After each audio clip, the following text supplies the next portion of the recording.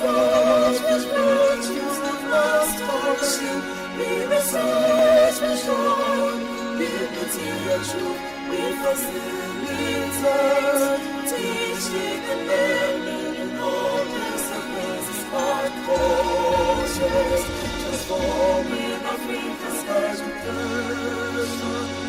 AAU, the pillar of higher learning, spearheading Africa's development.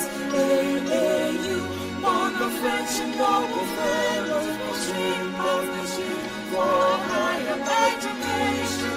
Africa's intellectual advancement are focused to achieve Africa we belong. We expose which virtues have lost scholarship. We research, we show, liberty and truth. We facilitate, teaching and learning in all disciplines. Smart courses, transforming Africa's education. Thank you very much. May we still be on our feet as we take the African Union anthem as well.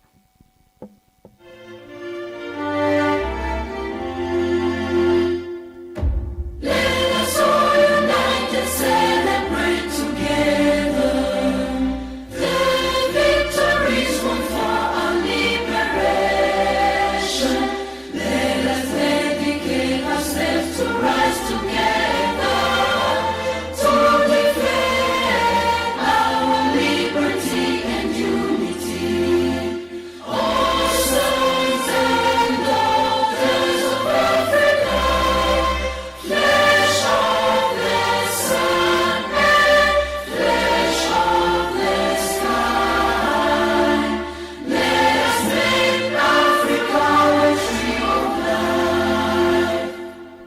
Let us all unite and sing together to uphold the bonds that frame our destiny.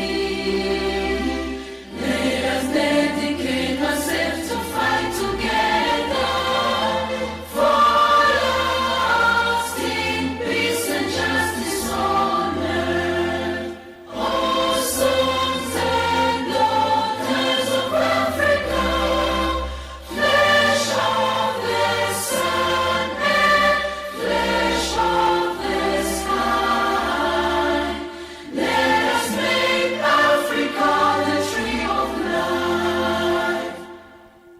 Let us all unite and turn together to give the best we have to Africa, the cradle of mankind, the fount of culture, our pride and hope and break of dawn.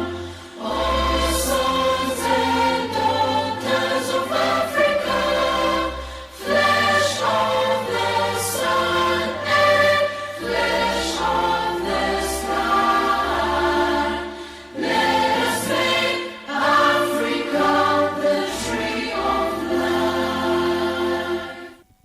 Thank you very much. Please resume your seats. Distinguished guests, representatives of partner institutions, members of the diplomatic and academic community, dear students, ladies and gentlemen, good morning to you all once again. On behalf of the organizers, I'm very happy to introduce to you and also welcome you to the African Academic Heritage Fair organized by the Association of African Universities through the AAU TV and of course in partnership with the African Union and our esteemed collaborating partners and institutions. Ladies and gentlemen, before we go any further, I would like us to start off with a very big round of applause. Please celebrate ourselves. Please give it up for yourselves. Give it up for yourselves. Thank you very much for that. Now, the reason for this applause is just to say that By being here today, you are contributing to conversations that will shape the future of Africa. You are contributing to innovation, to knowledge, and to collaboration, and also to solutions that will shape our continent in the years to come. So thank you very much for being here today and for being part of the journey. This year's engagement is held under the theme Assuring Sustainable Water Availability and Safe Sanitation Systems to Achieve the Goals of Agenda 2026. And I believe this engagement is going to be very inspiring, very insightful, and very impactful. And ladies and gentlemen, to formally set the tone for today's program, it is my honor and privilege to invite the Director of Special Programs here at the Association of African Universities to deliver the opening remarks. Ladies and gentlemen, please welcome Dr. Sylvia Nkandarure.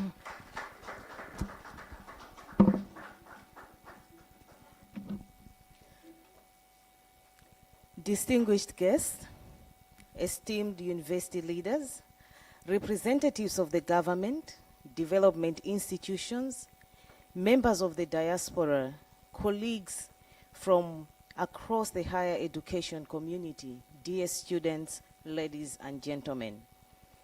On behalf of the Secretary General of the Association of African Universities, Professor Olushola Oyewole, it is with great honor and deep optimism that I welcome you all to the third edition of the African Academic Heritage Fair. This event is convened by the Association of African Universities and powered by AAU TV, its media and broadcasting wing dedicated to amplifying African higher education research and continental development issues. Today, as we commemorate African Day and reflect the Africa we want, we are reminded of our continent's future, and that it will not only be shaped by its natural resources, but the ideas that we nurture, the knowledge that we generate, and partnerships we build across borders and institutions and generations. This year's African Union theme, Assuring Sustainable Water Availability and Safe Sanitation Systems to Achieve the Goals of Agenda 2063, speaks directly to one of our most urgent development challenges of our time. Across Africa, communities continue to face water insecurity, scarcity, climate change, environmental degradation, rapid urbanization, and inadequate sanitation. These are not merely environmental issues. These are issues of public health, food security, education, human dignity, and ultimately, the sustainability of Africans' development. Yet within these challenges lies a powerful opportunity. Africa universities are no longer peripheral observers of development. They are active laboratories for transformation, places where curiosity meets courage, where indigenous, grounded insight meets global ambition. Our institutions produce groundbreaking research, develop locally relevant innovation, preserve indigenous knowledge, and train the next generation of scientists, engineers, policymakers, and entrepreneurship. What has been often missing is a strong bridge between knowledge and implementation, between research and policy, between innovation and communities, and between Africa, solutions, and the systems that are needed to scale them. The Africa Academic Heritage Fair was established at least to close this gap.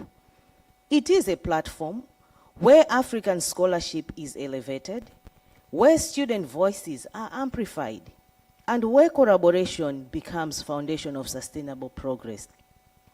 Most importantly, it is a space where universities, policymakers, development partners, innovators, industry players, and young people come together to examine how knowledge born of Africa realities can be meaningfully shape Africans' development trajectory.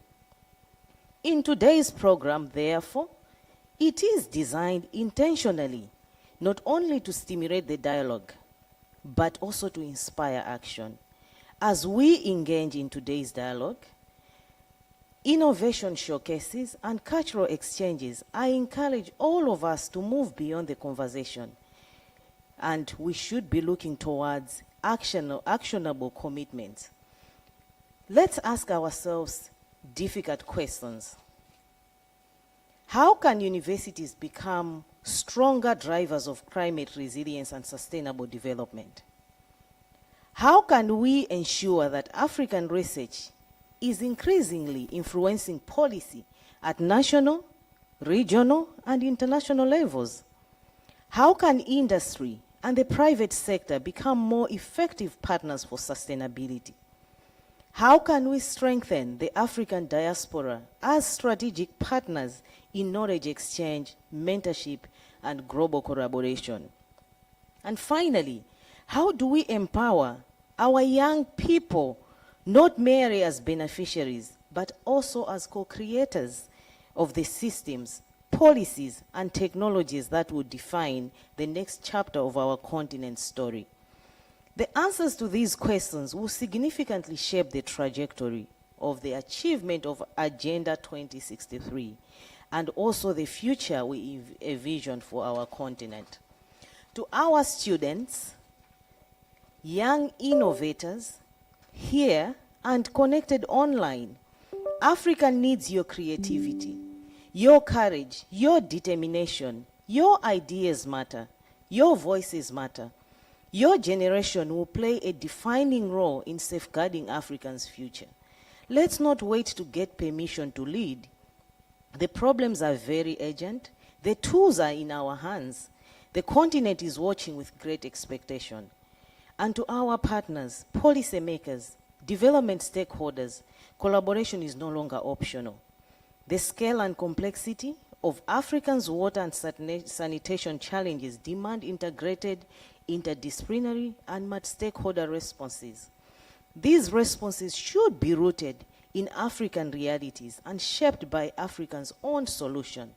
So let's leave here after this gathering not only inspired, but also committed to stronger collective action.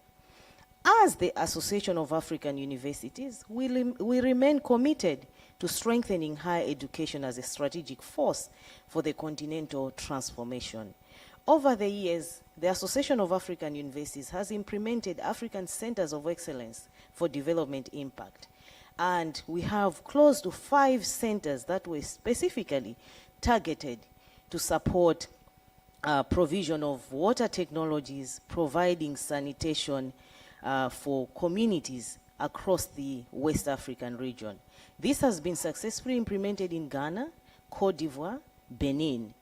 So we have graduates that have graduated in those countries, and they are in the pipeline to solve some of these challenges. Ladies and gentlemen, history will not only remember the challenges we face, it will remember how we chose to go about them.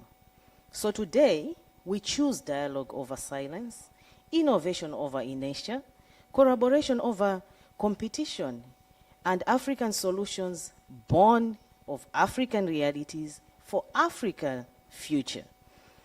This is the work that we have at hand, and this is our moment, and this is the Africa we want, not a distant aspiration, but a daily act of building together. On behalf of the Association of African Universities, it is my honor to declare the African Academic Heritage Fair 2026 officially open. I thank you all for coming. Thank you very much, Dr. Mkandariwe. Please give it up for her. Thank you very much, Doc. And during Doc's speech, I couldn't help but notice something that she said. She says, History will not remember the challenges that we face as Africa. However, it would rather remember what we chose to do about those challenges. And so today, we should choose dialogue over silence. We should choose innovation over inertia. We should choose collaboration over competition, and together solve Africa's problems. That was such a timely and powerful speech. Thank you very much, Doc. Next on our agenda, we will take our very first keynote speech from Professor Kehinde O. Ogunjobi. He is the IWM country representative for Ghana, West and Central Africa. We have Prof here. Please give it up for Prof as he mounts the stage. Thank you very much.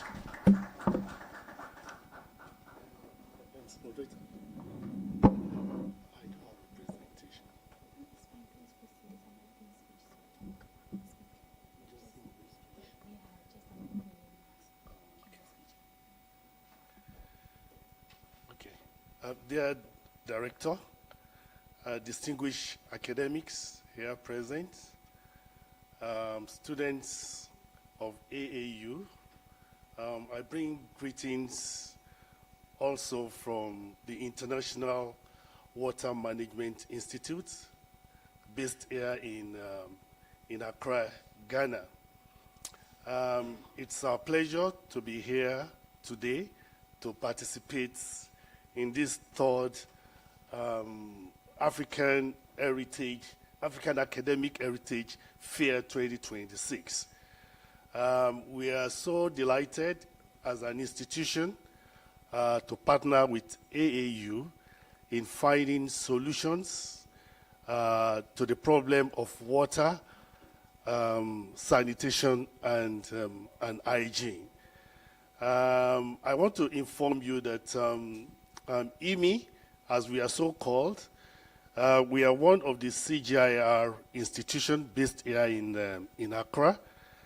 And the office in Accra is a regional center for the International Water Management Institute, which covers for West and Central Africa.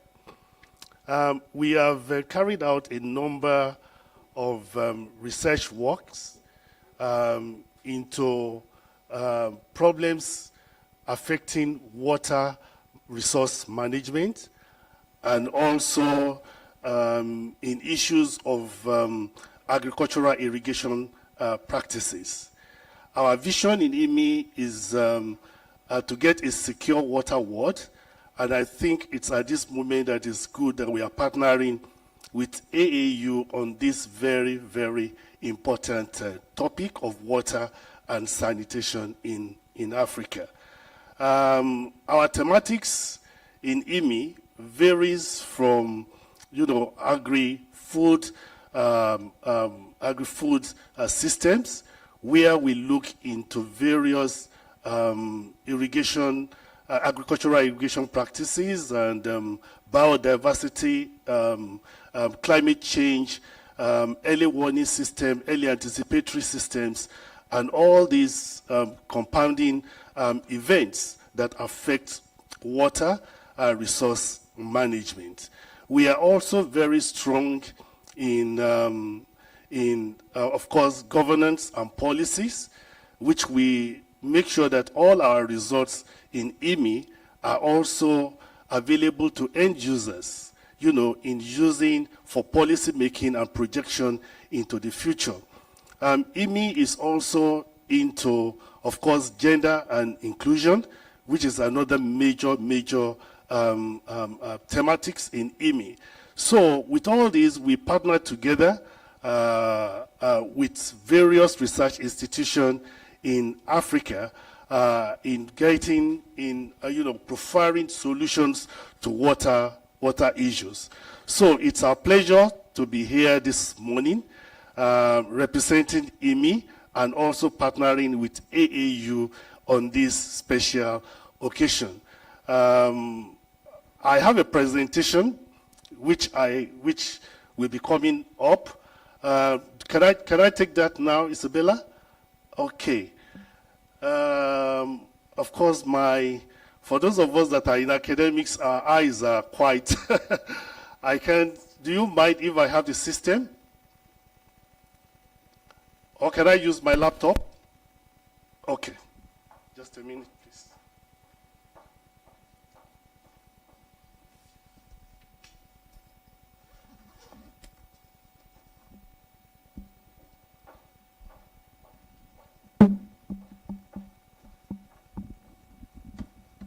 So we go together.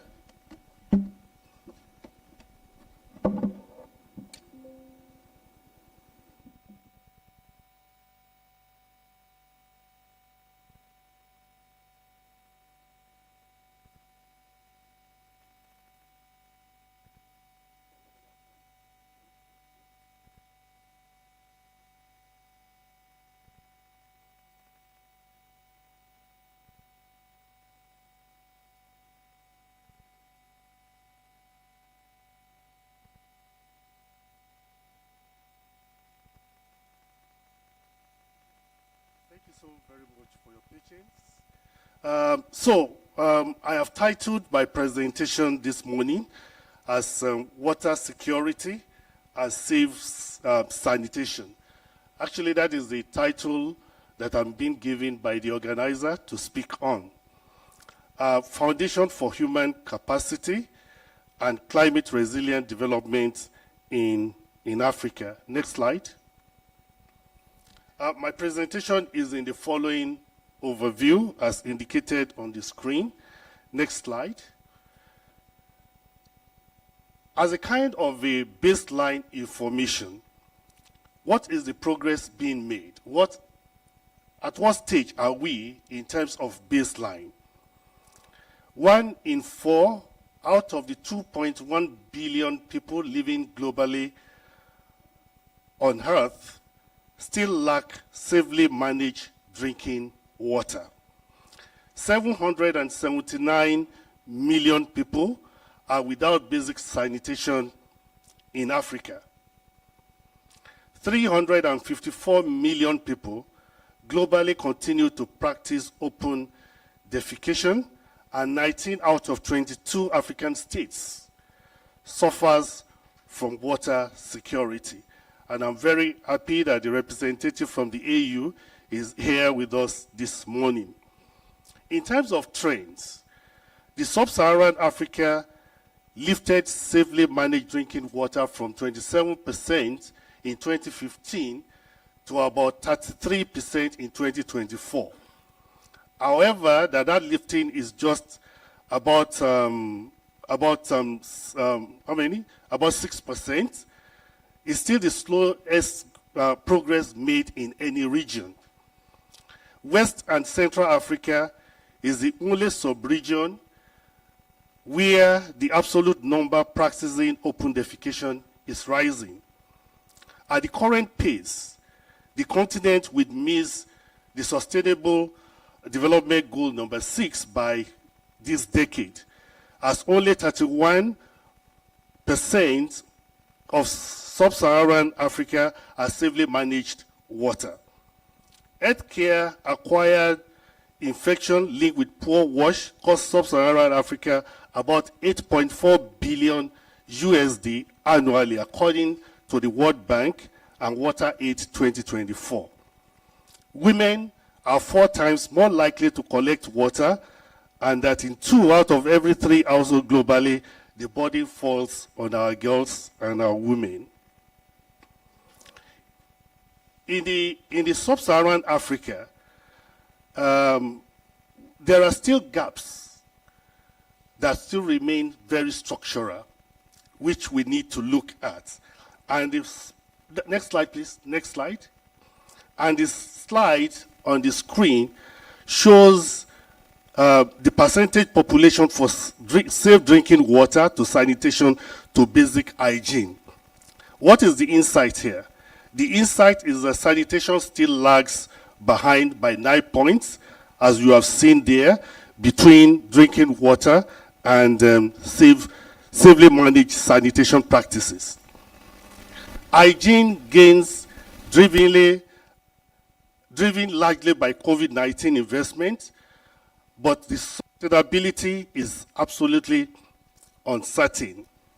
Rural coverage is improving fast in absolute terms, but inadequate in widening.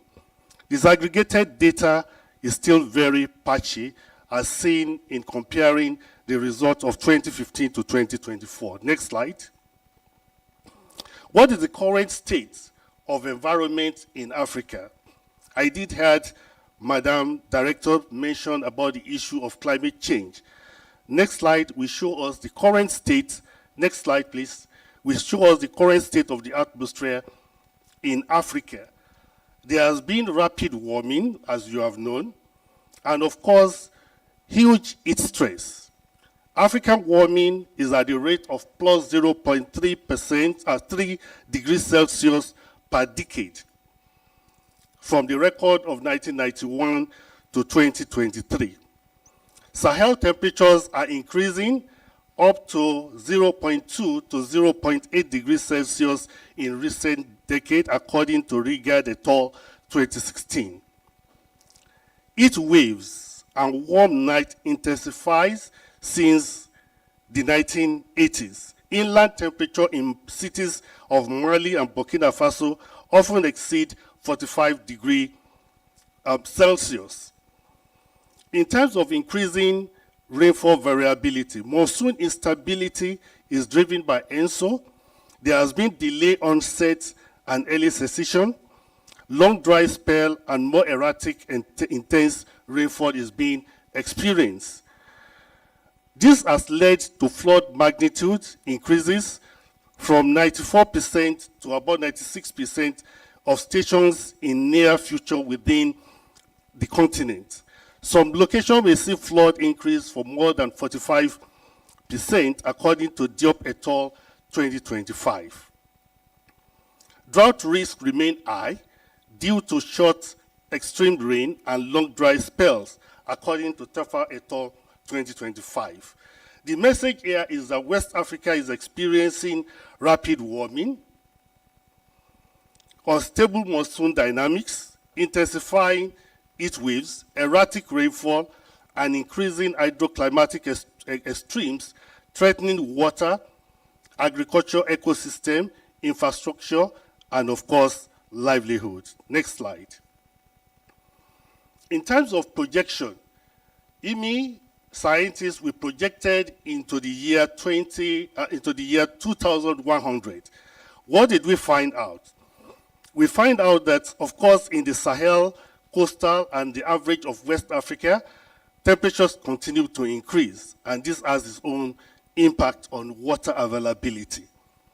Rising temperature of plus 0.5 to plus 7 degrees in the Sahel, 0.5 degrees Celsius to 5 degrees Celsius along the coast, and positive 0.5 to 6 degrees Celsius overall in West Africa under the RCP 8.5 by 2100.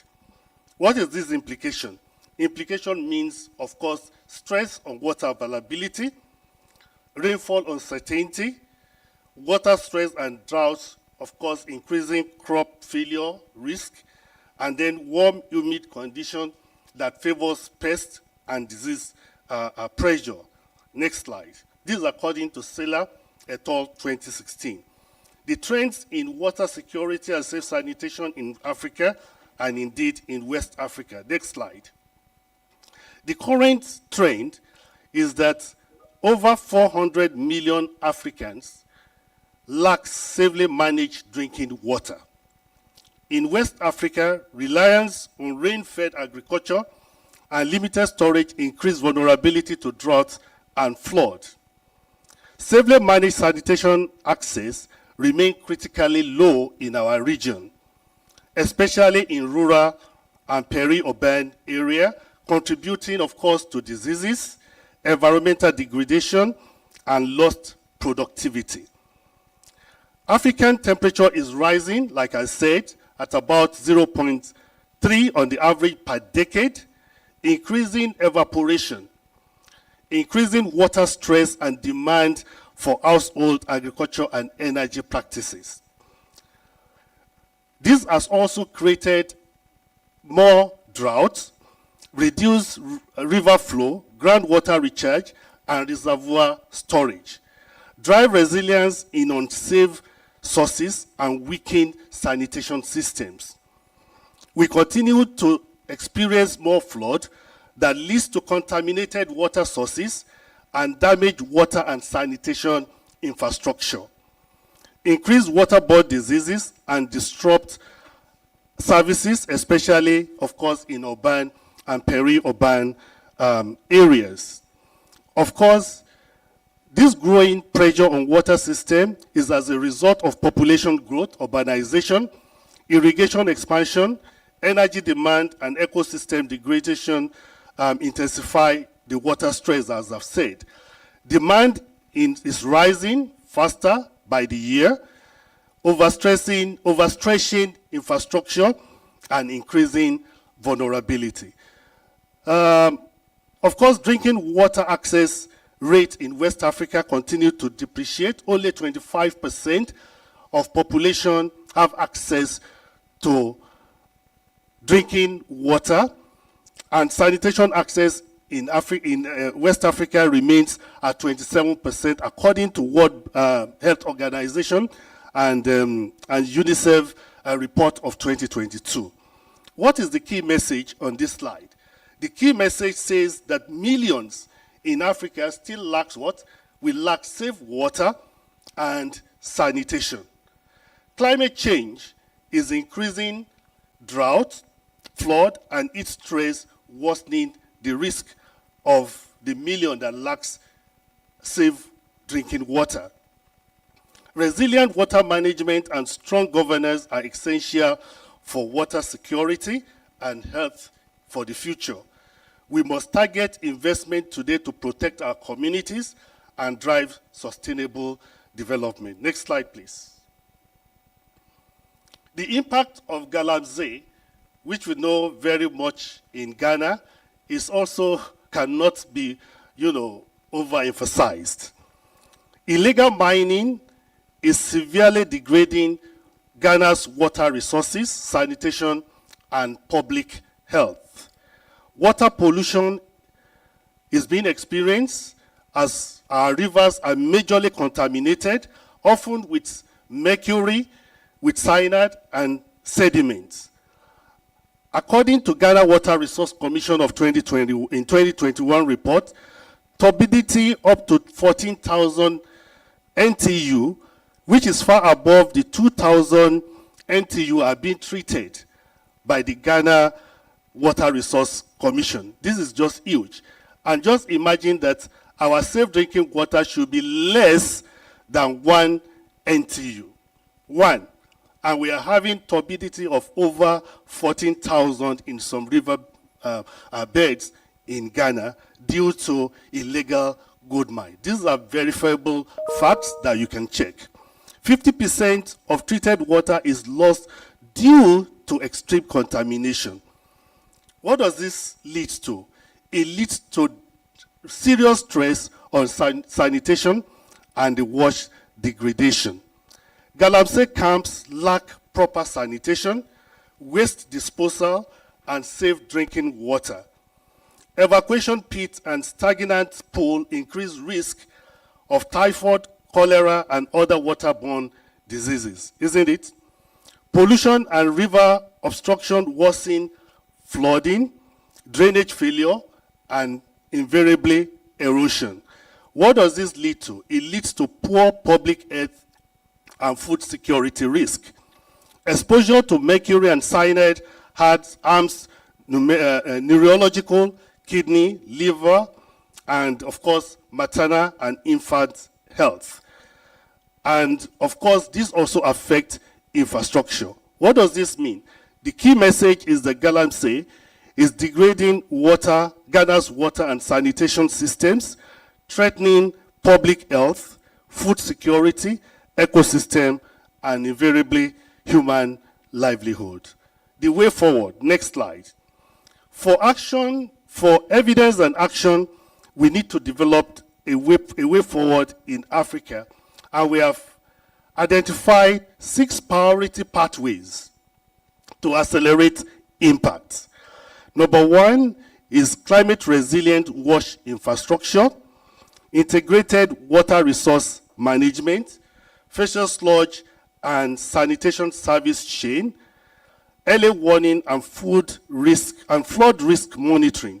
Blended finance for SDG 6 must be achieved, and local capacity and gender inclusive governance. For plans to deliver, we need to treat WASH, which is water, sanitation, and hygiene. We need to treat it as an emergency. Treat WASH as climate adaptation infrastructure eligible for climate finance. We must bundle hard infrastructure with sanitation service chain and behavioral change. We must embed monitoring, evaluation, and learning from day one in all our governance policy in West and indeed in the entire continent, Africa. Next slide, please. The strategic framework for climate resilient water security in Africa entails the 6 blocks, the 4 blocks which I have there, is to protect, to prepare, to provide, and also to partner. I repeat that the framework should be to protect. We must safeguard our water resource ecosystem and infrastructure. We must be prepared. In preparation, we should have enough very stable and efficient early warning system, early anticipatory action for risk reduction and also for quick response. We must provide universal, equitable, safe water and sanitation access to our population. And indeed, we must partner finance, innovation, governance, and multi-stakeholder action. This will lead to a climate resilient water security for all. Next slide. A call for action for African water security future will involve the 4 points that I've identified. Number 1 is to scale finance. Number 2, climate-proof wash infrastructure, strengthen data and governance, and then accelerate innovation. Africa must mobilize a minimum of $114 billion per year through blended finance, climate fund, sovereign green bonds to prioritize our access to proper sanitation and good access to water. We must have, like I said, climate-proof wash infrastructure. Mandate climate risk assessment for all wash infrastructure and no new investment without resilience standard. We must accelerate digital water intelligence, nature-based solution, and decentralized sanitation technologies at national scales. Next slide. I think I have one more slide or two to go. Now, what are we doing as a research institution at the International Water Management Institute, IMI? The next slide, please. The next slide is showing where IMI has added value into improving water and sanitation in the region. Number 1, IMI has a drought and flood forecasting tool deployed with partnership with National Hydromet Agency. We have developed what we call the digital twin for basin, which is a real-time water resource modeling and scenario analysis. We have carried out restoration and remediation of the Galamsey affected sites in Makranso, I guess I pronounced it very well, Makranso in Ashanti region of Ghana. Solar irrigation bundles that strengthen smallholder climate resilience farming practice has been practiced and adopted both on pilot and on scale. Managed aquifer recharge protocol for the Sahelian and Savannah aquifers have been developed by IMI, and we have developed several policy briefs informing national NDCs, National Action Plan, and the SDG 6 reviews. Various projects that are ongoing in IMI includes the ICRA project, the AWARE project, the Digital Twin project, the Rewater project. These are 4 major projects that you can find more information on our webpage. We have reached more than 15 African countries with IMI projects. We have over 40 national partners and ministry engagement, and we have touched more than 1.2 million farmers in benefiting from climate-smart agriculture and irrigation practices.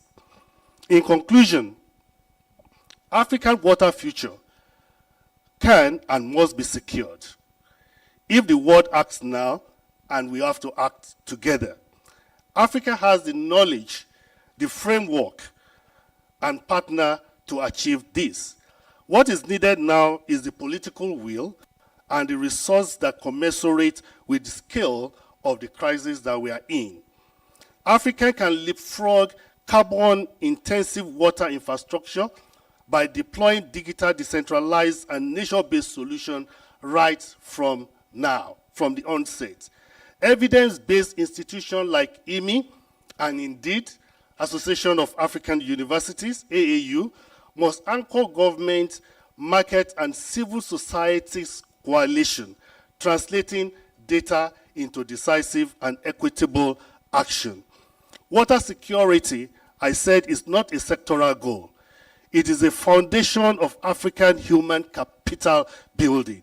It is a foundation for African food security and climate resilient future. It's my pleasure at this moment, next slide, to thank you very much for listening, that working together across institutions, communities, and sector can turn climate challenges into opportunities. No one must be left behind. We must collaborate, we must innovate, and we must act now. Thank you so very much for your attention. Thank you very much, Professor Ogunjobi, for this very timely speech. Indeed, Africa's water future can be secured if the world acts now and acts together. Thank you very much. Now we'll take another speech from Professor Ezra Aharoni. He is the founder and chairman, Center for Global Africa. He's joining us virtually. So over to you, team. Yes. Good morning. Good afternoon. Am I being heard? Yes, please. We can hear you. Thank you so much. I want to first say good morning, good afternoon, good evening to all the distinguished guests and the leaders who are here, all protocol observed. I want to really commend AAU TV and all the organizers for putting this great conference on and inviting us to Center for Global Africa. And we're very pleased to be here, even though it's remote, and very pleased to be one of the sponsors of this event. Let me begin by saying that Africa's water future and the problems Africa faces will not solely be solved by government ministries. So it's great to see so many of you here today who will ultimately become part of that process, as I'm sure those who are in the audience and those who are online are committed in some way to helping address these complexities. At the Center for Global Africa, we have a great partnership with AAU, and I want to bring greetings to from all of our members to those of you at AAU and all of the great partners who support this initiative. And I want to say that Africa's water challenges are not just Africa's alone, but they intersect with the concerns of the diaspora and entities like the Center for Global Africa. And we all see our part in the collective responsibilities to address these issues.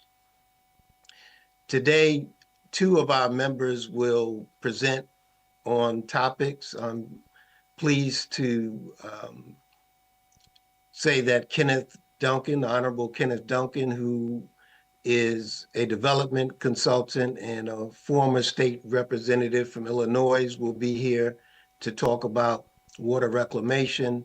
And we have Professor Jeffrey Richardson from the University of Delaware also with us.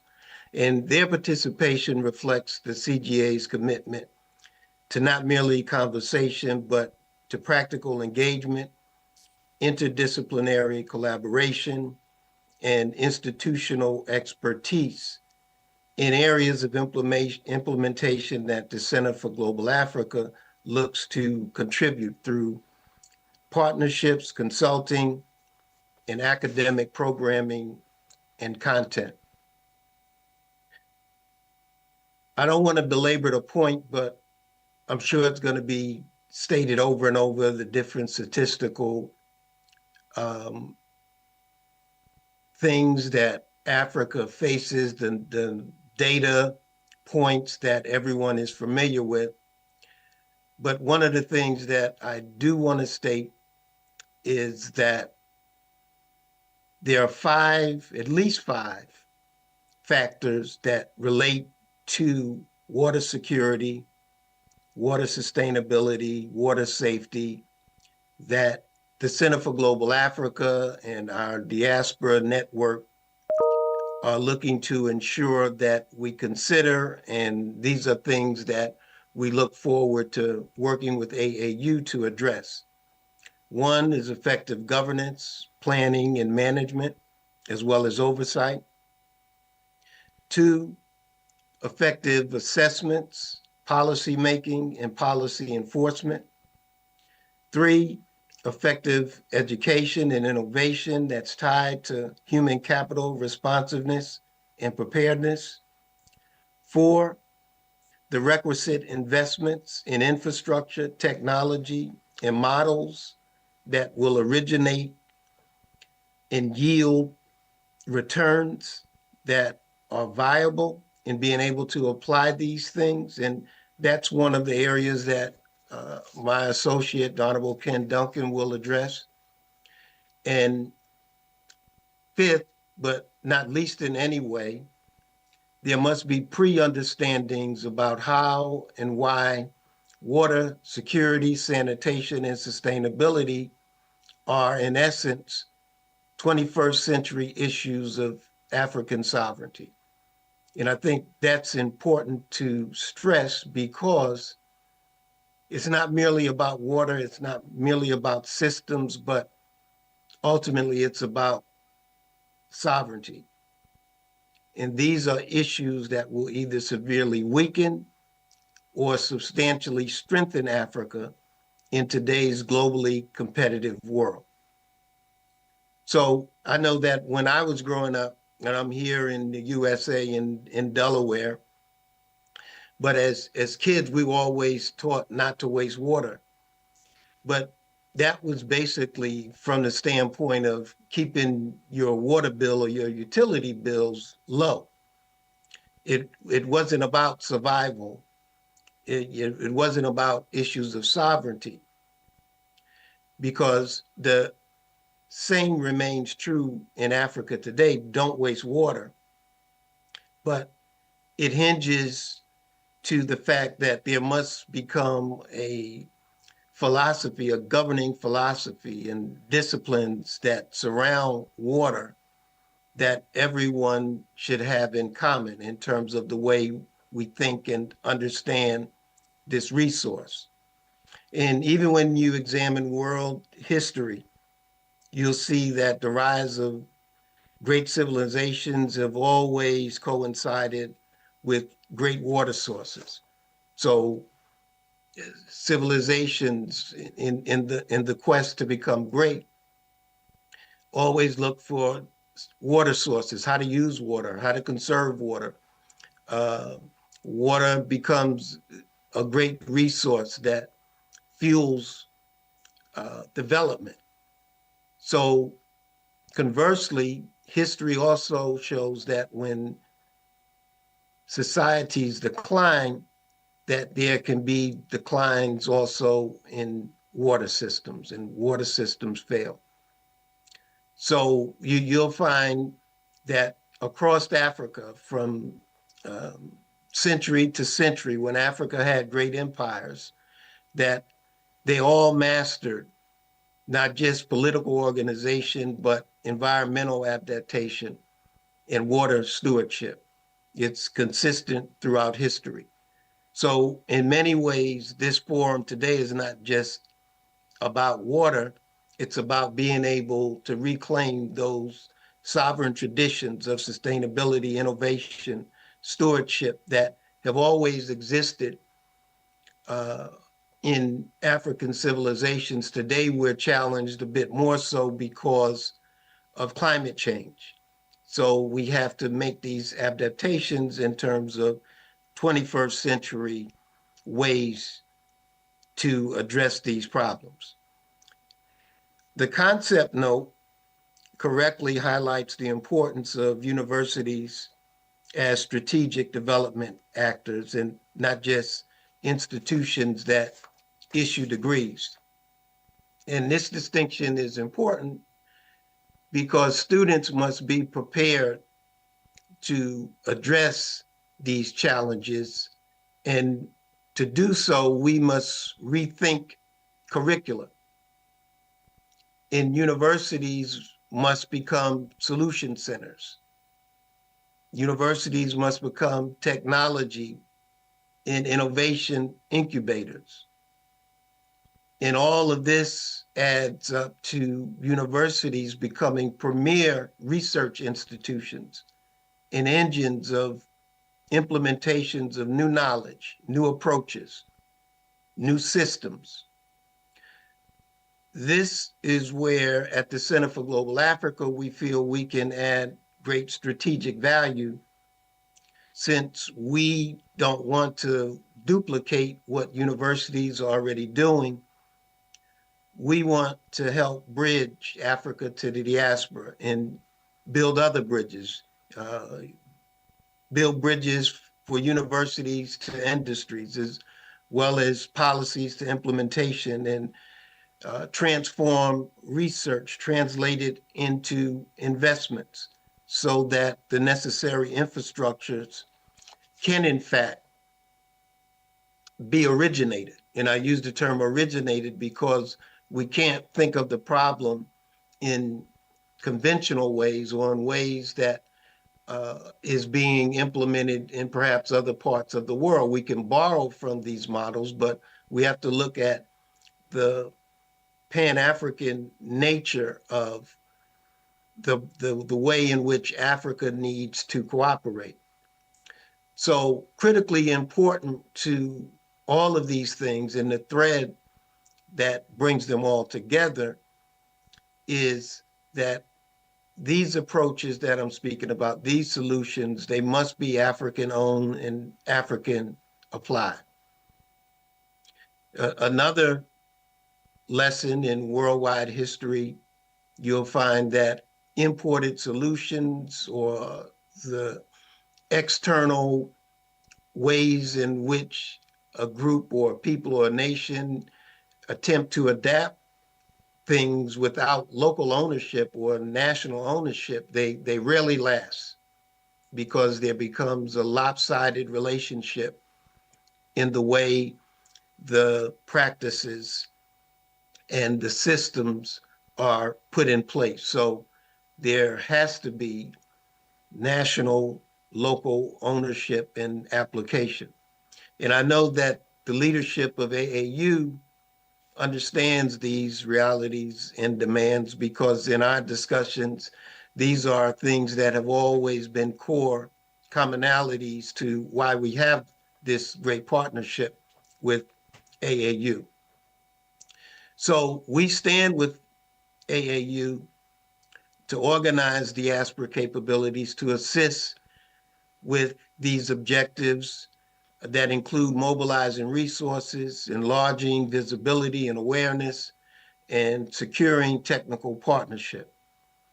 And AAU deserves a lot of credit for organizing this gathering, because it's intentionally structured around action, youth engagement, innovative ideas, and policy content. So this is certainly the correct course of pursuit for water solutions that are and will be foundational to both the Africa we want, as well as the diaspora or the sixth region that we want. So both the inherent challenges and the immense opportunities are clearly before us.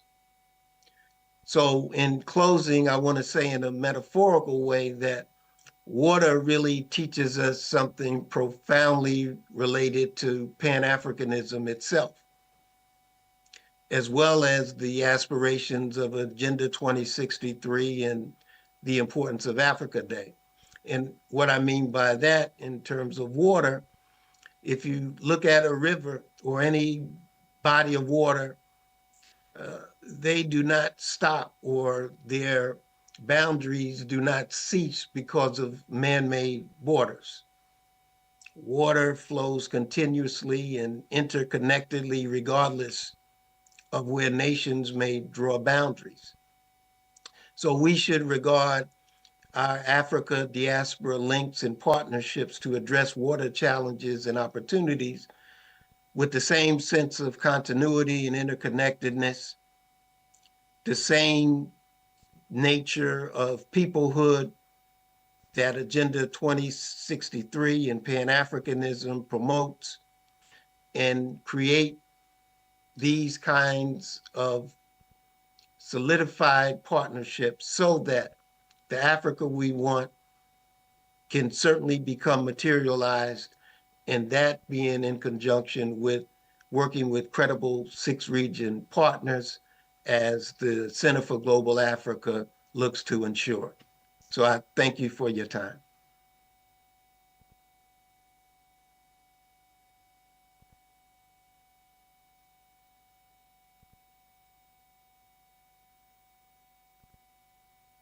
Thank you very much, Prof. Aharoni. Now we move to a very important part of today's program, but before we do that, I have just a few questions, so please get ready. I would be coming to you individually to ask some questions. So my very first question is, how many of us agree that water availability and poor sanitation are key issues facing Africa? Please show by hands if you agree. If you don't agree, then I have a question for you. Okay, please show by hands. Okay, great. Now, my very first question is that, whose responsibility is it to ensure that these issues are tackled or mitigated? Anyone? I have some faces that I'm targeting, so maybe some of you can save them. Anyone? Okay. Please do as the honors. Thank you very much. My name is Anan Moding. Water and sanitation is a big issue here in Ghana. I mean, water is not only a source of living, but also a source of transport to a lot of people. Yes. We also benefit from it. Yes, we get our fishes. I mean, this afternoon, probably in the day, we're going to get our protein on our food, and it could be a meat or a fish. So it plays a vital role. When it comes to the areas and the rural areas, to me, they are so much of a concern for me, because it's mainly of a livelihood and also a means of, a source of water to them. Today, I mean, when we talk of Galamsey, they are the main people who have been affected. Now, who is in control to be able to mitigate these challenges? One, it is the people living there, and also in these areas is being headed by the traditional leaders. So the traditional leaders also have so much authority to be able to control the issue of Galamsey. And also the Ministry of Environment, now the EPA is doing so well. I've seen some of the activities that they have been carrying out to be able to address this issue. So they also play a role. When it comes to here in Accra, we are seeing now it is raining. I think Friday it rained, and we could tell the number of areas here in Accra that was flooded. And it's an issue that needs to be addressed. Who are those people? I mean, we the citizens. I believe that it should be a citizen. And also, I believe that policy also has to take in place. There are so many policies here in Ghana, which these policies are not working. I remember last year when John Mahama said there was going to be a ban of styrofoam. I was happy. I was excited about it. But for how many years, months now, it hasn't been done. And then it is one of the issue that is causing our flood, because our gutters are choked with plastic bottles, and then also with this styrofoam, the plastic. So we also plays a part in there. So the government holds a part. We also as citizens, we could. When you go to buy a food, they ask you, do you want rubber or you want the leaf? You have an option to go for the leaf. I will go for the leaf and not go for the rubber or the styrofoam. So we also plays a part, and the government on all bodies also plays a part in mitigating this issue. Thank you very much. Thank you very much. Brilliant submission. So I've noted 3 bodies who are responsible. There's the individual, there's government, and there's local authorities. I want to give the microphone to a lady. Anyone? Would anyone like to volunteer? Okay. Sweetheart, I'll come to you.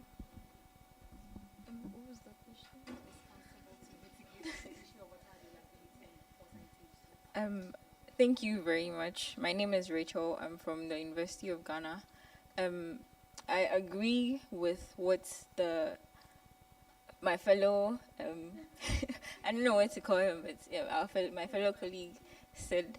I think the burden lies on all of us, like he said, the people around that area, and then the leaders as well. Because we can't, most of the times when these things happen, we're like, oh, the government should do this, the government should do that, and not.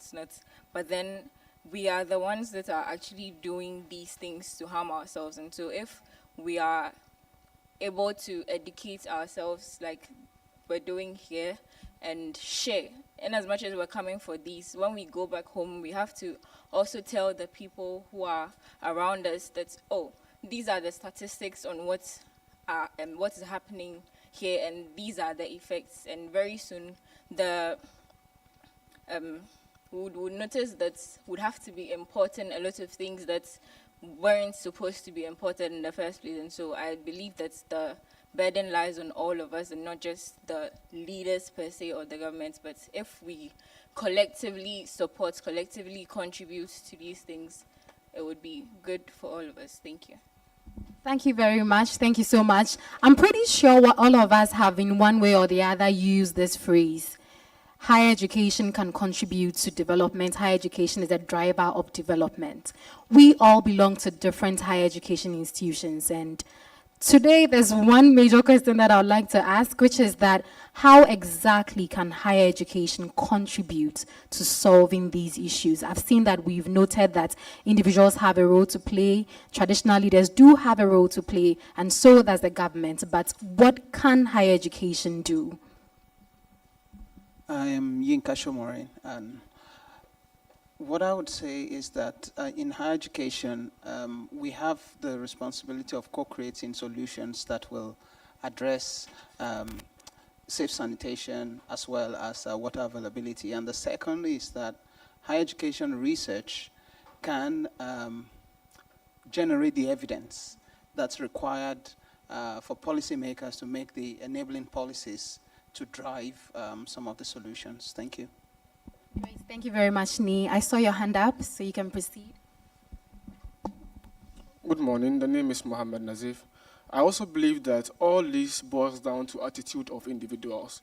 So with our higher education, if the youth are trained to be more realistic in terms of their behavior, I just observe, for example, most of us here in these rooms are Muslims or Christians.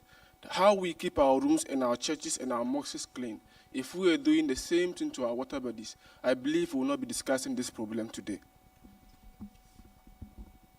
Thank you very much. I'll take one more submission, this time great, from a lady.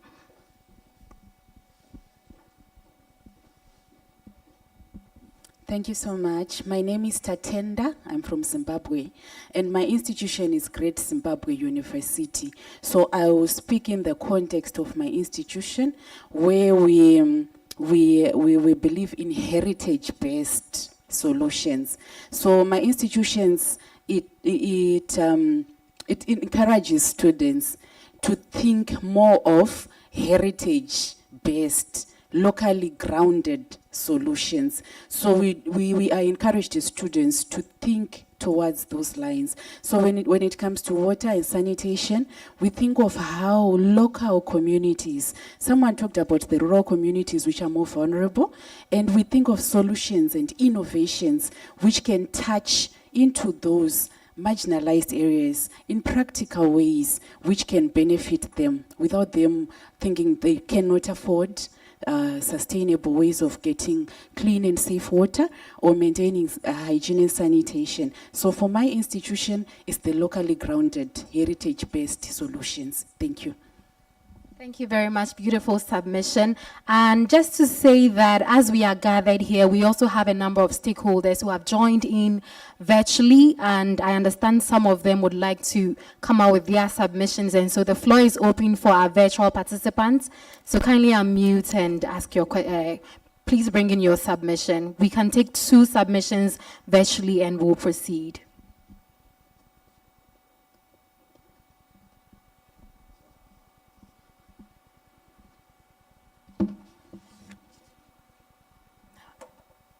Okay, yeah, please mute and speak. Oh, sorry, Yeah, please unmute and speak. thank you very much, and thank you for all the efforts and presentations, and congratulations on this very important feat. Mine is just to highlight the role of transdisciplinary education, especially in the African context. Most of this, the reasons why we have problem with water, sanitation, and all the related issues is largely because of the weakness in education. Most of our people are either not informed completely or are ill-informed in the context of what we are supposed to, what we are supposed to know. So I feel fora like this and related ones should emphasize on particularly grassroots education and awareness from transdisciplinary context, and especially using local languages wherever possible, so that we will get the best out of whatever science and knowledge have provided in creating awareness and also improving the situation. Thank you. Over. Mohamed Manga is my name. I'm from Gombe, Nigeria. Thank you. Thank you very much, Mohammed. Do we have any? Okay, we have a hand up here, but I think after she's done, we'll round up on this session. Thank you very much. My name is Dr. Guri. I work with African Field Epidemiology Network.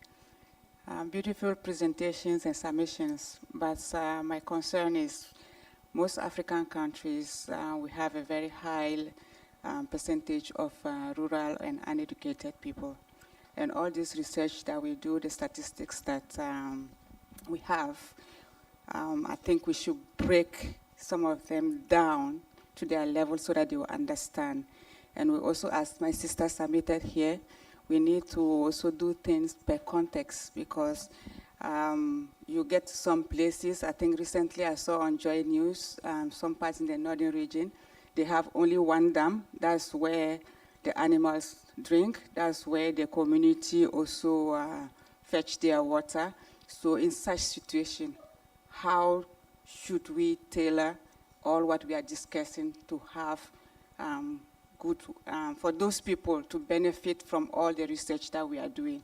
It's a very big problem, and then I think we should, our thinking should also include those people, because mostly you see we are talking about Accra, other places where you have all the means, but in those places that they are deprived, how do we make them benefit to have good water sanitation? Thank you very much. Thank you. And now we move on to, we've developed a video that aligns with the theme that we are working with, assuring sustainable water availability and safe sanitation systems to achieve the goals of Agenda 2063. In this video, we highlight the challenges and key issues around this theme. And so, team, over to you. Kindly play the video.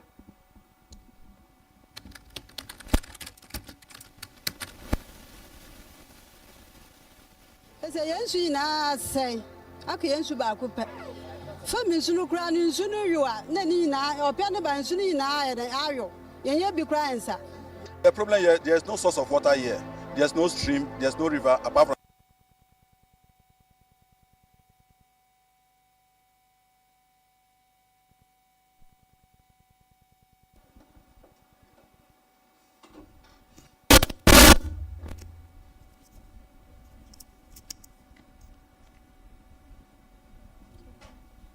Apologies, we would restart the video once we solve the problem.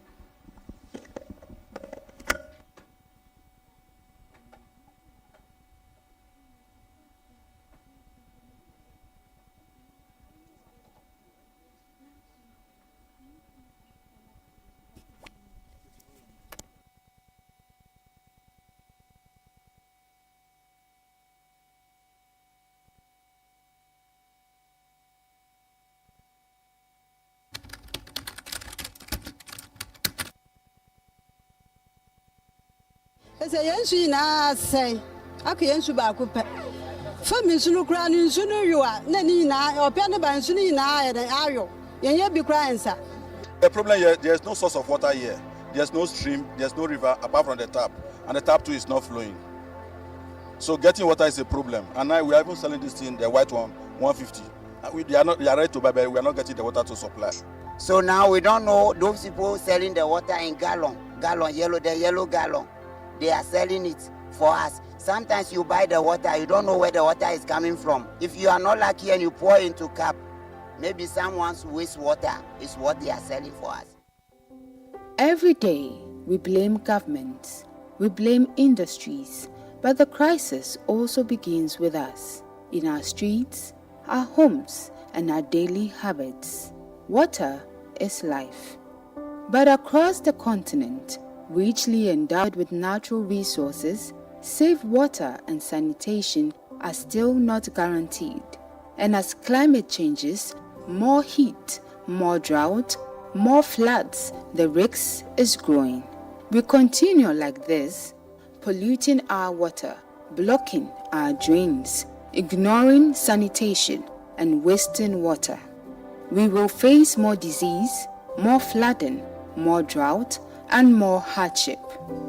Across the continent, over 400 million people lack access to safe drinking water, while more than 700 million live without basic sanitation services. Climate change is real. Weak infrastructure is real. Funding and governance challenges are real. Rapid population growth and urbanization are increasing. But there's another truth.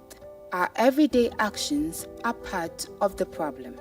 The plastic we throw into gutters becomes flood water in our homes.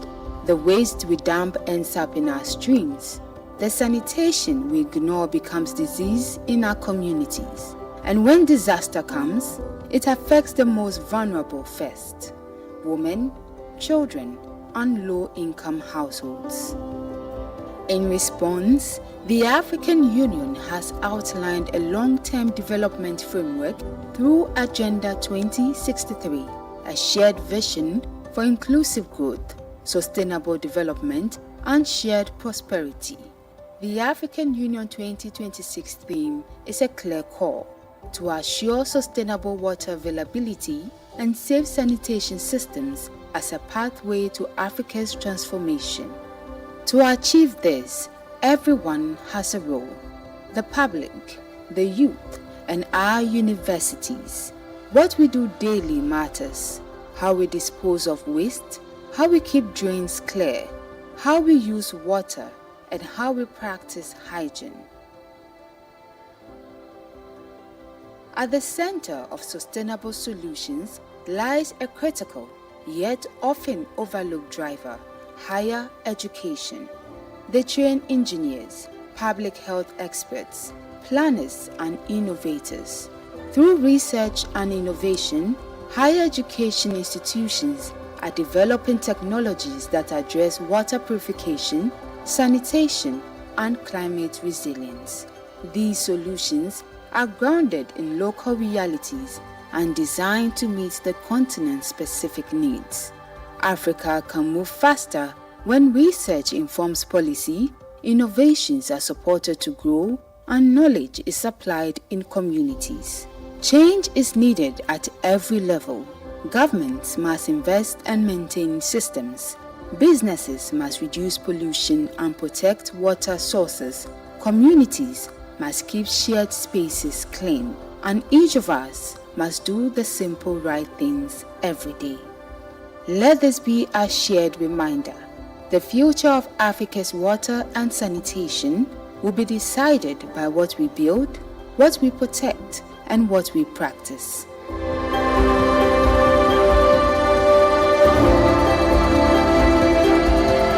Please give it up for the production team. Please give it up for the production team. How many of you are aware that this very beautiful video was produced by the AAU TV? How many of you are aware? Okay, I guess this gives me a platform for another quiz. This event is organized by the Association of African Universities, but through the AAU TV. And so I need 3 people to tell me what they know about the AAU TV.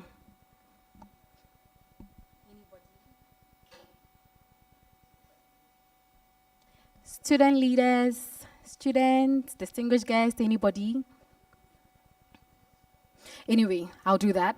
Right, so the AAU TV is a television unit that was established mainly to tell the stories of higher education. I think all of us who may have engaged with other institutions, other media houses, would attest to the fact that you would go to them with an offer and they would only just give you some 2 or 3 minutes of their time.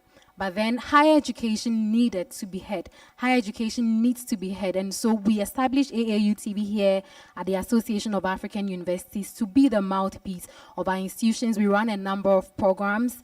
We do live streaming. We produce documentaries and among other things. So I think as you are going back to your institutions, if you are looking for that institution, that media institution that would stream your events, that would produce documentaries for you, promotional videos, and any other project that relates to TV, please contact AAU TV. We are the voice that would deliver exactly what you want. Thank you very much.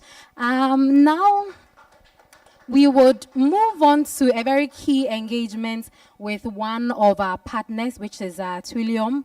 And I'll invite on stage Daniel Abugri. He's the head of communications for Twillium. Once he comes to the engagement, please feel free to engage him on that level. Daniel, over to you, and thank you very much.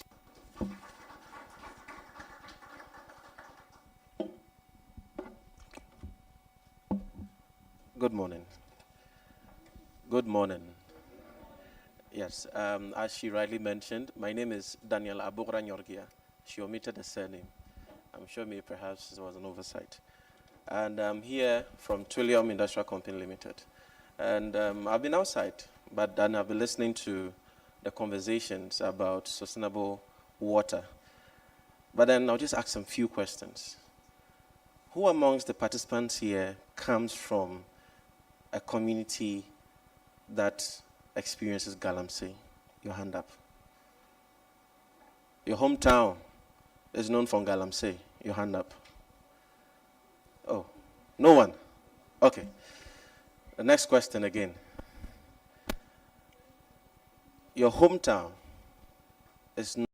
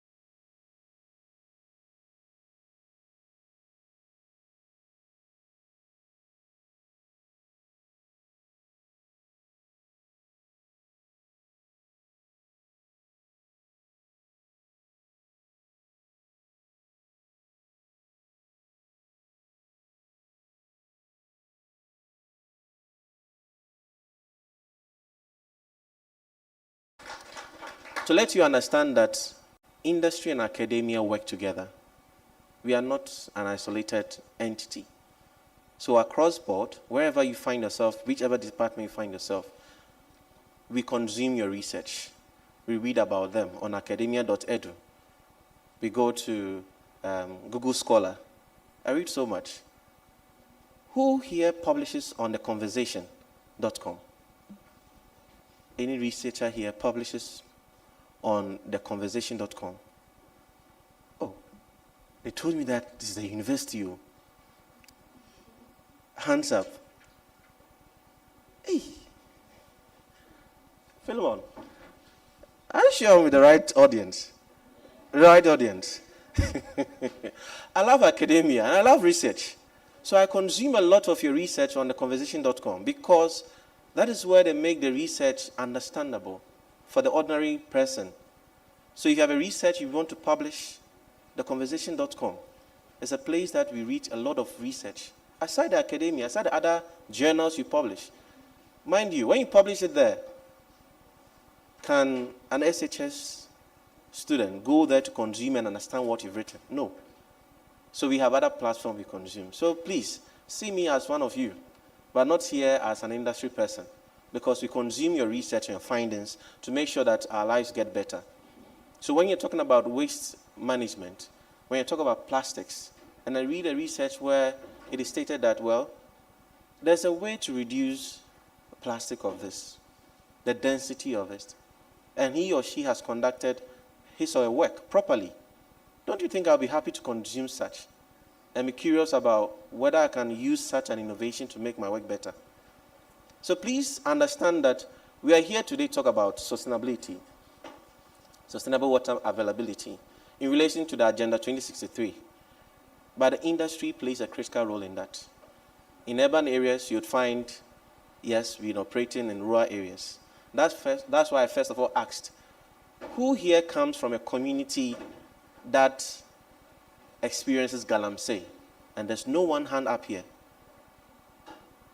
Because those who are from the galamsey communities and are in the academia will tell you that the solutions you're proposing are not really the solutions. It's more deeper than you think. Why would a cocoa farmer try to sell his land to those who want to have the illegal mining? Because he needs money. So why wouldn't you want to increase the amount he earns per bag?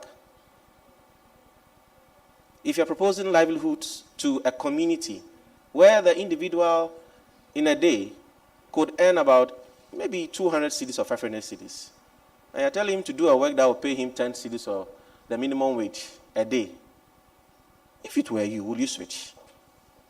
Oh, it's a question. If you were the one, when you had a job where you were earning 500 cedis a day, and they're providing another work, a job, for you to earn 50 cedis or 20 cedis a day, would you switch? In the name of saying that we need to protect the environment now for ourselves and the future. I like the gentleman. He's the same gentleman who raised his hand for the waste management. So we are in it together.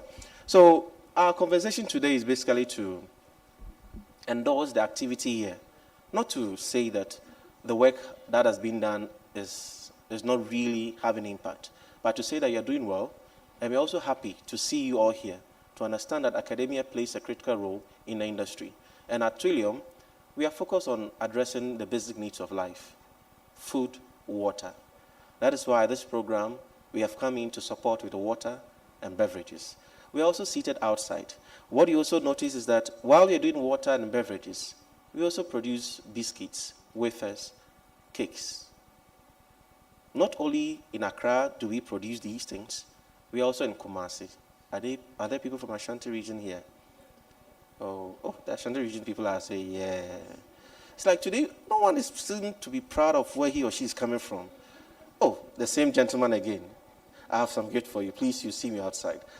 Then we also have our company operating in Burkina Faso as well.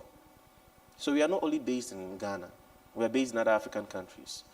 We export to other African countries. I don't know where you're coming from, because I was told that it's an AU program and African Union representatives will be here. I don't know where you come from. But wherever you come from, we have 1 or 2 products with you in your country. And we are looking forward to engaging you more. And what I would say here is that whilst you are here at this program thinking about sustainable water availability, don't see us as people taking advantage of the problems that are occurring. But see us as partners. See us as people who you can collaborate with.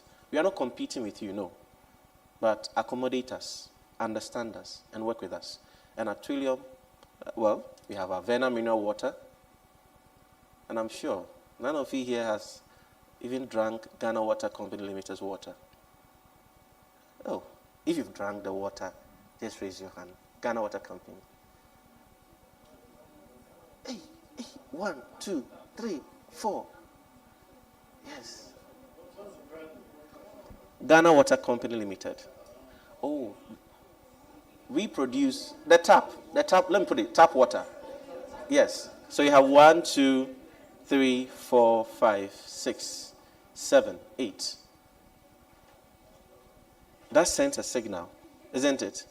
So whilst you're talking about the availability of water, understand that the sources come from various sites, and we also focus on addressing these ones. We are not taking advantage of the situation, but see us as partners and see us as people working together in that. So we'd like to look at that, and we say, come to meet us at our table, and let's have more discussion. You might have a project on that, you might have a research on it. We would like to understand you more. Thank you. Thank you very much. I'll leave this with you. Thank you very much. Thank you so much, Daniel. So Daniel is available, so anybody who wants to have any further engagements with him, kindly get his contact and have that engagement happen. Now let's take a moment to acknowledge the sponsors of the African Academic Heritage Fair 2026. First, we have Center for Global Africa. We are also sponsored by Enrich in Africa Center, and finally by Trillium Company Limited. Let's give it up for our sponsors, please. They are the reason you have water here. They are the reason this event is happening. So another big round of applause for our sponsors, please. Thank you very much. Now we move to our very high-level dialogue. And for the next 15 minutes, please indulge me as we have a discussion on the theme, Water Security and Safe Sanitation, the Foundations for Human Capital and Climate Resilient Development in Africa. And to moderate this session, may I call on stage Dr. Ajaman Otredako. He is the students' favorite. Please give it up for him as he mounts the stage. Thank you very much, Doc. So he would invite his panelists on the show. Hello, everyone. All right. I'm so happy to see you all here. It's an honor to be leading a session, this high-level one. And, you know, it's 11:51, and it's not too late to say that you all are looking amazing. So wherever you are, please put your hands together for yourself, that you are looking African today. And I couldn't hide that. Yeah, if you're here and you're not looking African, it's all right. I see Africans over here. A very big thank you to you, Prof. Kehinde Ogunjobi from IWMI, sir. Well done to be here. And also Prof. Aharoni from Delaware State University in the US. And also, let's do something very nice for our Ghanaian institutions. How many of us know where the water we use goes to? All the water we use at home, where does it go to? And have you thought about this? Who is responsible for refining all that water and making it reusable? Because I don't think there's somewhere that we're getting water all the time without reusing it. So somebody must be doing something to the water we use so that we can reuse without falling sick or dying. If you don't know, please put your hands together for yourself. Oh, do that. I'll tell you. Yeah, do that for me. You know why? Because this phenomenon is what we don't really think about. That the wastewater, the bath water, the soap, the chemicals, everything goes into where? The sea or wherever. And we have a national water sewage system that takes the water back from the sea or the rivers and then refines it. It goes through some rigorous stages so that we can also reuse the water for drinking and also for using for other domestic use. So it means that our water has some short life, as Prof. Ogujobi said, that there's a premonition. Today, Galamsey is 1 minute, fighting our way. Our water is looking its quality. And also, our waste, plastics and all that, are also encroaching upon our water.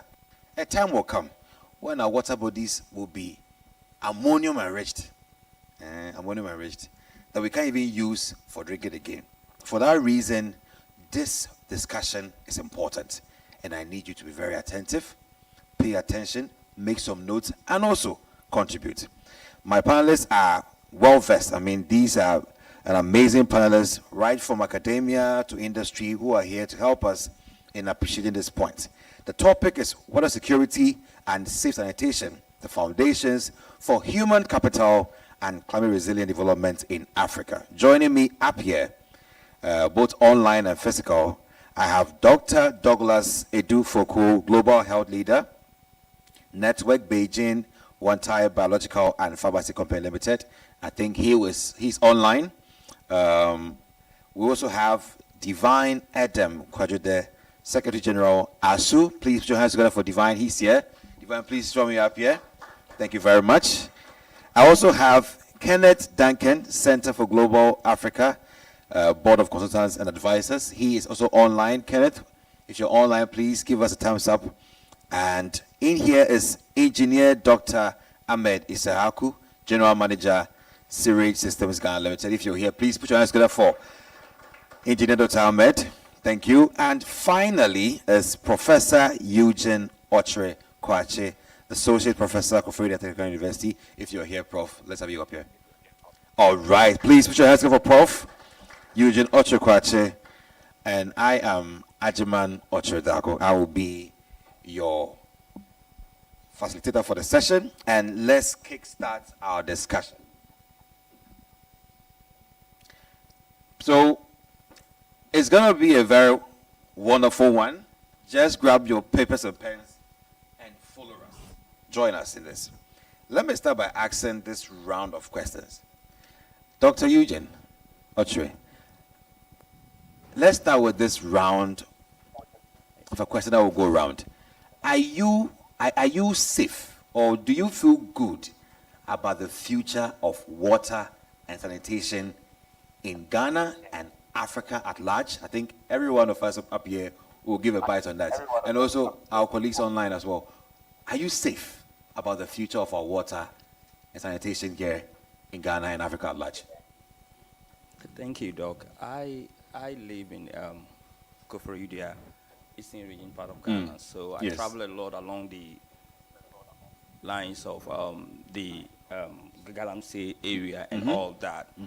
In fact, when you see your water and the other things we eat and drink at home, you realize that, oh, it looks clean. But then when you travel along the rivers, along the Brim and the Densu and Co., then you are scared. You know, ask yourself, what happens? How come that the water look clean in the tap? So scary. You understand? So you feel that, hey, that means a lot of chemicals, a lot of things are happening in there, and then it doesn't make you safe, right? So I would say with the Venice around and the other waters around, maybe I'm safe. But then deeper, I'm sure I'm not. Thank you. Dr. Isahaku, let's hear from you as well. How do you feel about the state of our water and sanitation here in Ghana and Africa at large? Thank you very much, Doc. I am pleased to be part of the program. All right. That is, if there are future, we will be there to see it. Because even today, nobody can guarantee the safety, not even to talk of tomorrow. So if I'm not safe today, I can't even speak of tomorrow. What's the point is that he mentioned where he lives, and it stretches along Ashanti region to other regions. Yes. I think most of us are residing in Accra. We may think Galamsey may not be here. This is just an example I'm citing. But professors, people from the university have have reported that even Weja, the fishes and the water are recording Galamsey chemicals. Where did they come from? Interesting. Remember the eastern region, Densu, Birim, and other stretches, before they hit the sea, they enter Weja. So, even today, I'm not safe. So the future, the answer is for all of us. Oh, my. Thank you. Oh, my. Adam, tell us something. Well, I think my answer would also be the same, except that, I mean, beyond being scared for the future of our water systems, I think I'm also, cautiously hopeful. And because beyond the degradation that is going on, what we are also seeing is that there is an increasing advocacy, by civil society organizations, by researchers, by academic institutions. And so we don't have a situation where only the pollution is going on, but we have researchers, academic institutions, CSOs, also drawing attention to the problem. Yes. And preferring solutions to those problems. And so, yes, I am worried, but I'm also cautiously optimistic that our policymakers would, see the urgency of the moment in which we are and heed to advice. All right, absolutely. Joining us online is Dr. Edu Foko. Doc, can you hear me?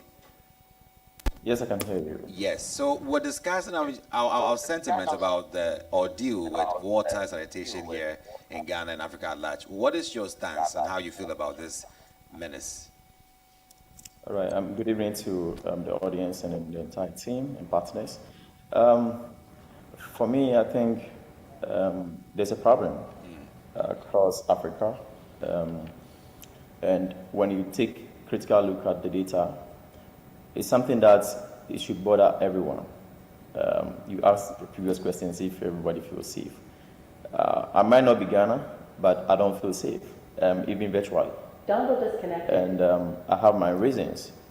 The first point has to do with considering you are coming from a continent where you have over a billion of children, a million of children, around 190 million children, having issues to access safe water, hygiene, and the likes. And they are suffering from certain diseases resulting from these illegal mining activities, and is causing much depletion on the health budgets of most African countries, including Ghana, my own country. That means that even if you are outside the country and you are doing well economically, you can't invest back in your country because it's going to affect economics, it's going to affect the health status of everyone. And even if you are going to the country, you are also scared of exposing yourself to certain health conditions like the respiratory disorders, which maybe you will go data and look into the data by the Ghana Health Service. So in general, I think it's a concern that we all have to come together collaboratively to address. Thank you very much, Dr. Dufoku, for your comments. And I also have Kenneth Duncan, who is the diaspora. Kenneth, I know you may not be mainly in Ghana, but your concerns matter. What is also the way you feel about all these concerns shared by the speakers who are here in-house?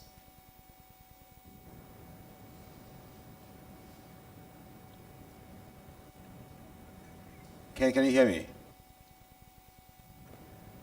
So we have two more speakers. Yes, you can go ahead. Here we go. Can you hear me? Yeah, I can hear you very well. All right. Greetings. It's early here in Chicago. I think this is a very timely subject because it's critical for higher education institutions to really start advancing and pushing various engineers and scientists to really start modeling wastewater treatment, reclamation of when you flush the toilet, when you shower, when you wash the dishes. Here in Chicago, we have the Metropolitan Water Reclamation District, and I would advise or ask participants there to look up the Metropolitan Water Reclamation District. There's nothing like it. We literally take wastewater and recycle it. We manage it It is a very advanced system and treatment of stormwater and flood management. Africa really is on the cutting edge of making sure that its students or the next generation of scientists and engineers come up with a system that caters to clean water and reclaiming all of the water that you flush in the toilet. We use that as fertilizer. We use it as for baseball fields. It's a major market that we must take advantage of. And so when you get a chance, I started to do a presentation. I said, no, let me let them look at the Metropolitan Water Reclamation District, where I served as commissioner for a number of years of Greater Chicago. And so it's the largest and the most advanced water management agency in the world. And so it's a benchmark that most countries try to emulate and learn from. And so water security and sanitation cannot wait, not for the next decade, not for the next administration, not even for the next season. It is critical that you follow these models around the world, and that you spend the time to invest in your students, your current engineers, your current scientists, for water security and treatment and sanitation. And reclaim everything you flush. We reclaim, we clean it, we drop the deposits, and we utilize every ounce of water. And so the motto is there, and it's ready for anyone around the world to really emulate. And so I would encourage the students to, again, look at Metropolitan Water Reclamation District of Greater Chicago. It's a world wonder, probably one of the 8 wonders of the world, mainly because we have the Lake Michigan and the other 5 Great Lakes. But it is something that folk from China, from India, try to emulate as a model for all of the people around the world. It is critical that we have that water security and that we protect it. It's nonpartisan. There's no political apparatus that really can claim it, and no politician or president argues against it. But universities, students, and communities must play a critical role in shaping the next generation of engineers, scientists, and innovators. And I thank you. Thank you very much. I appreciate the advanced heads up you gave us about one wonderful system you have there in Chicago and how that helps you save water. Let me come back to you, Dr. Eugene Ochre, about what was said by Kenneth Duncan. So Ken was saying that in the States, every ounce of water is saved. Waste is not the topic. We try to reclaim water and then reuse it. Let's use Ghana as an example. In the Ghanaian setting, we have several barriers and several factors that we are battling as threats to our water flow and sanitation. Can you help us with these underlying issues that are biggest threats to our water and sanitation management that we've been fighting with for so many years and yet have not made any headway on? Thank you. Yeah, there are some few things we can think of when it comes to water and sanitation issues. Let's say the urbanization. Yeah. I mean, we are growing. They have been there over centuries. They've been there. I mean, they have all the structures. Yeah. We are now building, and then when somebody built all these high-rising, buildings, sewage are being blocked. Things are being happening underground, and then a lot of things are happening, right? And then another thing that we have in Ghana, actually in Africa, is non-revenue water. I wanted us to go into it. Maybe non-revenue water. Non-revenue water. Tell us about it. You see, a lot of waters are not being built in Ghana. Are not being built in Ghana. Actually, you mean building the water? Building the water. Interesting. A lot of water go waste. Okay. Lot of water. I mean, a lot. The point is that Ghana Water is actually investing into water, trying treatment, blah blah blah. But then after all these things, they don't get the money for it. Okay. Why? Because of leakages. Why? Because others are using and they are not paying. So a lot of things are happening there. This is a huge loss. I mean, I will leave the rest for them to talk about. But then this one is a huge loss that we need to think about. Look, we don't have the infrastructure. We are able to to treat about a few tons of water. We are trying to distribute, and there's a huge leakage. They don't know how to look at it. They don't know how to treat it. You know, people will say, look, I've paid for the water. If it's leakage, and you understand? Yeah. So the point is that the little that we are treating, the little that we have, we can't even trace. We are losing it through leakages and other means. Right. So we have a lot. I mean, climate change and the other things happening. But then this non-revenue water loss is something that I want us to talk about. It's something that I want it to be in the picture. The point is that we need to spend money on this thing to make sure that we don't lose water. Already it's not clean. But the little we've treated needs to be saved. Interesting matter, is it? I think we should all appreciate the point and clap for that idea. People should ask for that. We are not paying for the water we are using. Is that so? And that is an issue. So our water system is so poor because we are not paying for what we use, and therefore we are not growing. Dr. Isahaku, first you have the liberty to comment on what has been said and also answer this question. So if we want to assure sustainability in water availability, like he said, that maybe starting to bill our water, Ghanaians will now be conscious that if I waste water even an ounce, I'm paying for it, therefore I'll be very cautious on how I use my water. Do you agree with this assertion, or you have a different paradigm to this? Thank you very much.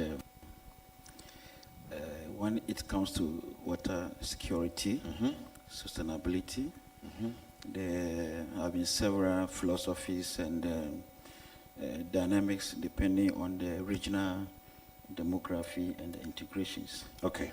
Now, when it's come to water and sanitation, one thing that is very difficult to integrate is variation in data. Variation in data? Yeah. Good. Now, you realize that when it comes to water and sanitation, it's one of the areas that has a lot of data variations. Okay. Even among the research institutions.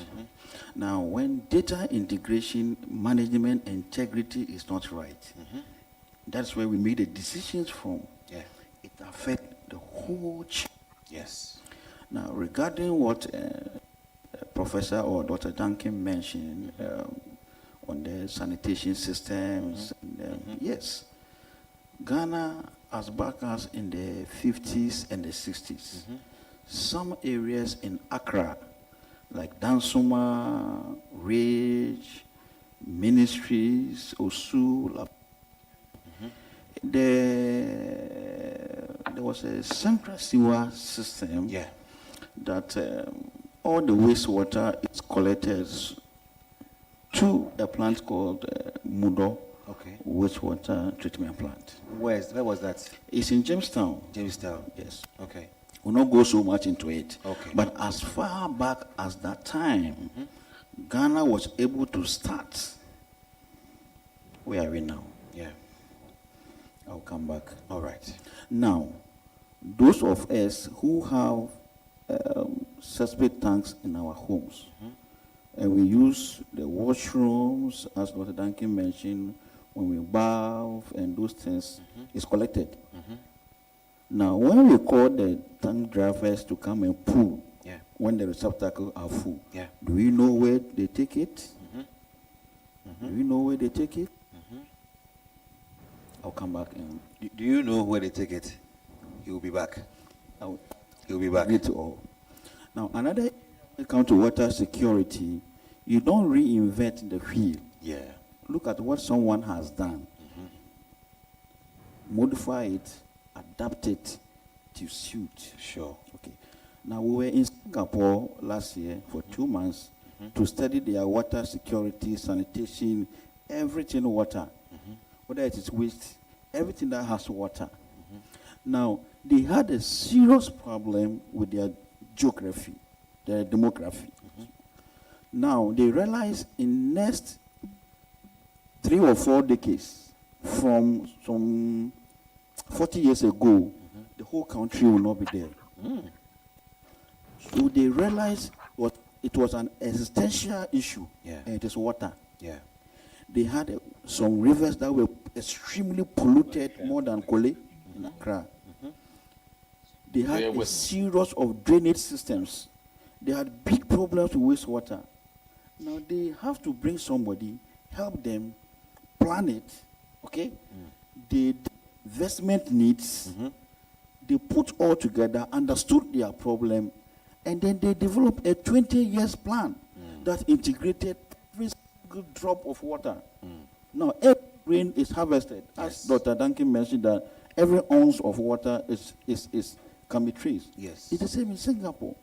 You don't do the wastewater and leave the drinking water. You don't do the water source and leave the underground.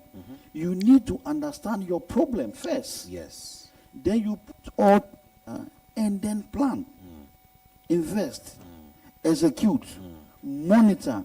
Then you rechange the strategy depending on the impact from the climate and other things.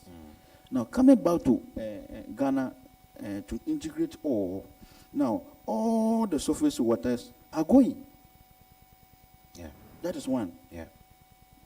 Now the remaining ones that are there, that's underground, that we also tap. The other activities is also affecting the underground. Okay. Now the little one that we use and it becomes wasted. When we go and suck it from our septic tanks, we go back and put it back into the water. So we have to come together. Yeah. Go and learn what people have done, like Singapore. I cannot give the solution because we have to understand the problem. Yes. I cannot say do this, do that. No. We have to first understand what the problem is. Then we can bring an integrated solution so that everybody will participate in the execution. Thank you. If you enjoy what's happening, put your hands together, please. You know, at a point in time, I felt captivated. I was like, come on. Water is life. If we don't take care, we will lose it.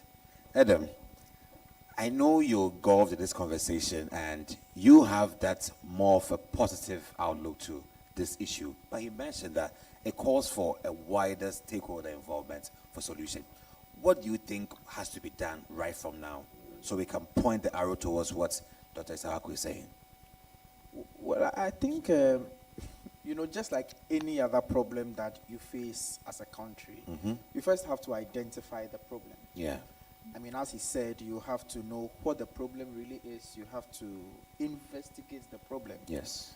Once you investigate the problem, and then you can attempt to develop a policy to address the problem.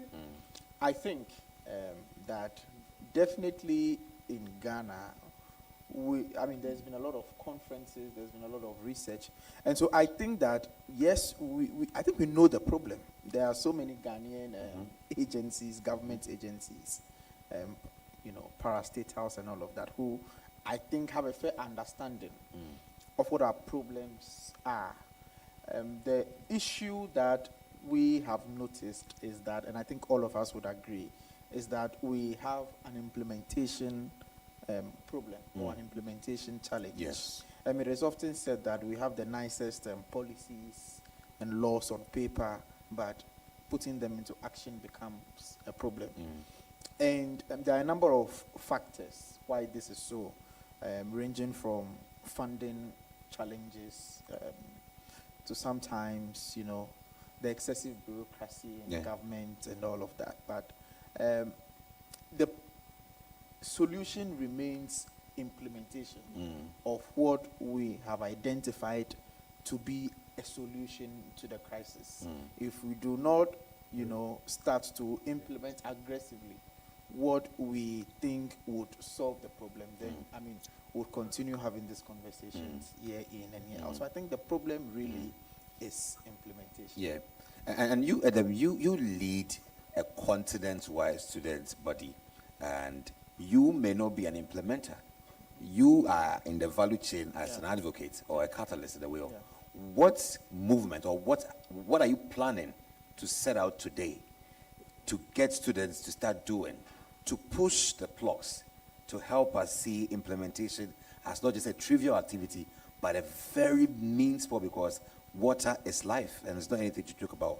What do you think we should be doing by now? You know, when I was studying public policy for my undergraduate degree, in policy making, one of the things that we learned is called agenda setting. And agenda setting is where stakeholders, people who are concerned, you know, or people who would be affected by any policy, you know, would come together to really set the agenda. So I think in answering your question, what we need to do as young people is to set the agenda. Unfortunately for us, we don't have a lot of the mass of our young people who, you know, appreciate these matters. It's just a few of, I see a couple of my colleagues here, and I'm sure most of them are researchers, you know, are studying, and that is why they are here. But unfortunately for us, what the situation we have is that we do not have a very engaged youth populace. Engaged? Yes, I would say a very engaged youth populace that, you know, sometimes these issues are too technical, you know. But yeah, in answering your question, what we have to do as youth organizations is to set the agenda. And at ASU, we do have, from time to time, we have advocacy campaigns, we have webinars, you know. These are educational webinars to educate our colleagues on the problems that we face. We do have, as part of our priorities, climate action and environmental sustainability. It is one of our 7 strategic priority areas. And so under that theme, we do have some of these webinars and advocacy campaigns from time to time. But I take your challenge. We must do more as young people, because the future of the planet belongs to us. Absolutely. It's a big challenge. It came from Dr. Isayako and also Prof. Eugene, that we need to start pushing some plugs. So students have a key role to play. Make the noise, and it will happen. Let me go to you, Dr. Foucault. You're in a different setting, and you know your experience, your lived experience on how water is being used and processed and kept matters to our ordeal here in Ghana. What will you tell us as how the system in China works well to the order of sanitation quality and also water management quality? Oh, that's a good question. I think to comment on this, let me just clarify. I'm a resident of California, though, but I joined China recently for a program, a short program. But one thing I observed with my exposure to China, exposure to Japan, and California. Even California, we have drought issues in California anyway. But I think it has to start with all about data. Okay, these 3 countries don't joke with their data. I mean, California is a state, but they don't joke with their data. They make sure their policies in terms of safe water, safe sanitation are driven by data. And there's a particular project that they usually have within the community level. So at the end, when they are implementing policies, regulating water, regulating sanitation, it's not owned by the government. It's not like top-down approach. It's always bottom-up policy approach. So every intervention that they are doing, when they even leave or the funding gets exhausted and then they leave, the partners leave, the community at the end owns the projects and they continue. They are able to mobilize funding and continue. So in Ghana, when we take a critical look at the root cause analysis of our issues, for me, I always say major of it has to do with behavior. We have so many brilliant evidence-based interventions like the WASH that was implemented in Ethiopia, which has worked successfully. I mean, the community that they piloted in. But when the partners or the donor partners leave the project, what happens next? Most of these proposals don't come with sustainability financial plan. It doesn't come with sustainability systems. We just leave it there. And Ghana, one thing that African countries, especially Ghana, are good at is that we can build something new, but the maintenance always becomes an issue.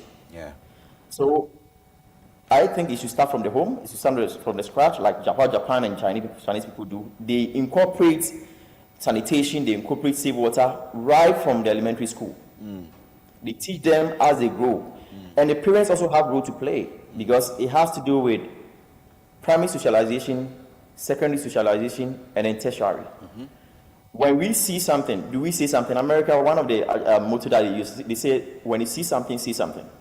We go out, we see our friends, we see our girlfriends, we see our boyfriends, our husbands and wives engage in illegal mining.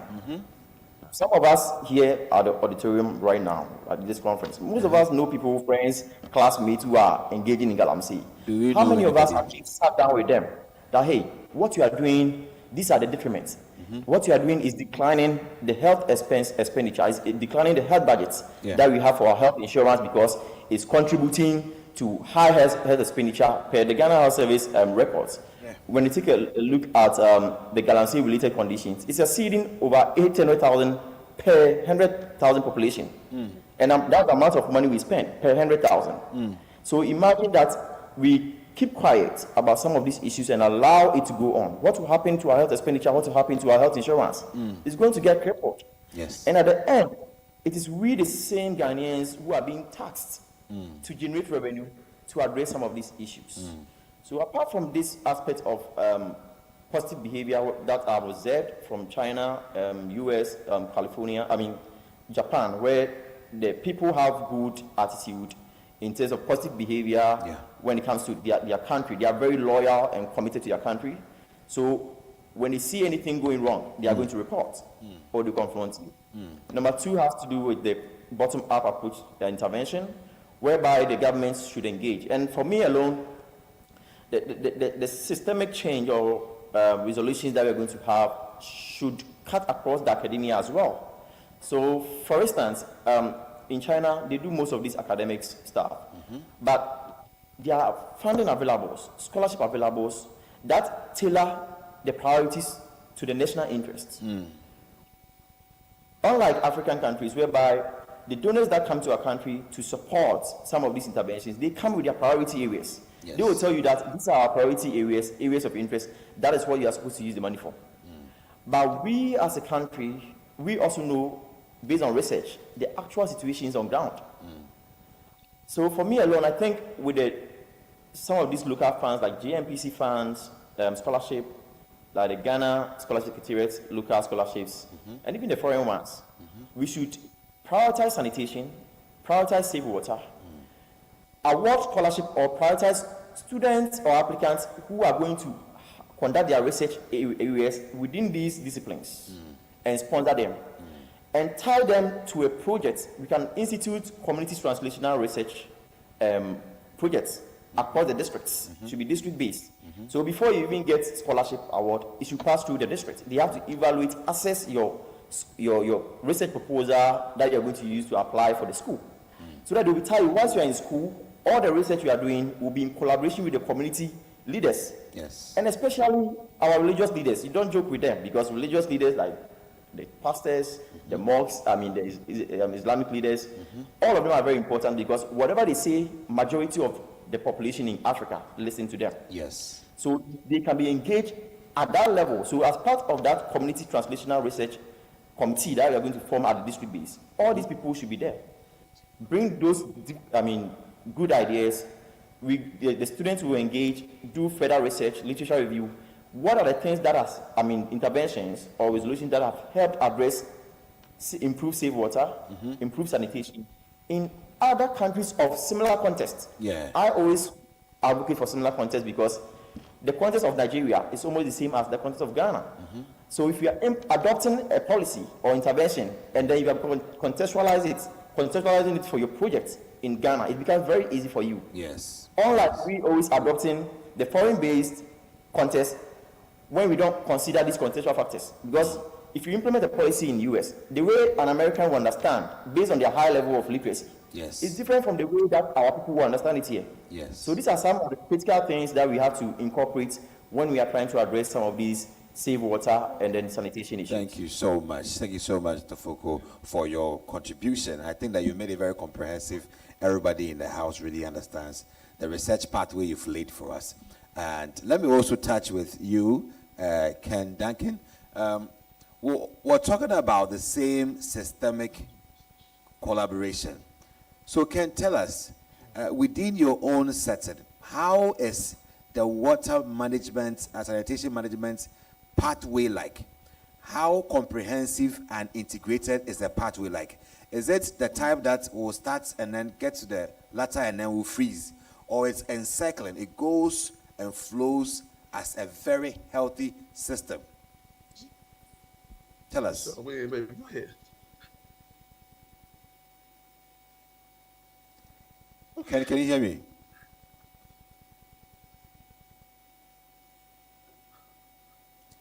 Hello, Ken. Can you hear me? I think we have a glitch with You're Ken. audible. Yes, yes. You can come on. Yeah, come on, Oni.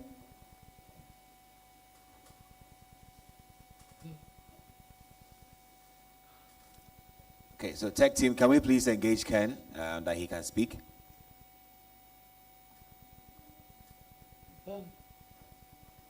Hello, Ken. Can you hear me?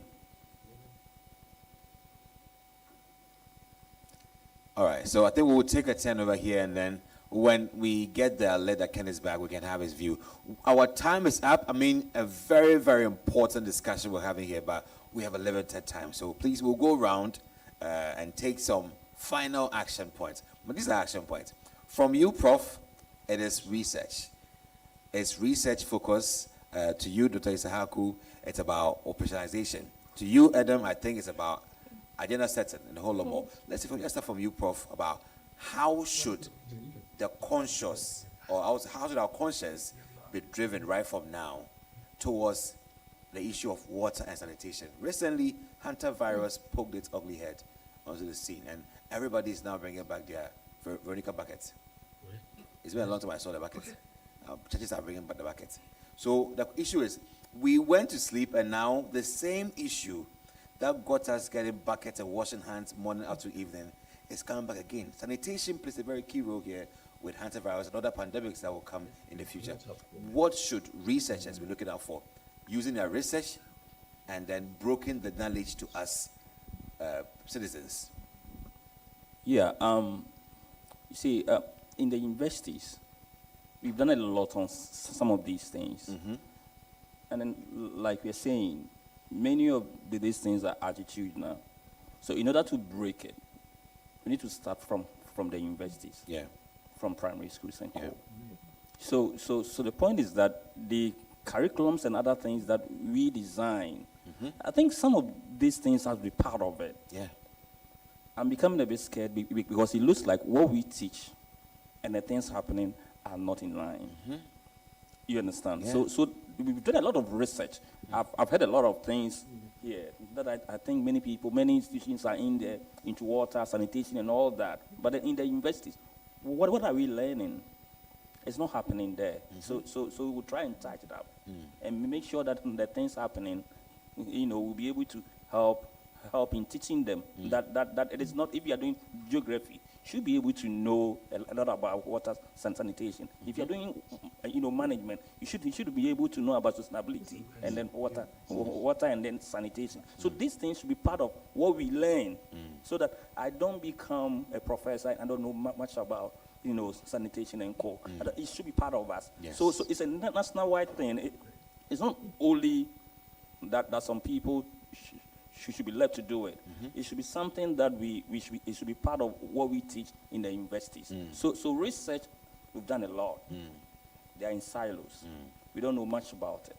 We should be able to make sure that we talk about it so that everybody knows that this is what is happening. But the point is that our behavior, I told you, look, in the universities, when you go to the hostels and co, they are leaving tabs there.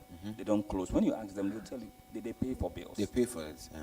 Once I'm paying, if anything happens, it doesn't. But these are attitudinal. These are behavioral. Okay. We need to teach about it. We need to talk about it so that they know. But the point is that there's something I wanted to say about this management of water and then the other things. I think in Ghana, our infrastructure, many of them are old.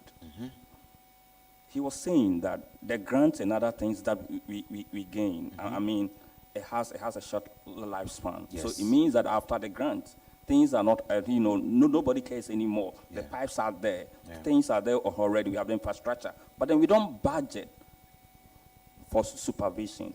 We don't budget for service. We don't budget for, so I just want us to think about that. That after implementation, we should budget for monitoring. We should budget for servicing. So that these things, we have few, but they should work.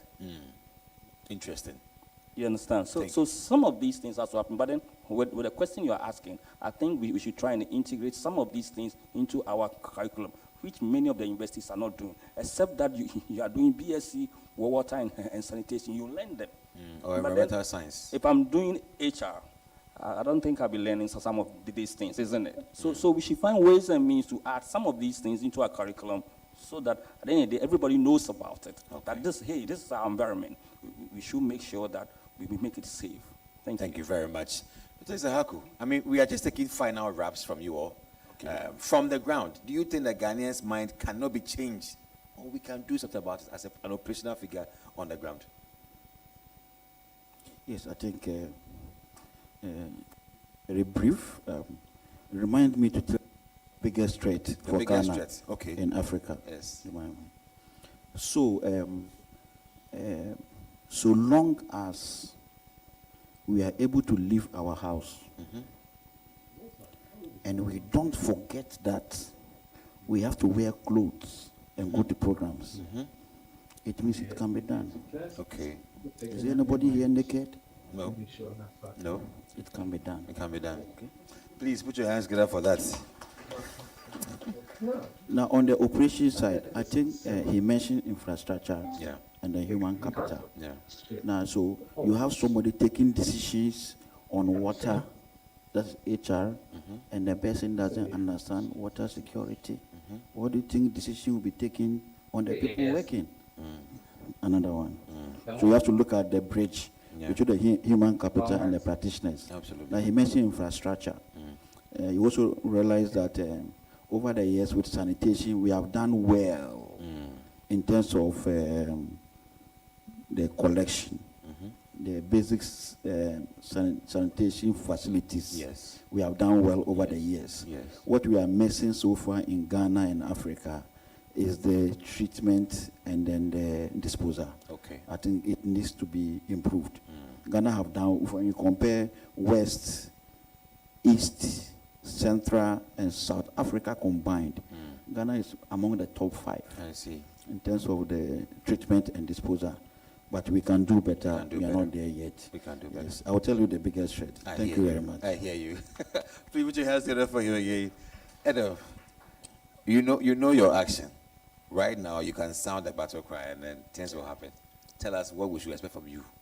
Okay, I mean, so as I said earlier, I mean, as young people who own the future, we have to be more engaged. Yes. When we see problems, we have to advocate for the resolution of those problems.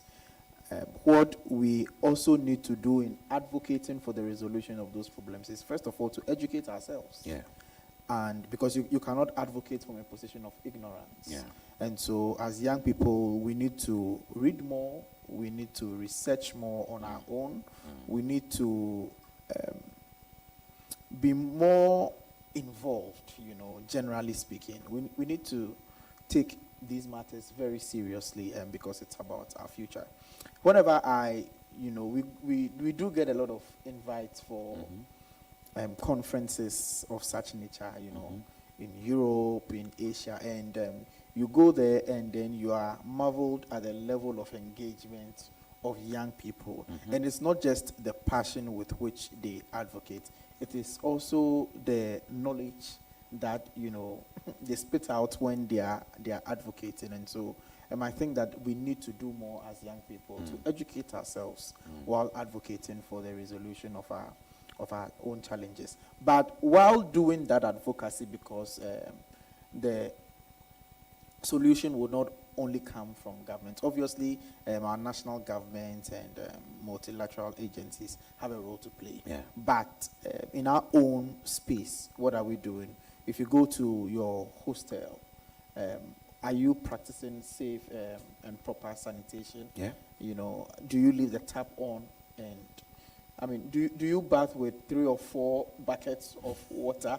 Someone would enter the shower and would enter into the bathroom and would be in the shower for over 30 minutes. I mean, so these are some of the things that we need to, watch ourselves as young people.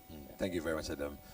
Let's also go online and pick the final words of Ken and Dr. Fuku. Ken, can you hear me now? Hello, Ken, can you hear me? Oh, okay. Then let's talk to Dr. Dufoku. Technical. Yeah, I think Ken had some technical difficulties. Oh, okay, okay. All right. Sorry about that. Yeah. Yeah, but just want to wrap it up to say that the work, consulting work and initiatives that we're doing in Chicago there with Ken is critically important, and we look to further engage you to see how we can factor these things into the model. So thank you so much. Thank you so much, Dr. Ezra, for your stepping in and contribution as well. To you, Dr. Dufoku, can you also give us your last bit? Hello, Africa. I think we can do it. Yeah. Everybody, when you are going home, have it in mind that over 80% of those who don't have basic sanitation access are coming from the 8 nations in Africa, including Ethiopia, DR Congo, Tanzania, Kenya, and the likes, few other too. And the result of these impacts, the exposure to mercury affects us, neurological brain damage, it can cause cognitive impairments, developmental issues among children. We shouldn't forget the respiratory exposure to this silicone. And Ghana Health Service did an autopsy report showing that majority of the miners and those who stay within the mining communities are all exposed to a condition called the silicosis. So we should always have it in mind that when we see others doing the wrong, let's find a nice way to approach them, engage them to do the right thing, because they are exposing us to health threats as a whole, as a population. And I think together, Africa will come out of this situation, and maybe the next year or 2 years, we'll come back here and praising ourselves for achieving the top 5, being part of the top 5 countries, like in terms of safe water, safe climate, and also safe sanitation. Thank you all. Thank you so much. Distinguished ladies and gentlemen, if you are here and you love the discussion, please put your hands together for the speakers. Thank you so much for your attention and participation. We would want to take a bow. Thank you. Now, let me tell you the biggest threat. The biggest threat, yeah, the biggest threat. The professors and the scholars, advocacy, everybody, community leader. Do you know the biggest threat for Ghana in Africa? Tell us. Our inability to take decision. Oh, it's the biggest threat. Thank you very much. On that note, we take a bow, please. Thank you very much. But before you leave, we would like to take a group photograph of our panelists with our moderator. So, team, kindly take the photograph. And as they do that, I just want to say a very big thank you to our panelists and our moderator, Dr. Ajamano Tredakon, Dr. Edu Foko, Divine Edem Kojode.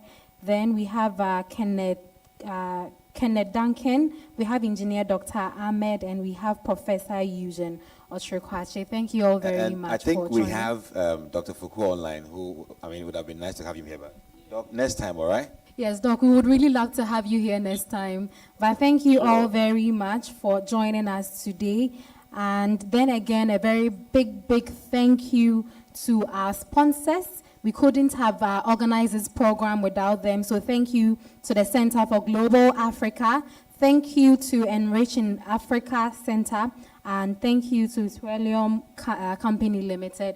Thank you all very much. After this group photograph, can we have all participants join our panelists on stage as we take a group photograph? Then we would walk out to take our snack break. So can we have all participants join us on stage for a group photograph? Thank you very much. Yeah, please, the participants are joining me for the photograph.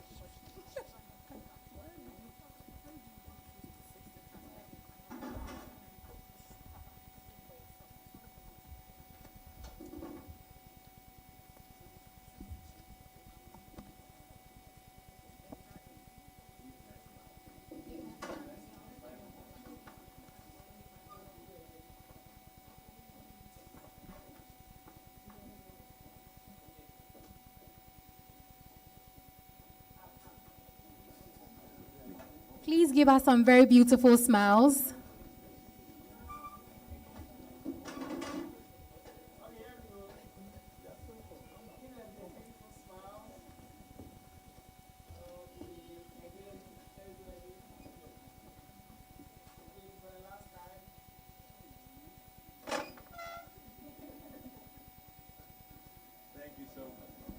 Thank you very much. And on this note, may we all kindly head out to have our snack breaks. Once you get outside, the ushers would help you get to the break room. Thank you all very much. We come back in 10 minutes, so let's please be quick. We come back in 10 minutes. Thank you very much.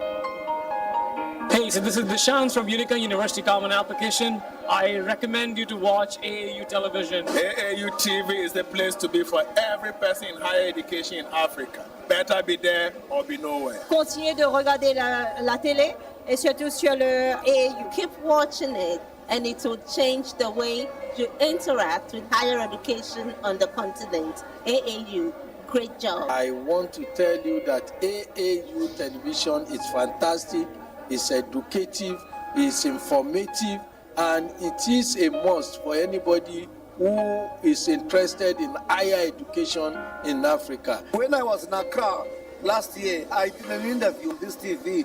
It's a very important mouthpiece. It's a data, it's a bank of all we need for the development of higher education in Africa. People should make an effort to view it because it discusses very current issues of development across the continent. I believe that the station will continue to promote the overall development of Africa, particularly in the tertiary education sector. AAU TV provides a platform and shares a lot of information to a broader audience. So we wish you all the best and please continue serving. AAU TV, the voice of higher education in Africa. Explore a whole new world of exciting visuals with AAU TV. Get ready for a mix of interesting talk shows, interviews, discovery documentaries, and news on AAU TV. It's not just about watching TV, it's about experiencing something special. AAU TV reaches over 25 countries in Africa, bringing you a blend of knowledge and fun. Learn about different cultures as you enjoy the shows. If you have events or want to showcase your business, we've got you covered. Watch AAU TV free-to-air channel on satellite. Connect with us on Facebook, Instagram, and X, formerly known as Twitter, at AAU TV.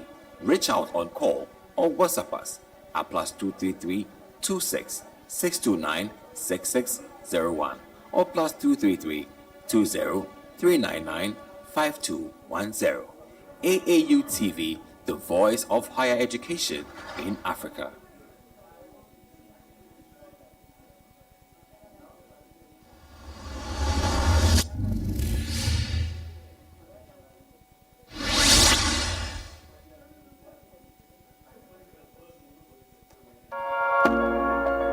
The 1960s was not only a watershed, but also a vital historical landmark in Africa's struggle and search for modern identity.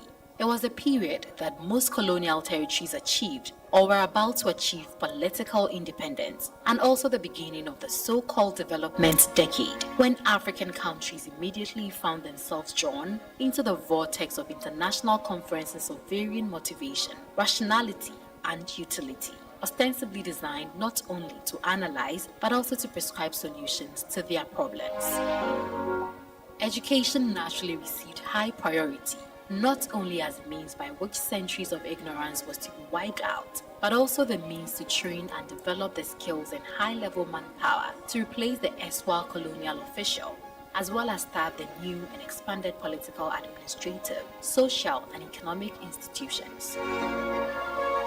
In December 1960, the United Nations Economic Commission for Africa organized a conference in Khartoum, Sudan, in which, among other things, inter-African cooperation in the development of higher education was discussed. The ministers of education in newly independent African countries again met under the auspices of the UN Economic Commission for Africa in Addis Ababa in May 1961 to discuss the importance of education to economic development. During the meeting, a committee of 6 African states was asked to prepare a synthesis of educational goals, targets, and qualitative attainment during the next 25 years, decided by the African states. This became known as the 20-year Addis Ababa Plan. This meeting was followed in September 1962 by a meeting of a more specialized conference on the development of higher education in Africa, organized by the United Nations Educational, Scientific and Cultural Organization, UNESCO, in Tananarive, Madagascar. Heads of African institutions of higher studies taking part decided to follow this by a private meeting outside the main framework of the conference, which they did, and decided to meet at Khartoum in Sudan to consider the practical means of developing inter-university cooperation in Africa and the measures necessary for setting up an organization which would give effect to the cooperation. The first meeting of heads of African universities, held at the University of Khartoum on 16 to 19 September 1963, decided that the creation of an Association of African Universities was desirable. An interim committee was appointed and charged with 1. Drafting of a constitution for the proposed association, and 2. Convening a conference to bring the association into being under the constitution. The preparations involved 3 meetings of the interim committee. 1 meeting at Haile Selassie I University in Ethiopia on 23 to 25 July 1964, and 2 meetings at the University of Khartoum on 3rd to 4th April 1965 and on 22nd to 23rd February 1967. In addition to the informal discussion, which included frequent meetings between the chairman of the interim committee, Dr. Mohammed El Fassi, the executive vice chairman, Dr. E.N. Dafala, and other members of the committee, namely Dr. Daviston Nicole, vice chairman, Dr. R.F. Barfor, Sir Bernard Dibanson, Dr. C. Frank, Dr. S.A. Hussain, Dr. Kasawood Mariam, Dr. M. Mercy Ahmed, Dr. E. Njoku, and Dr. R. Weeks. Great help was rendered by Mr. D. Aiken, Executive Secretary of the International Association of Universities. Unforeseen circumstances twice delayed the holding of the founding conference, which was first arranged on invitation by the Nigerian universities at Ahmadu Bello University in Nigeria from 20 to 22 January 1966. Disruption of communications with Nigeria prevented almost all participants from reaching Zaria, and the conference was postponed. This setback was followed by a series of informal consultations and enquiries which paved the way for finally accepting an invitation by the universities of the United Arab Republic, now Egypt, to hold the conference in Alexandria, in Egypt, on 12 to 14 September 1967. But due to the aftermath of the Arab-Israeli war, the timing proved not suitable. Finally, the committee accepted an invitation by His Excellency Dr. M. El Fazi, to hold a conference at Mohammed V University at Rabat, Morocco on 9 to 13 November 1967, and by the excellent facilities extended by His Excellency King Hassan II of Morocco, the founding conference was held in Rabat, and the Association of African Universities was formally inaugurated on November 12, 1967. It was attended by representatives of 34 universities out of 46 institutions of higher learning in Africa that qualified for the membership.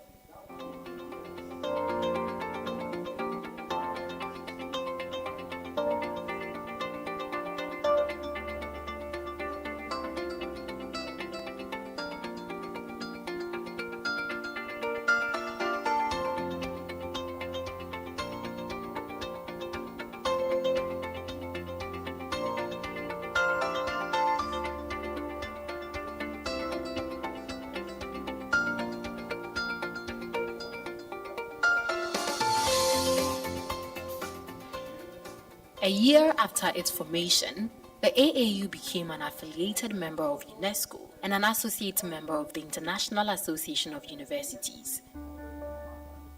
In 1969, the AAU applied for Category A observer status at meetings of the OAU, which was granted.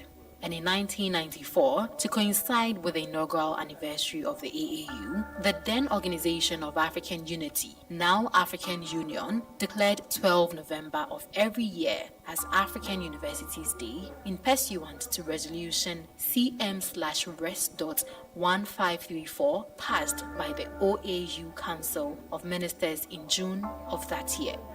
The African University Day has been observed and celebrated by AAU member institutions since then. The decision of the permanent location of the association's headquarters from its temporary office in Sudan was taken to the 6th meeting of the Executive Board at the University of Lagos, Nigeria, in June 1970.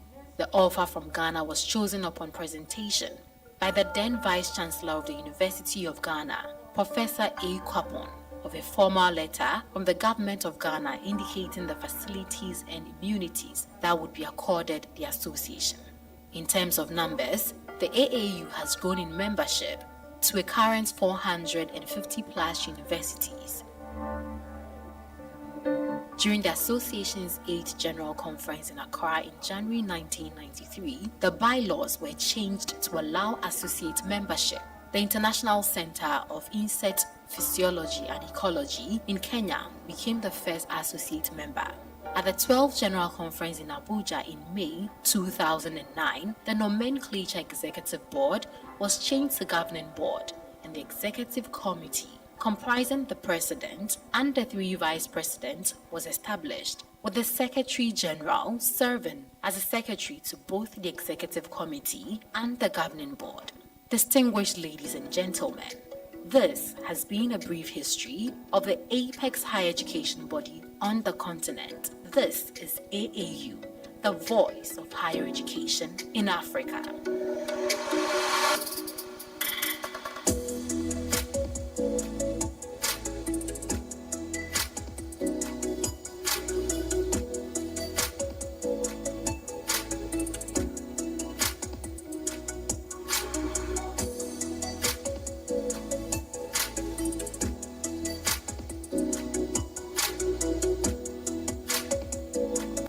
I'm here with the Association of African Universities Television, AUTV.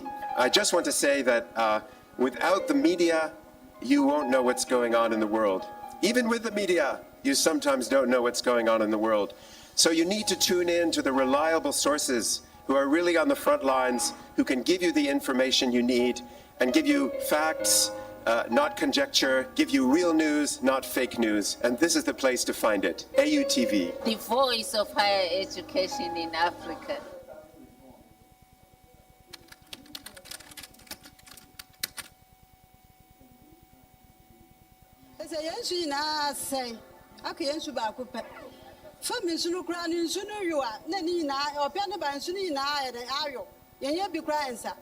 The problem here, there's no source of water here.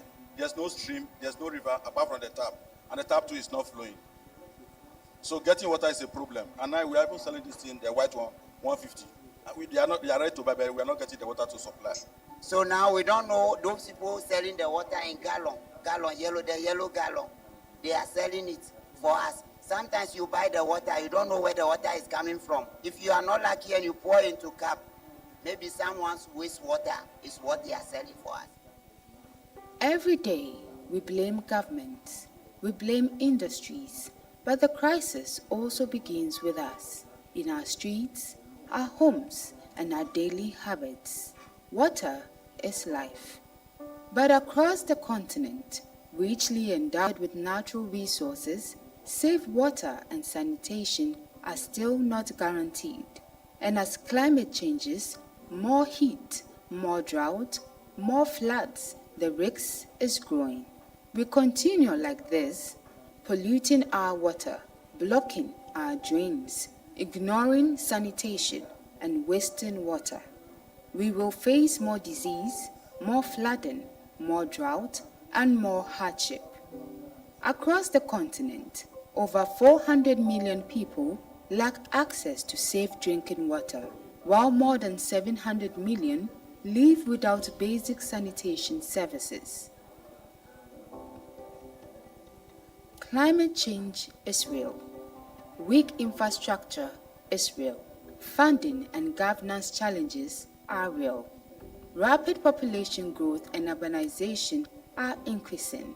But there's another truth. Our everyday actions are part of the problem. The plastic we throw into gutters becomes flood water in our homes. The waste we dump ends up in our streams. The sanitation we ignore becomes disease in our communities. And when disaster comes, it affects the most vulnerable first: women, children, and low-income households. In response, the African Union has outlined a long-term development framework through Agenda 2063, a shared vision for inclusive growth, sustainable development, and shared prosperity. The African Union 2026 theme is a clear call to assure sustainable water availability and safe sanitation systems as a pathway to Africa's transformation. To achieve this, everyone has a role: the public, the youth, and our universities. What we do daily matters: how we dispose of waste, how we keep drains clear, how we use water, and how we practice hygiene. At the center of sustainable solutions lies a critical, yet often overlooked driver: higher education. They train engineers, public health experts, planners, and innovators. Through research and innovation, higher education institutions are developing technologies that address water purification, sanitation, and climate resilience. These solutions are grounded in local realities and designed to meet the continent's specific needs. Africa can move faster when research informs policy, innovations are supported to grow, and knowledge is applied in communities. Change is needed at every level. Governments must invest and maintain systems. Businesses must reduce pollution and protect water sources. Communities must keep shared spaces clean. And each of us must do the simple right things every day. Let this be a shared reminder. The future of Africa's water and sanitation will be decided by what we build, what we protect, and what we practice.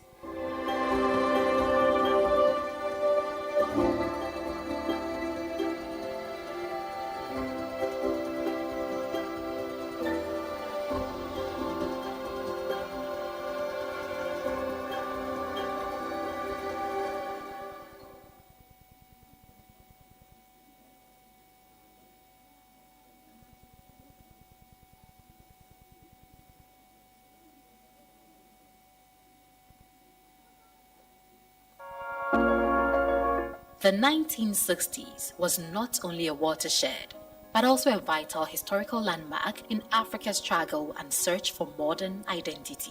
It was a period that most colonial territories achieved or were about to achieve political independence, and also the beginning of the so-called development decade, when African countries immediately found themselves drawn into the vortex of international conferences of varying motivation, rationality, and utility, ostensibly designed not only to analyze but also to prescribe solutions to their problems. Education naturally received high priority, not only as a means by which centuries of ignorance was to be wiped out, but also the means to train and develop the skills and high-level manpower to replace the erstwhile colonial official, as well as start the new and expanded political, administrative, social, and economic institutions. In December 1960, the United Nations Economic Commission for Africa organized a conference in Khartoum, Sudan, in which, among other things, inter-African cooperation in the development of higher education was discussed. The ministers of education in newly independent African countries again met under the auspices of the UN Economic Commission for Africa in Addis Ababa in May 1961 to discuss the importance of education to economic development. During the meeting, a committee of 6 African states was asked to prepare a synthesis of educational goals, targets, and qualitative attainment during the next 25 years, decided by the African states. This became known as the 20-year Addis Ababa Plan. This meeting was followed in September 1962 by a meeting of a more specialized conference on the development of higher education in Africa, organized by the United Nations Educational, Scientific and Cultural Organization, UNESCO, in Tananarive, Madagascar.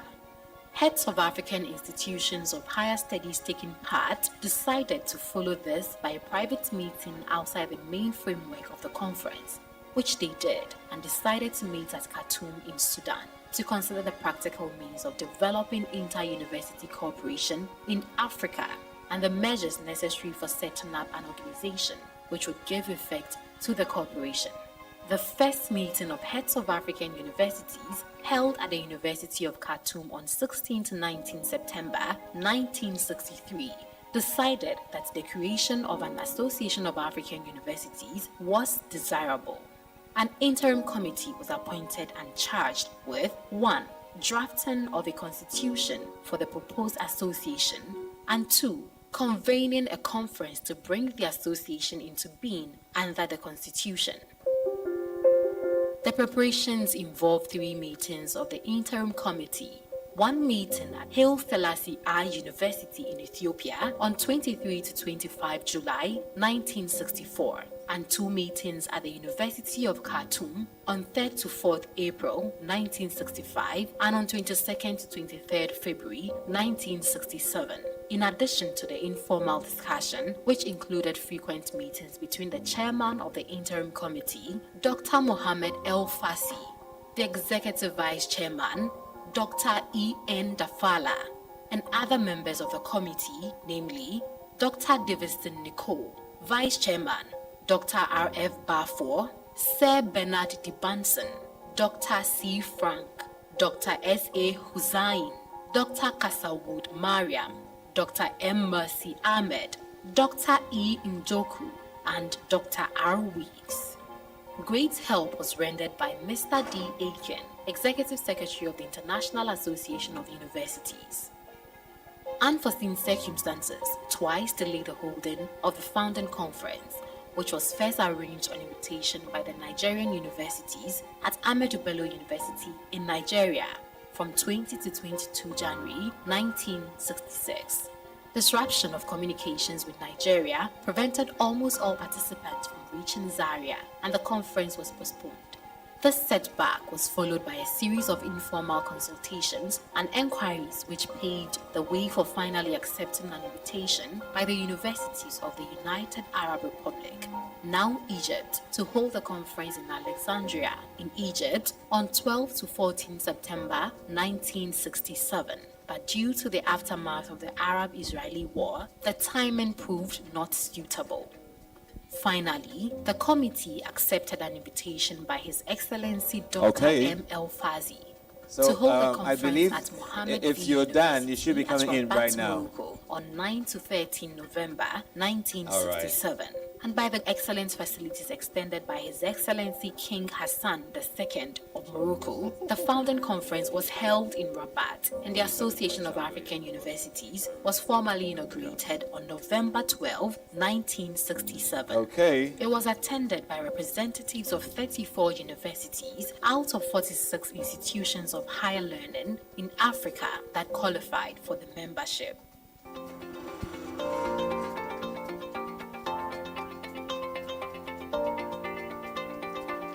So we have installed this very exciting game we call the Kahoots.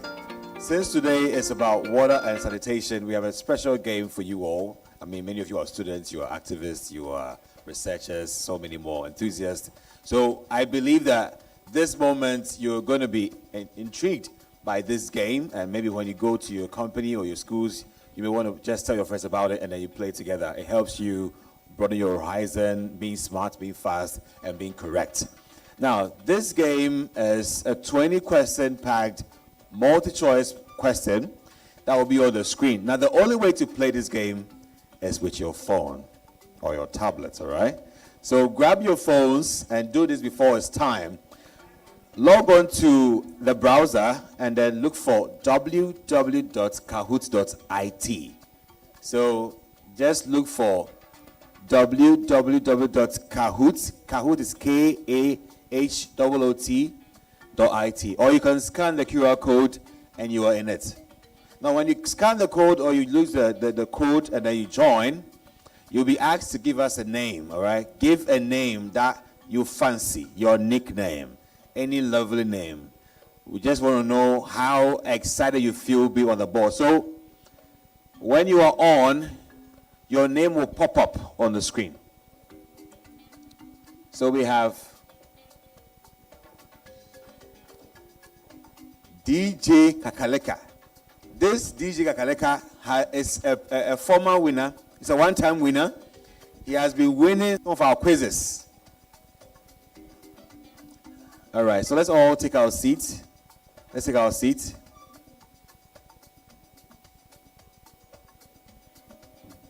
So when you come in, just try and then scan this code over here. You'll be asked to enter the code 7157430. And then you are in. I think we may be blocking some others' view, so please sit down. If you want to be part of the game, please scan the code. Chief, we did a last screen. Give us a last screen.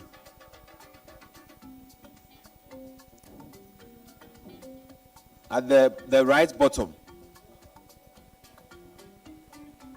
Yeah, give us full screen. Yeah.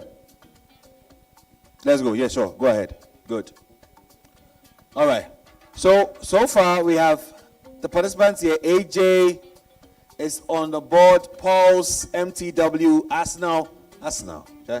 Arsenal again. Swears, we've got MTW, Paul's, DJ Kakaleka. Today too. He's online now. And you know, don't be surprised. This guy Kakaleka can win this game whilst he's online. So beware. So we have Big Steel, Easty, 5 days. 5 days. 5 days saying. Who is that? 5 days. Who is that? We'll talk about the 5 days. Bola Ray is in the house. Pulse, Arsenal, Easty, One Real. You can scroll down so you see the others. Sways, Elders, Kev, Gigi, and all right. AAYS and Chloe. Are we good? Is that Flo? Are we good? Is anybody? Are we all on the board? Okay, so we're waiting for some other people. If we're waiting for you, please let's be away faster. Scan the QR code. It's not scanning. Oh, sorry. Are you connected to the right internet? Because it's very important. If your connection is fluctuating, you blame it from the beginning to the end. That it was internet. It's full. It's full? Really? Oh, really? Wait a minute. That can be. We should have like 50 or more.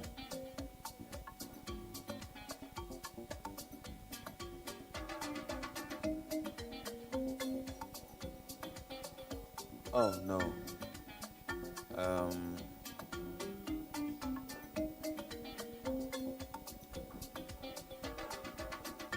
Wait a minute. Let me go and expand the access.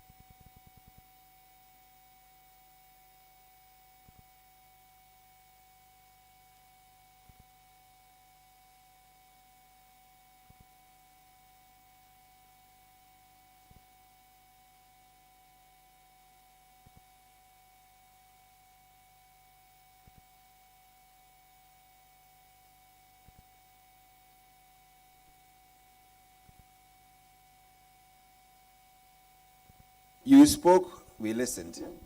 Now, 50 people can play. So let's do it again. Apologies, okay? I think we used the wrong account. Now, let me just give you a clue about what we're going to do right now, so you don't say that I didn't tell you.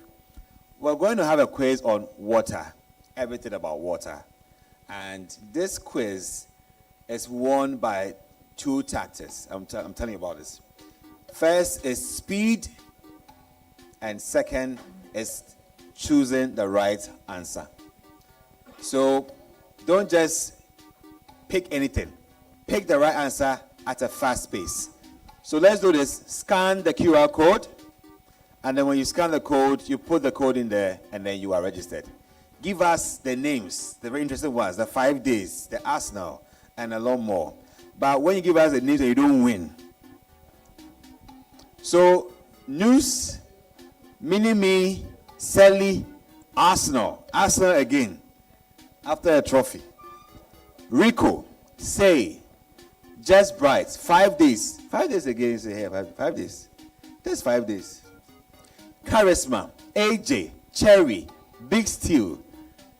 Please, look at the names carefully. When we start the game and then the leaderboard is there, you will see them. There are some names you don't see again on the leaderboard, but they came in all strong. It shouldn't be you.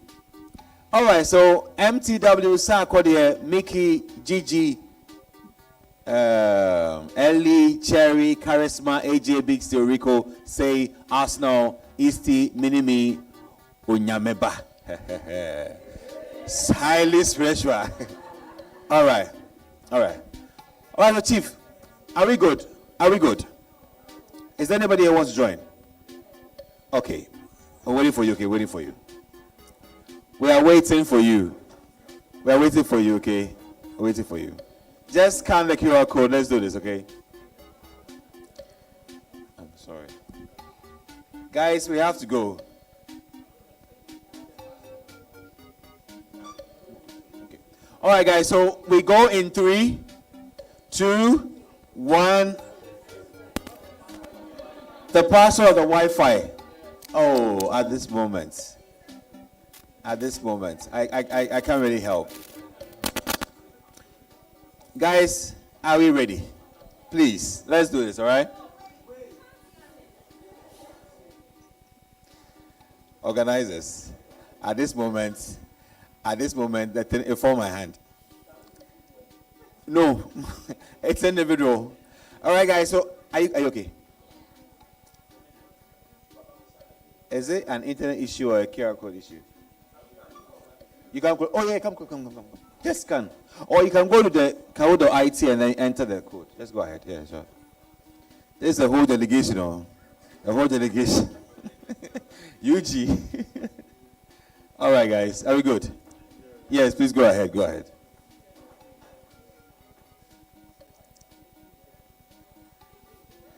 Okay. At this moment, I am certain that we are all good. Aren't we?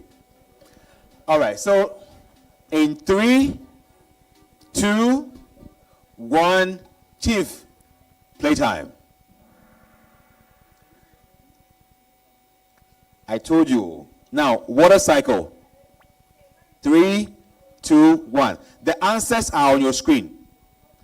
The process of water moving from the earth to the atmosphere and back to the earth is called. So look at the signs on the screen. Choose the right one.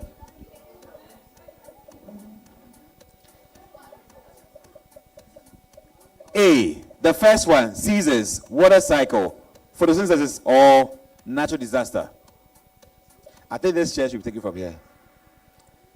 Brian. Wait. Chief, wait. Wait. Don't go, wait. I believe the people here in this room are students, researchers, and other activists, right? The process of water moving from the earth to the atmosphere and back to the earth is called what? Somebody chose the seasons.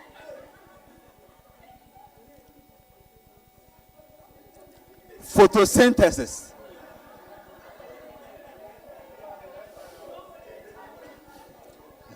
Let's move on. Next question. So as you can see, this DJ I'm talking about is online. What did I say? Last one. Next question. Evaporation is what?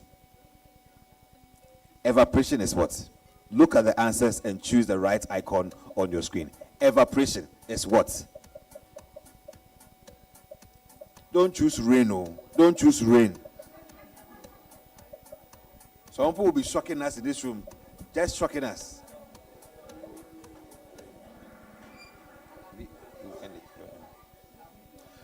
Wait.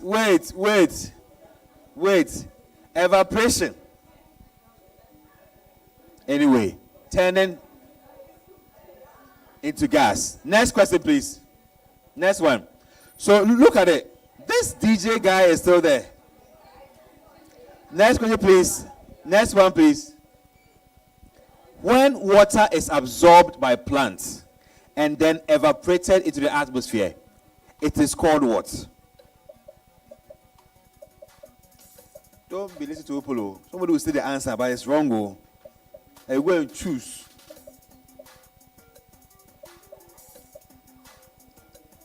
Somebody's mentioned an answer which is not even here. The answer they are saying is not even here. It is transpiration.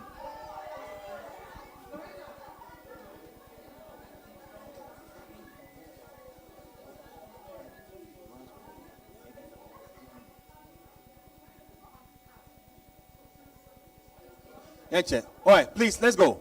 Next question. Who this far is there? We'll get to know. Next. Condensation is what? Condensation is what? Pay attention.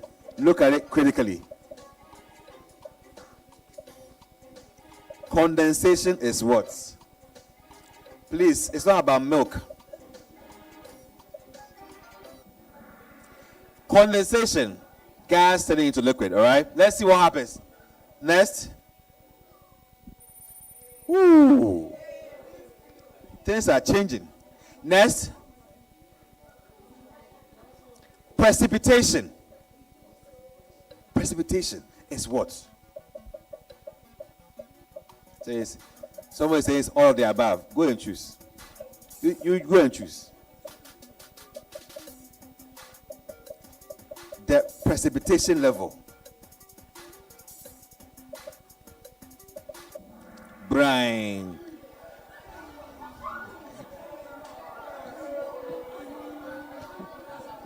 It is everything. You know, I told you, right? You didn't take me serious. You take me serious. You see you. Woo! Big something. Next. What is responsible for the formation of clouds? What is responsible for the formation of clouds? It can be collectional. And I was like, you don't mind me, eh? It's collection. Go ahead and choose.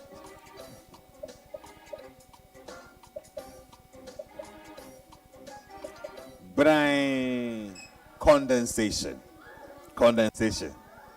Next, let's see what happens. Let's go. Next.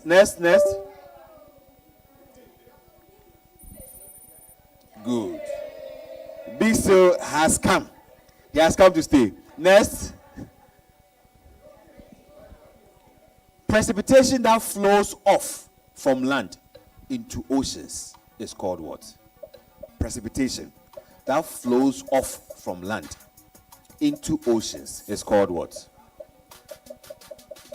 Obviously, runoff. Go and choose. It is a suggestion. It's a runoff. Brine. And it's a runoff. Let's go. You know, guys, pay attention to Big Steel. The guy has come to stay. And those of you who are here, allow him to reign. The water cycle is powered by what? By what? Somebody say ECG. ECG will have. Or NEPA. Brine. The sun's energy. Next. Interesting. Next question, please. True or false? Water vapor is invincible water in the form of gas. True or false? Water vapor is invincible water in the form of gas. True or false?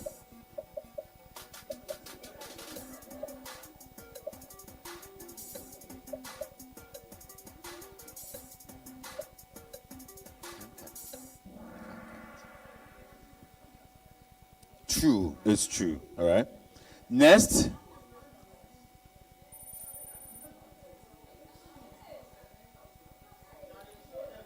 So you know what? Hey, madam, take our business. You know how you got there. So you know what? We're going to pause the game for here, okay? Yes, because we got panelists here who also want to express themselves. So you know what?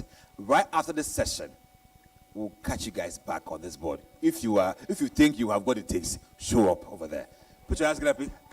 Applause, please. Applause. Ginger yourselves. Thank you very much. How many of us do enjoy the Kahoot session? Hello? Hi. How many of us enjoy the Kahoot session? Great. I'm happy you enjoyed it, and I'm happy that a lot of the students were participating in this session because it really sets a very good tone for our youth and our youth forum, which is focused on youth leadership for water stewardship, resilient communities, and safe sanitation. Please, can we all pay attention? Thank you very much. So for this next session, it's going to be a youth forum engagement, and to lead that discussion, may I call on stage our moderator, Miss Jemima Deladem Doche, as she mounts the stage to introduce her panelists. Give it up for her, and so please indulge us for the next 30 minutes for this very interactive session. Thank you.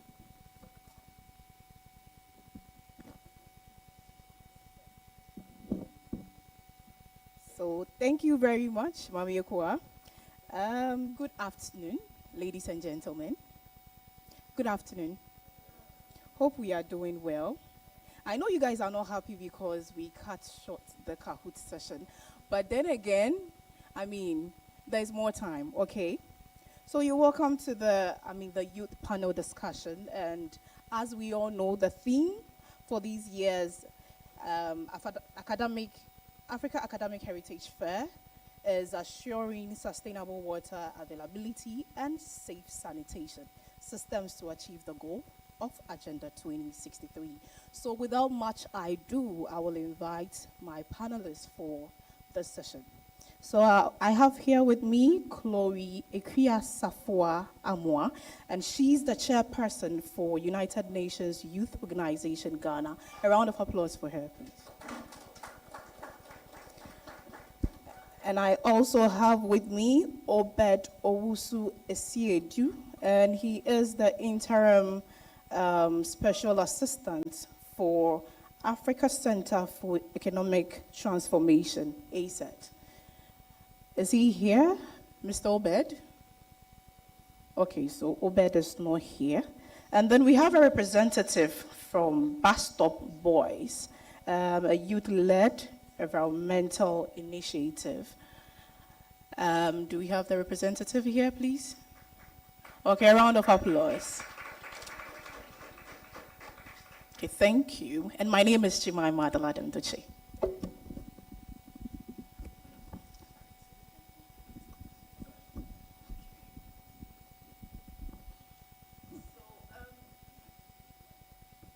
Okay, so before we begin with the discussion, I want us to talk about, or I want you to share your view on the issue of sanitation and water availability largely in Africa. I think I'll start with ladies first. Hi everyone. A lot has been said. When I was sitting there, I was like, okay, everything I want to say has been said, so what am I going to discuss today? But then speaking to the question that you asked me, sanitation is something that it happens. Like, we all experience the effects of it, okay? So if we do not understand how it affects us, then it's an issue. And also, I just want to talk a little bit about, I think a week ago, I traveled to the northern region for a medical outreach. And coming back to Accra, I was in Ghana. Yeah, maybe I'm about to travel. Yeah. So I just realized that sometimes you don't get to experience, or you don't get to understand the effect of the things that is going on until like you experience it yourself, you know. And I came to appreciate, because the people down there, I mean up there, they are suffering. The roads are bad. Access to water is terrible. And someone mentioned the fact that they share the same water bodies with the animals, and then, like, it's very sad. So if, you know, beyond what we see on TV and all that, if you do not get to experience that for yourself, you might think that, oh, they're just talking. But until you see it with your eyes, you learn to appreciate it. All right, thank you, Madam Chloe. Would you want to add? Okay, my name is Heneba Kojosafo, and I'm the lead and founder of Basta Boys. So my take on what you just said, I think, is, for me, from observing as somebody who has been an observer of life, I would say that whatever we do in Africa, we don't actually do it to blend in with the African way of life. So most of the time we tap into some things that we think will work, but because it doesn't, you know, resonate with who we are as black people, along the line we drop it. And that is why this challenge of water and sanitation is, you know, something that we are talking about today. Because you cannot sit in the forest and lack water. You know, ancestors were basically settling around water areas and all of that, but what has changed? Because in the name of modernization, we begin to move away from our core existence, what actually defines us as black people. We are leaving that particular thing outside, and we tend to change something else. And I think that is why sanitation is an issue, because let's flash back into the 90s. There were active community volunteers who were every day outside doing community activities. So nobody gets to talk about flooding. But here we are in the name of modernization. We want to go to Europe. And you can't go to Europe when you forget the foundation of your roots. You get there and you'll be treated like a non-existent human. So I think we should just try to find ways and means to do whatever we do, but also inculcate the originality of who we are. Because to even end it, there are dogs everywhere. But if you bring a German dog into Ghana, you need to give it a special care, meaning that they cannot survive our weather. And the same to the humans. So what will work for the West might not necessarily work for Africans, and therefore we must deliberately, find ways of doing, or ways or means of doing things our own way. Okay, that's quite interesting. I mean, you've said a lot. But then again, I want us to, move to some of the factors contributing to challenges when it comes to our sanitation and then water availability. Yes, if you can just take it for us. Thank you. I think in every situation, it's always best to understand the root cause. And I say that the human body or the human being is just like computer. We operate on hard and software. And the software aspect is the mindset. It is what defines the people and who they are. And over the years, we talk about sustainable development goals. We speak all the grammar, but unfortunately, we don't deliberately try to either work on the software or the very foundation of who the Ghanaian becomes. Those who are in power today are not leaders for me. They are just Ghanaians. And therefore, whatever you do wrong, they equally do wrong. And for us to be able to change those stories, we need to deliberately tackle behavior. And tackling behavior, we don't need to play nice about the wrong. And we don't need to give excuses. Just this morning, we were talking about cattle in the median, and somebody says, oh, they are coming to do salah and they are selling, so it's okay. So we should just do away with, trying to find escape and rather look for the root cause to our problems, which largely is behavior. Once the behavior is fixed, everything else will automatically get fixed. So I think we need to fix ourselves in a way, and automatically, when we are fixed, I don't see anybody who is well, captured, chasing or running after people who are not. So when you are correct, everything else becomes correct. Okay, so when we are able to fix ourselves, everything else will be fixed. Please, would you like to add? Yeah, I want to agree with the topic on behavior and our attitude, because it's the whole challenge with improper sanitation and all that is you and I, back in campus, you would realize that sometimes they feel that because they have paid school fees, right, they can just mess up the washrooms, they can just mess up the dustbin because someone else will come clean up after them. If you have that mindset, it means that it's terrible. It's not going to change. So you have to change your mindset and your attitude. The fact that somebody is going to clean after you doesn't mean that you should mess up the place. You need to appreciate, even though you have paid school fees, because, like I said, if you have not experienced what people go through when they don't have the water, you won't appreciate it. Yes, you won't appreciate it.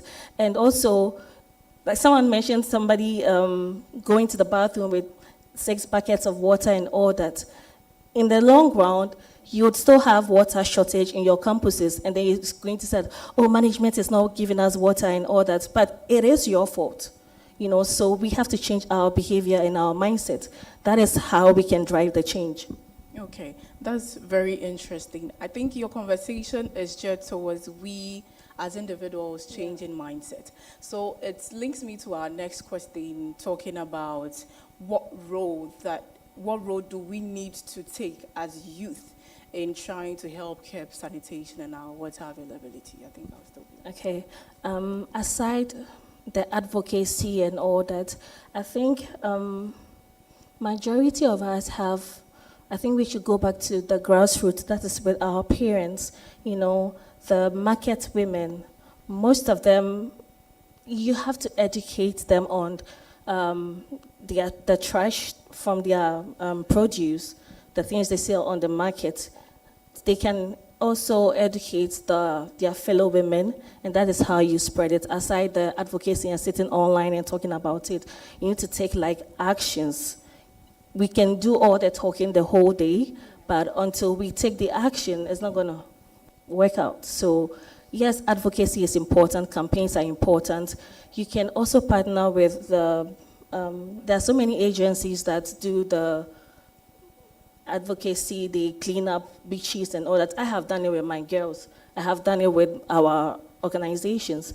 So the fact that you go help clean up beaches and refuse, that doesn't change who you are.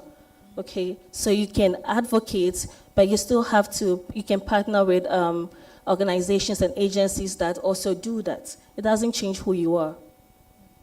Okay, thank you. I think as youths, we are not the future leaders, but we are the leaders now. And by statistics, we formed almost 80% of this population. What it means is that when we begin to look out for solutions instead of problems, automatically there's a great future. So I say that plastic pollution and sanitation is a headache, yes, but as young people, we can deliberately leverage on social media to be able to change these narratives. We can go into our research centers to be able to look for alternatives for plastics. There are so many things that we can do that directly changes the story for the future. Whatever we do we should just understand that it's not something we are going to get change in a month or two, but we are looking at laying the foundation, inspiring younger generations so that when we are weak or dead, they will come and take on with the legacies or with the research and take it on. So everything rests on us. Even the consequences of today's decision being made by parliamentarians, we are going to face the consequences. And therefore, I think we should never idle, we should never say we don't care, because now you can run, but at 60 you can't. And therefore, when it gets to the point where no vehicle goes or come because of flooding, the younger people at the time might walk through and go, but you as an older person at the time or at that time will definitely get drowned. So for now, let's leverage on everything. Peer influence. Today we talk about Manchester United, Chelsea and all of that. It's a huge conversation. We can equally have these sustainable conversations among ourselves, because we should not and never expect NCCA to go back to the time when they were telling us or using arts to educate us about some of the things or some of the good environmental practices. Today we have social media platforms that are way powerful than NCCA, and therefore we have no option or whatsoever to say we don't care. And funny enough, if we don't do anything now as young people, generations that will come after us, excuse my French, will regard us, especially our generation today, as the most foolish people ever. And I say so because now we have technology, we have all the social media platform to cause change. I take you back to when Osajifo, Dr. Kwame Nkrumah, and all the great Pan-Africans started advocating. There was nothing like social media, but they were able to get millions to buy into their knowledge and eventually preach peace or preach, independence, which we currently have. So with the availability of technology, TikTok, Instagram, X, if we don't do anything now, I'm sorry, but in our graves, we are going to hear stories like our foolish ancestors, just as we do now. Some of them, we speak ill about them, but whatever they did, it is upon us to prove whether they were or they were not. Thank you. Okay, interesting. Thank you. Thank you. I think in your submission, Chloe, you made mention of, partnerships. I know both of you are into areas of sanitation and then water availability. I want us to talk about some of the collaborations that you've had coming in and how far these collaborations have gone to make a statement in curbing our sanitation and then water issues. Okay, I would want to talk about the beach cleanup. We partnered with Sun Society to clean up beaches, the lovely beaches that have turned into like a refuse dump. And that is because the people living there do not care. And aside that, I feel very bad going to Alora Beach and paying so much when there's like an equally beautiful beach, but the only reason is the fact that that beach is messed up. So we partnered with them. We clean the beaches every Saturday in every month to clean beaches. It doesn't change who I am. We are driving the change. So these are some of the partnerships that we have done so far. And, when we started with just a few, but now people are seeing the impact. So then they are coming together and then they are volunteering. That's one thing I didn't mention. Please, let's volunteer as youth. That's how we can also push this good sanitation out there. let's volunteer. It doesn't change who you are. And there's even a good side of you volunteering, because then you can add it to your CV and all that. It opens greater doors for you. I didn't get into the position because I'm brilliant or anything. It's true volunteering, you see. So there are bigger opportunities out there, but you need to learn to volunteer and expect nothing in return. Give yourself for the service, and it pays in different ways, not money though. All right. So you can talk in terms of Pastor Boys. Okay. So I completed University of Ghana in 2016, and I saw how people, especially those of us who have been to universities, how quote unquote we look at people cleaning the streets and we call them names. But we are quick to forget that when you get to the office and there is no cleaner, the managing director becomes useless. And that is the truth. And therefore, to be able to let people understand that entering into a university is just an avenue for you to broaden your scope or your horizon or your understanding. And therefore, if you go through the cycle for 4 years, you come back and you cannot solve any community-related problem, then I beg your pardon, you are just playing games. And you were awarded, let me say, a certificate to prove that you were part of the gamers. But the truth is, education should be the universities especially we should be the problem solvers. So hundreds of thousands of students come out of Legon every day, and yet we sit around and complain about problems. So what is the education then? Because the truth is, if a foreigner enters this country, before they call out for degrees, PhD holders, and all sort of students, they will first of all look around us. If they see dirty environment, doesn't matter what you show up with, whether PhD or whatever, but in their mindsets or in their minds, we are all non-educated. The only difference is that some has documents to prove education and others not. And therefore, education should reflect in what you see in the environment. And if you all eat from Agboboloshi, yet is the most dirtiest place in terms of market, then what are we doing? So Pastor Boy says that to be able to break this chain I call a chain of mental slavery or mental deception or lack of self-appreciation enough, where we always take selfies from UK, Canada to show where we have been. But right the corners where we were born, everything is a mess. So we need to really upfront the problem, speak to the truth as it needs to be spoken to, so that we get to understand that we cannot and never can ever blame anybody for our problems, because now we have what we call freedom to be able to do things ourselves. So Pastor Boys, every week we step out 3 times daily. And I want to even cite right here Okpongulu, from Medina towards Okpongulu. The right hand side used to flood a lot. We came in, showed action, did what sustainability means in real terms, beyond the book knowledge or the theory aspect. And today, you can testify when you go through that there is no flooding. So I've always said that the conversation around flooding in Ghana, especially Accra, is what I call fake or deception, meaning that if we stop people from building in waterways and not wait until they get to line 10 and break it down, then definitely we are making headways. Even if we don't win now, we have set the precedence for young people to come and see what it is like. So we are deliberately leveraging on social media. That is why everything we do, we put it out there, because we want to leave evidence in a video that even if we fail at the end of the day, these evidences will be there for other young people to know that it doesn't always take the government intervention. In fact, all sort of change that we've seen in this world today was change that started with individuals, and it cuts across. We no longer walk from Accra to Kumasi. We are using vehicle. It was not a government intervention. It was an individual who understood that legends are only built when they identify problems and solve them. And therefore, we can equally do the same with Pastor Boys. That's great. A round of applause. Okay, so we realize that when it comes to the youth we have so many ideas in how to curb some of these things when it comes to our sanitation as well as water issues. Now let's talk about how youth can translate their ideas into actionable programs, or let me say policies that can help us to track how some of our works that we do in curbing such situations can be periodically looked at. I think I'll go with you, Madam Chloe.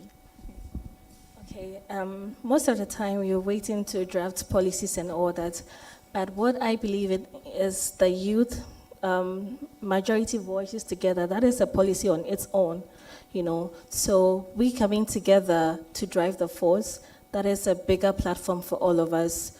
Most of the time, we are waiting for the government. This is not a government issue, it is our issue. So we don't have to wait for the government. Let's fix it ourselves. Let's collaborate together. And you need to communicate very clearly, okay? There are social media platforms, but how are you communicating? How are you selling your story? They have done so great.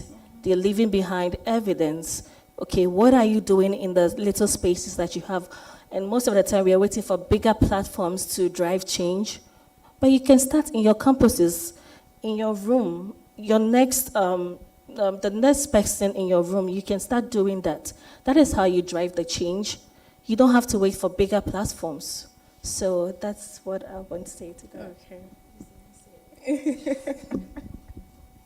Okay, so I want to give you a practical example. I was here when Verna was talking about the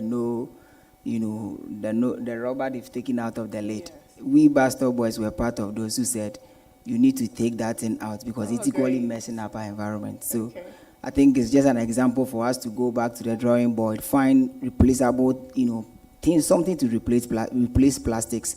And then with that a policy now, we can go to the companies, tell them this is what we have, try it. If it works, they can actually abandon plastic and start using that. And automatically you are creating employment. So I guess we just have to be more practical beyond, all the other things. Okay, we just have to be more practical. We are coming almost to the end of the discussion, but this, of course, applies to both of you.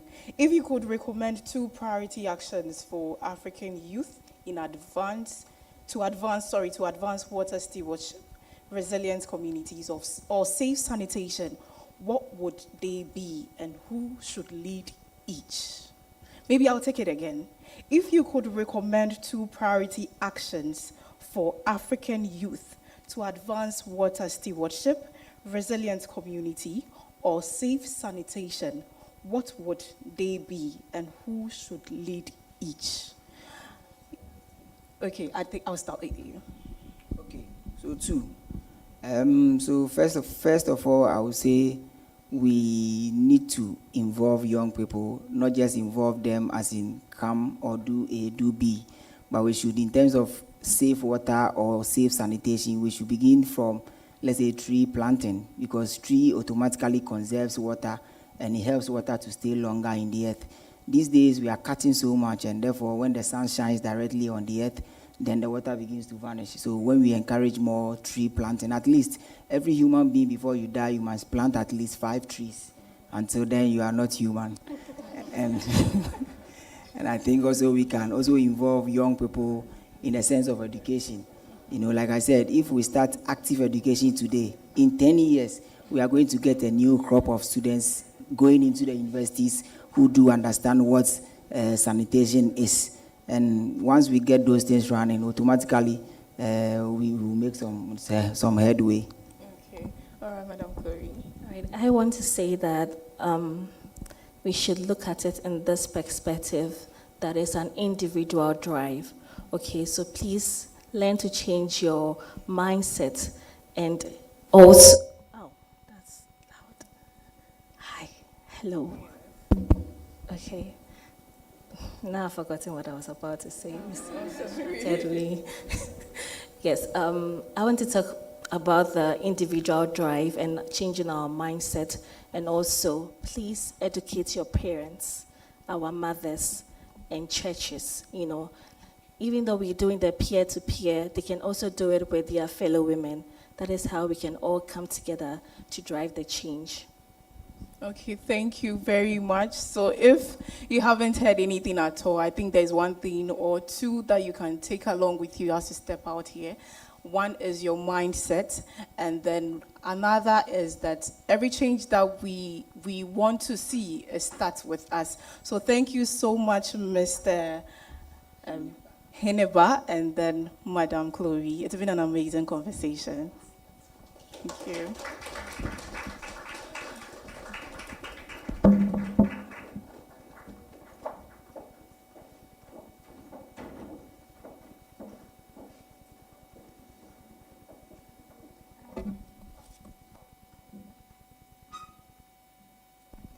Thank you very much, Ms. Deladem and your panel for this very, very great and insightful discussions. Now, next on our agenda, we have a cultural display.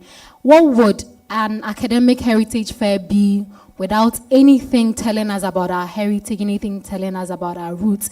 And so on this note, I call on stage the Lilies dance crew. But as they come, let me take this opportunity to acknowledge our sponsors, Center for Global Africa, Enrich in Africa Center, and Twelium Company Limited. Lilies dance crew.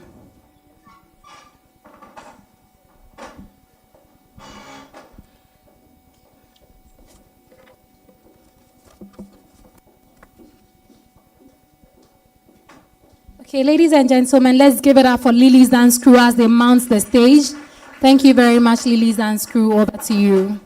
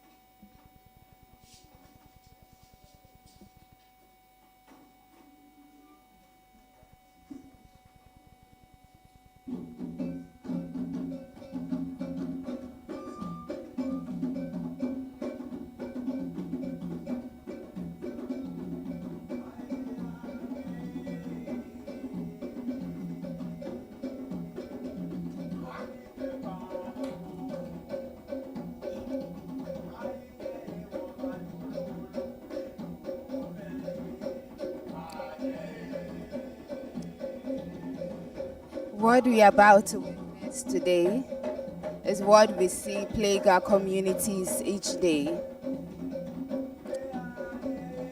Rubbish dumps everywhere, in our gutters, in our streets, in our river bodies.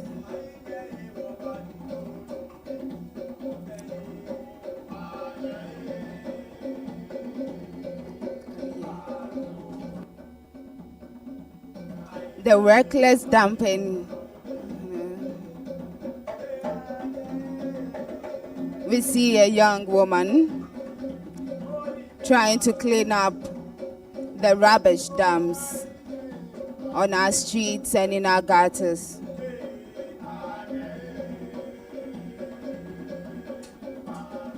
And even as she does that, she's confronted by the same community members who are defecated and who are contributing to the pollution of the environment.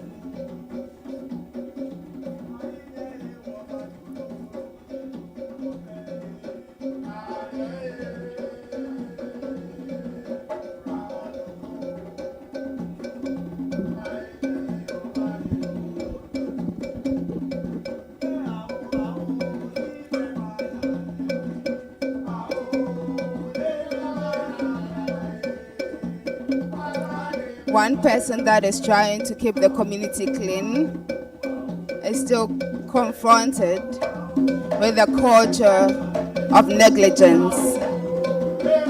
And as we see what we are seeing, the confrontation still continues.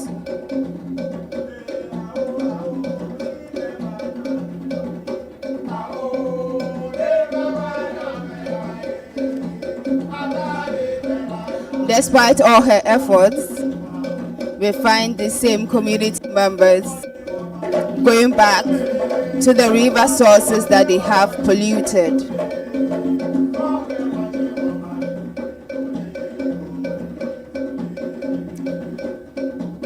To drink and to eat from the same polluted areas.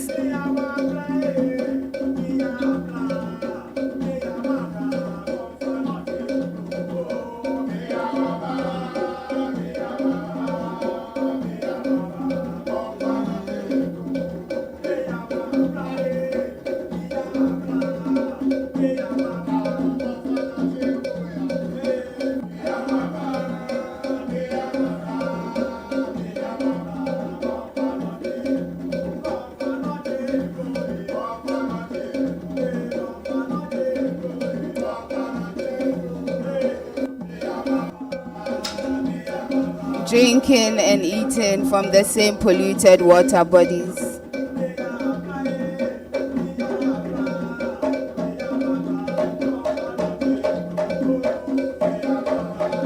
You can imagine what the end results will be.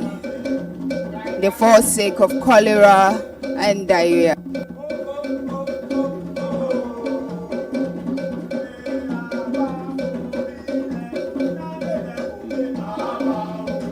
They experience vomiting and running stomach.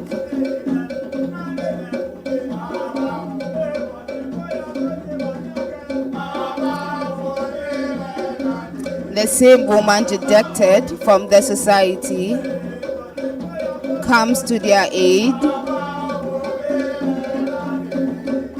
brings them some medicines to take.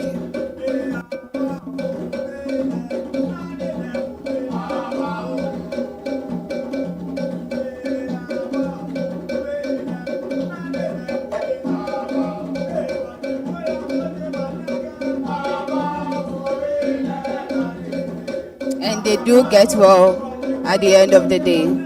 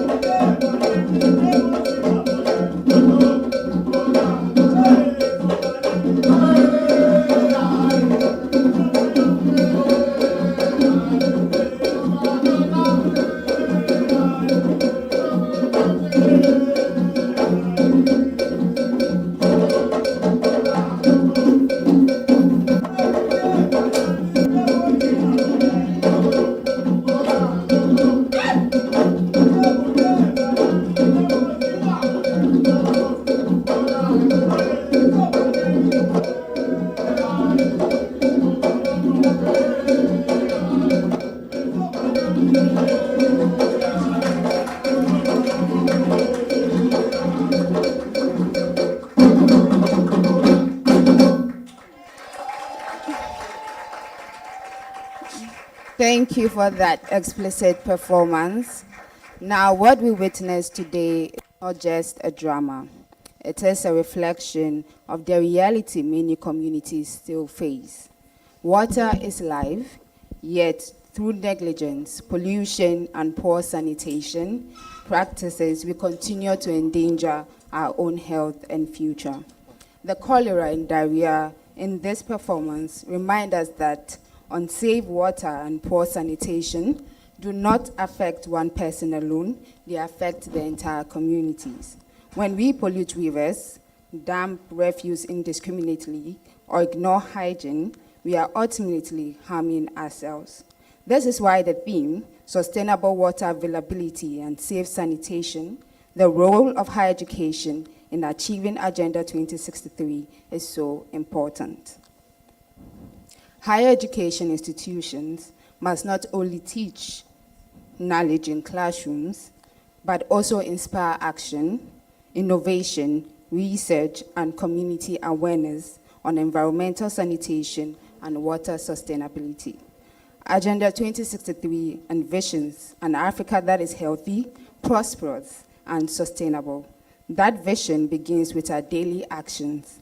Let us become protectors of our water bodies, advocates for sanitation, and agents of change in our communities. Thank you.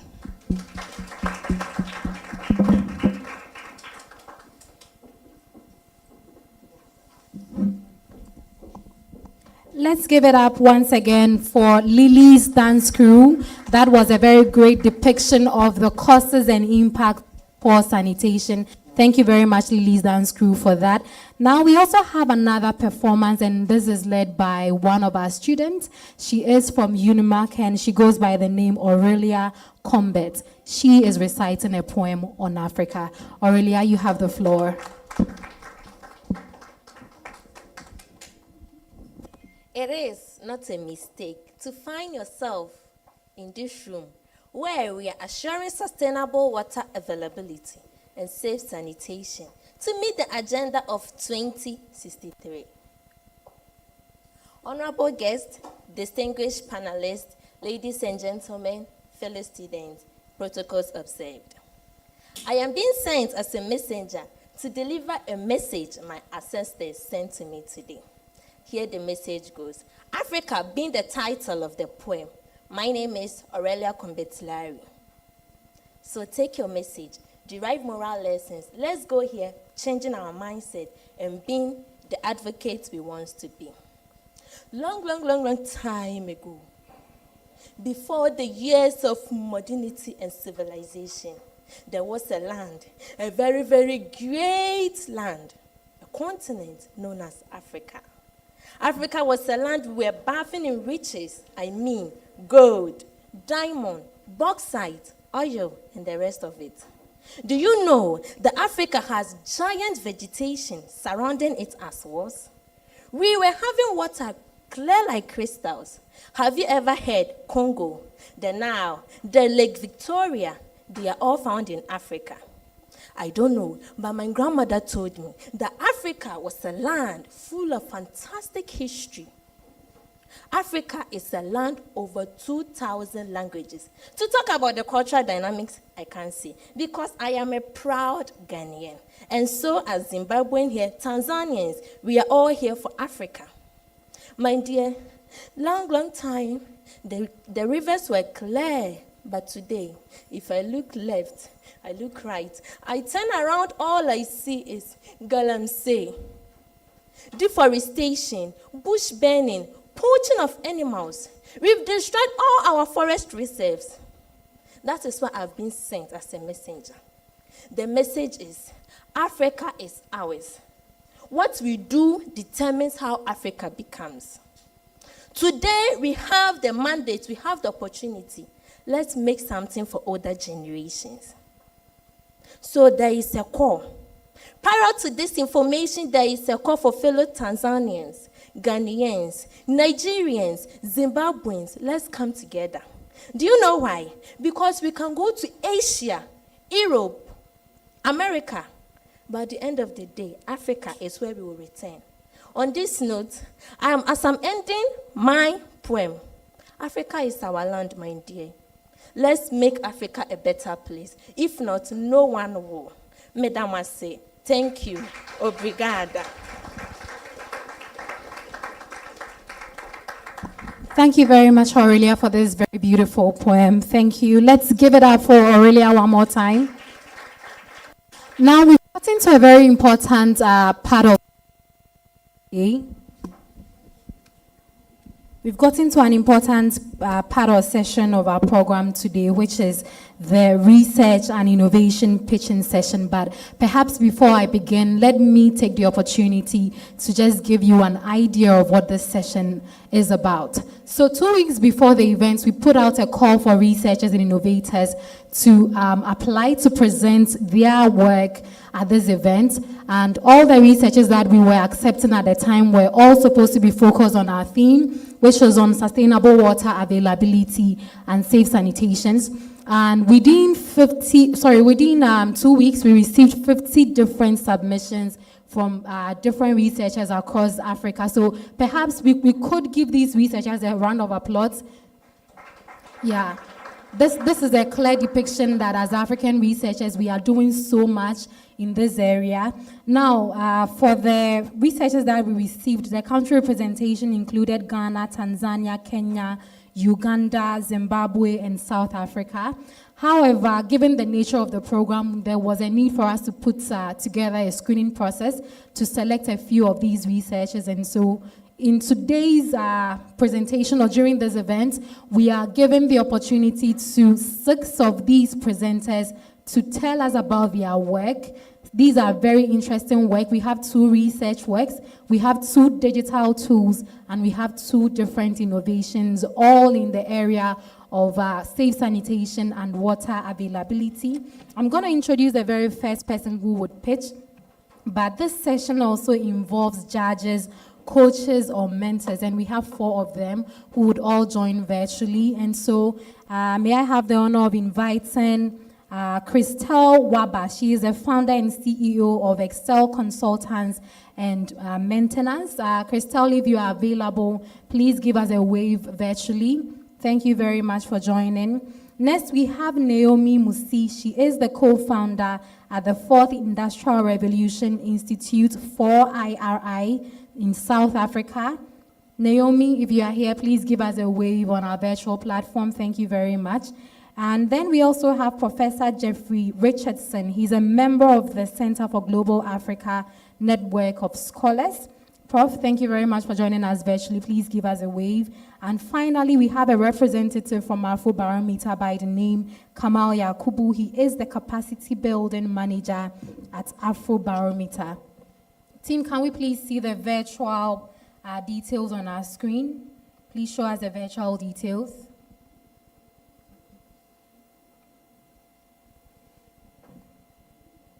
And now to our very first presenter, I call on Dr. Victor Eyo-Esi, and he is presenting on Aqualink. The topic is community-driven smart water access and purification system for rural Nigeria. Our presenter is joining us from Nigeria, and so Dr. Victor, you have 10 minutes for your presentation, after which we'll give our judges the chance to pass some feedback on the work that you have done, and also to give you access to data and a few resources that you would need to upskill your work. So Dr. Victor, over to you.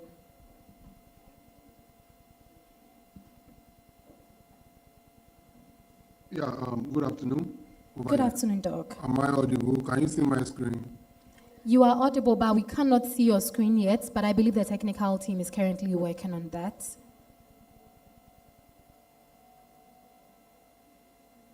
Can you see my screen? Not yet, Doc. Not yet. Can you see the screen? Yes, we are seeing your screen now.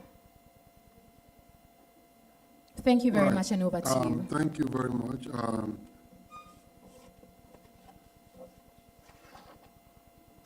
My name is I'm a social expert and zoonotic expert. First, I want to thank the AU for this opportunity. Hello, Doc. For being selected to present. Hi, hello? Doc. We are struggling to hear you. I don't know if you are using a mouthpiece or something, but your line is not very clear. Yeah, can you hear me now? This is much better, but we are still struggling to hear you. Okay. Yeah, I'm not using mouthpiece. Okay, thank you. Thank you, sir. Yeah, like I said, my name is Victor Eyo-Esi from Nigeria, a medical sociologist by profession and researcher.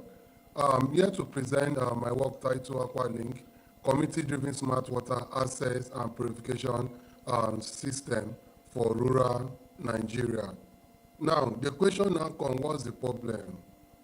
A lot has been said. Like we all know, water is a major necessity, man, not only man, animals, and the environment.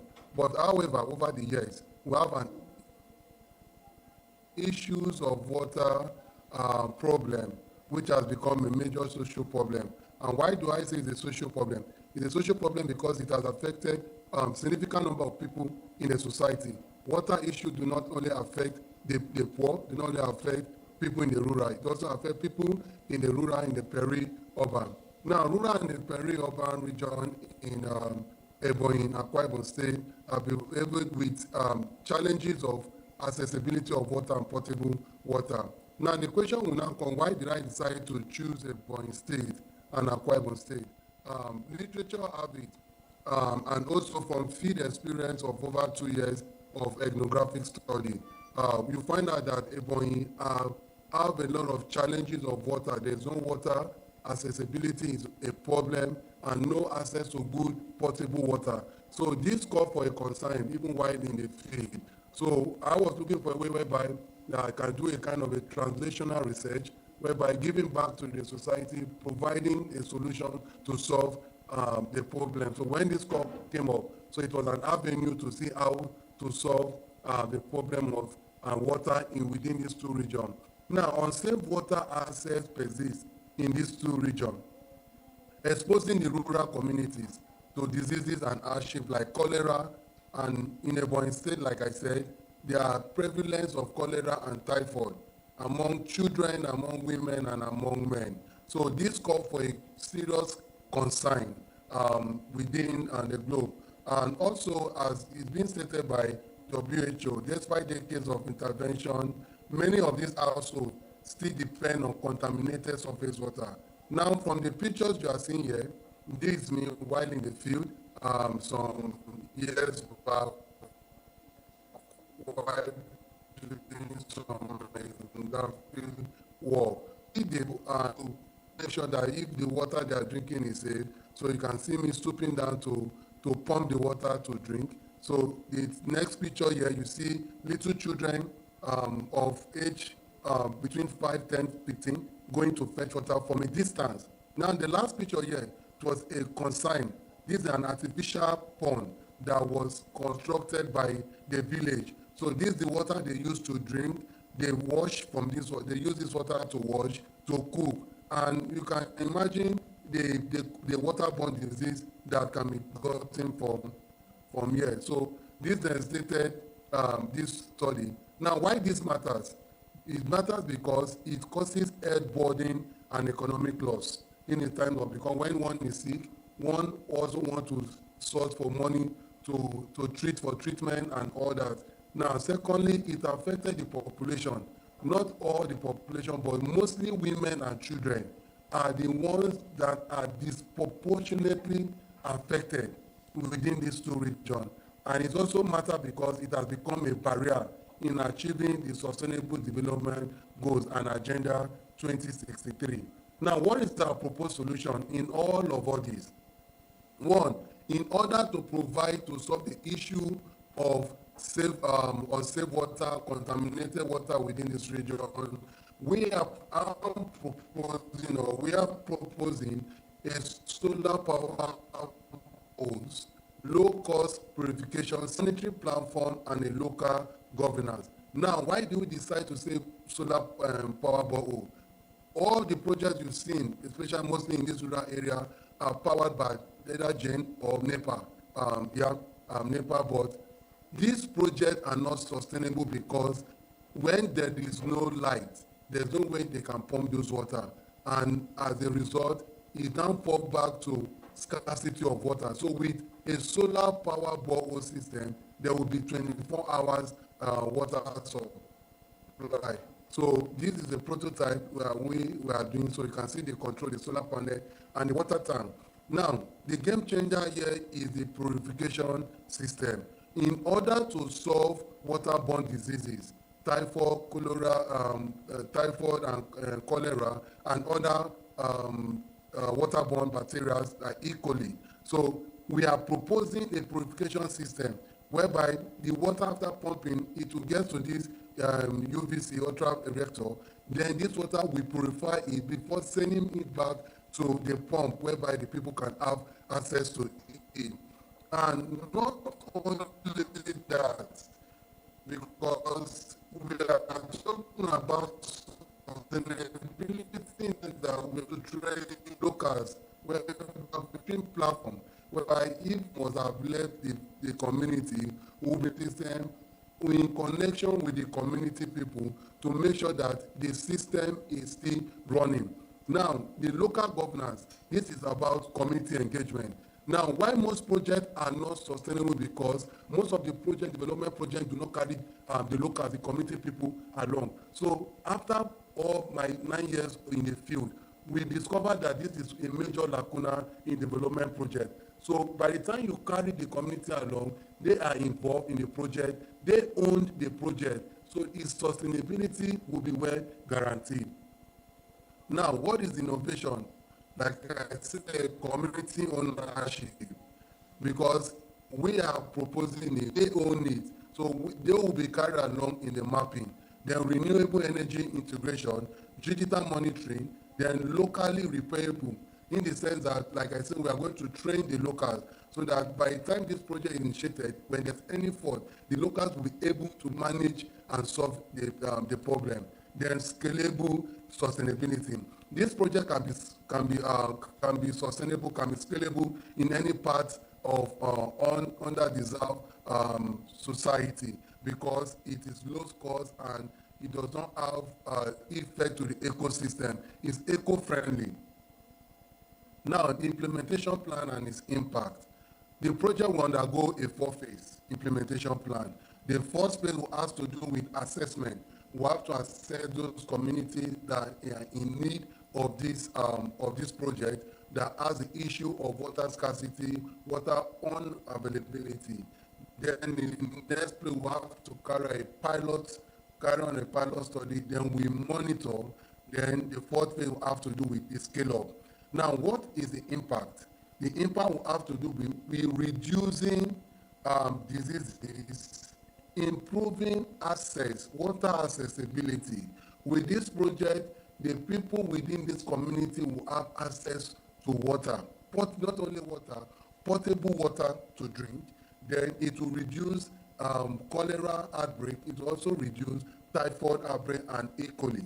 Then job access and sustainability. Now, in conclusion, Aqualink aligns with the Sustainable Development Goal 6 of water accessibility, potable water, and the AU Agenda of 2063 by delivering sustainable rural water solutions. Now, why do we decide to go to rural areas? The rural areas are the marginalized people in the society today. So thus, it was a thing of concern for us. So let's see how we can develop the rural people. Let them have access to potable water, because when they have access to potable water, when they are healthy, then the issue of sustainable development, good health and accessible water will be achievable. Aqualink is a scalable clean water infrastructure solution that combines renewable energy, affordable purification, and community participation in transforming rural water access in Nigeria. So you can see from the picture there, you have the Aqualink, bringing in partnership with sustainable development. So with this project of ours, I think with funding, we'll be able to make sure that we reduce issues of water scarcity. Not only water scarcity, which will provide sustainable, safe borehole water, and also it will reduce the prevalence of disease burden of cholera, E. coli, and typhoid. Thank you very much for listening. Over. Thank you very much, Dr. Victor Ayo AC. Please let's give it up for him once again. Thank you very much for your contribution to water purification systems for rural communities in Nigeria. Thank you.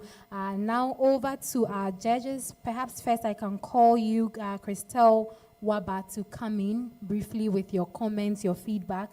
Then we would move to Professor Jeffrey Richardson as well. Christelle, over to you, please.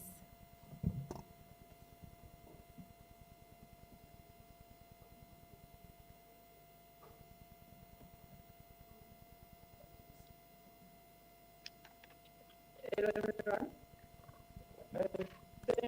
Thank you.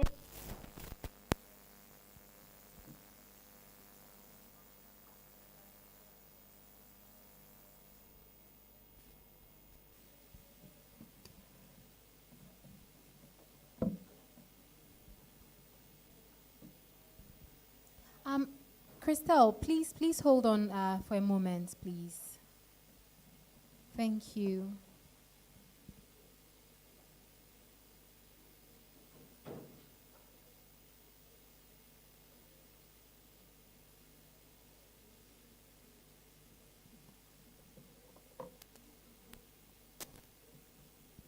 Okay, I think while we try to solve this issue, we were all here, we listened to Dr. Victor's presentation.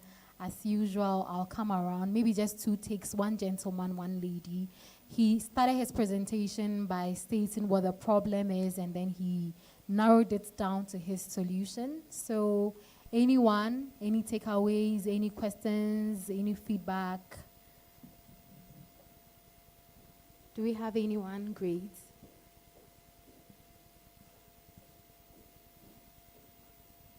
Okay, thank you so much.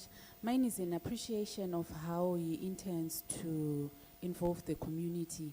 Like one person said, we need to do things for the community with their input. So as he started presenting, I was concerned about that. And when he addressed that, I said, well, that's good. Because the community knows better what they want and what they need. And I also appreciate that his innovation is coming from research. This is something which he has seen happening. So this is what we're saying. We need to see and then see how we can help, and then go and ask the people we want to help how best we can help them. Thank you so much. Thank you very much. Thank you so much. I would come back to the next person, but Christelle is ready. So Christelle, over to you, please. Yes, I'm back, the connection. I'm great with the initiative system. That the first comment I would like to know, like for the first project, did you study about the water demand? Because on your project, as you say, you are able to deserve. Christelle, apologies, please. We are still struggling with the sound, so please give us a moment as we rectify the issue. So I'll come back at my audience. We've already had a female who has given her submission, a brilliant one, by the way. So any gentleman? Any gentleman? Hello, my gentleman. The way you're not looking at me. You're not looking at me, so I'm also looking at you. Yeah, but I'll come to you. Okay, thank you very much. To me, I think the takeaway is clean water is something that we, the ordinary citizens, can't actually provide solution. Thank you. Okay, thank you very much. Any more submissions? Any additional submissions from anybody? From anybody? Hey, nobody's looking at me. Oh, hello. See if you don't look at me, I'll give you the mic.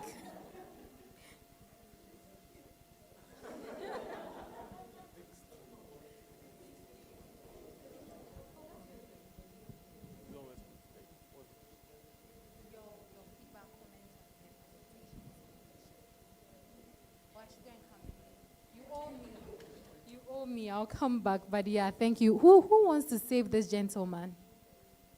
He says he will take the second presentation. Oh, great.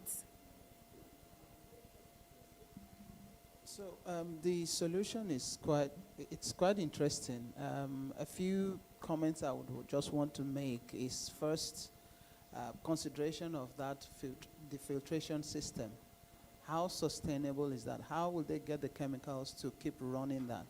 Because if there is no guaranteed supply chain to ensure that those inputs that will be used at the treatment section is ensured, that might be a weakness for that project.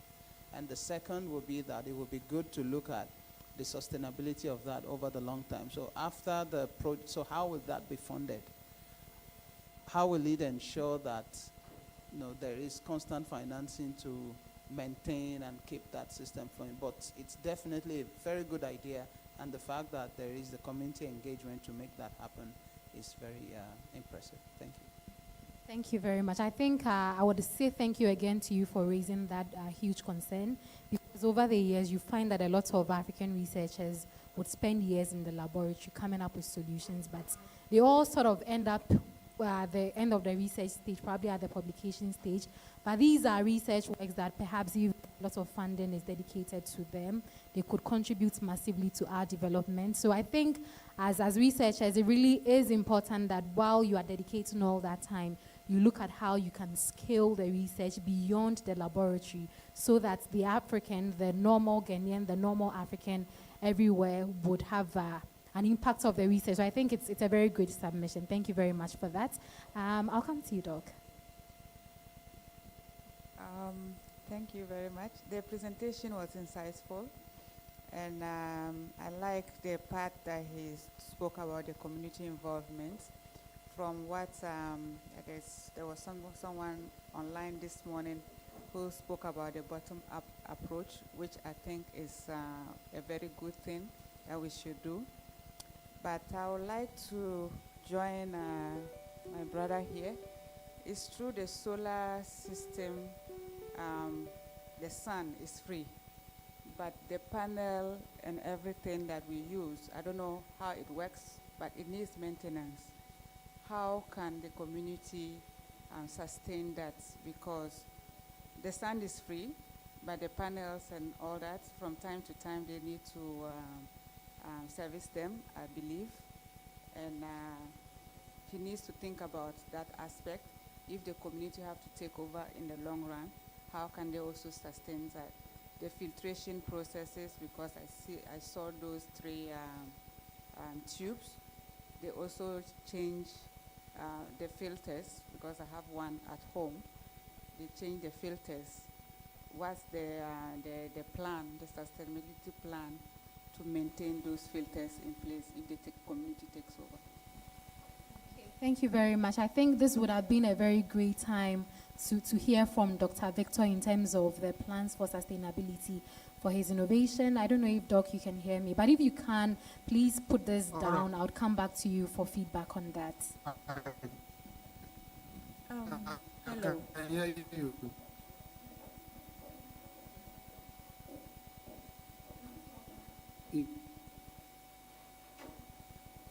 Yeah. Hello. Yes, Doc, we can hear you. Proceed. Yeah, I can hear you. Yeah, please proceed to respond to the question. Yes, please.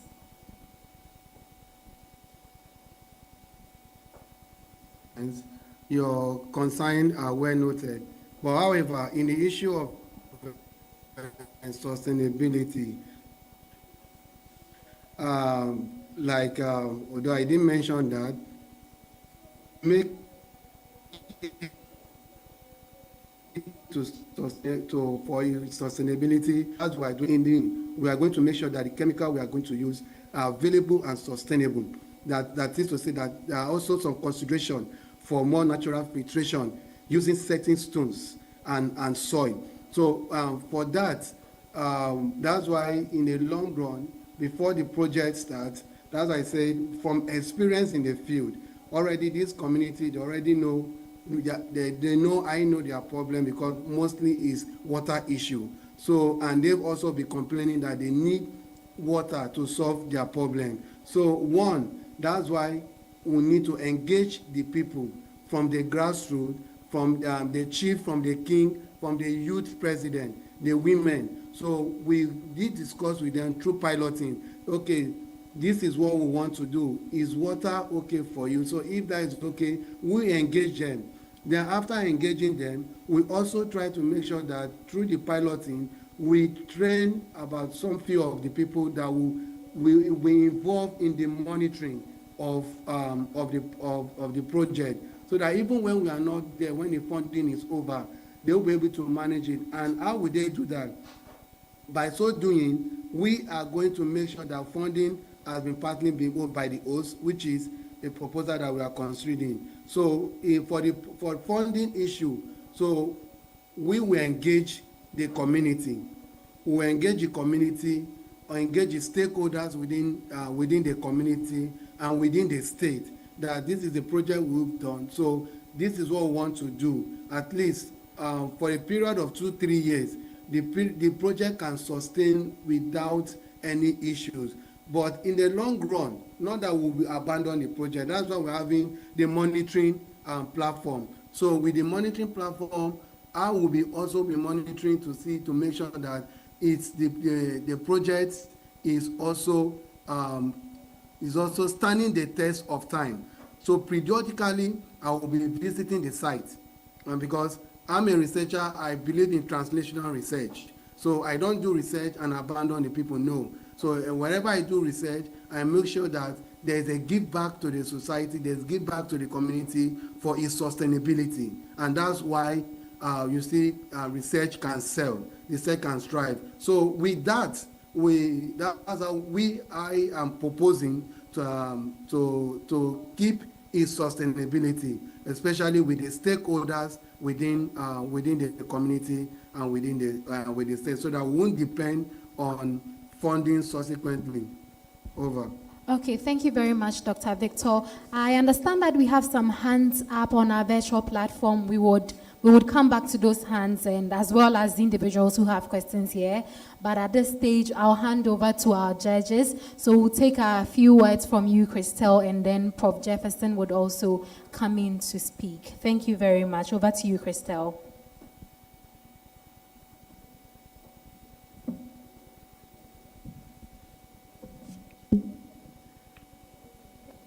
Thank you so much. I hope now you can hear me.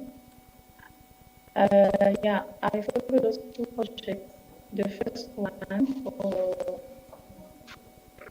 Thailand Day on the palm mobile water repair system for rural community, and the second one on the solar power borehole as well. So for the first one, I think it's a great initiative that we have to reduce distance, fetch water, eliminate illness, and allow kids to go to school. And as the community rely on the water point for the all water use, I would want to know also, like we say that we're going to supply almost 300 to 500 people. So you're talking about only drinking water. But what about other water uses? Did you also study about the water demand of the population of the rural community? How did you plan it?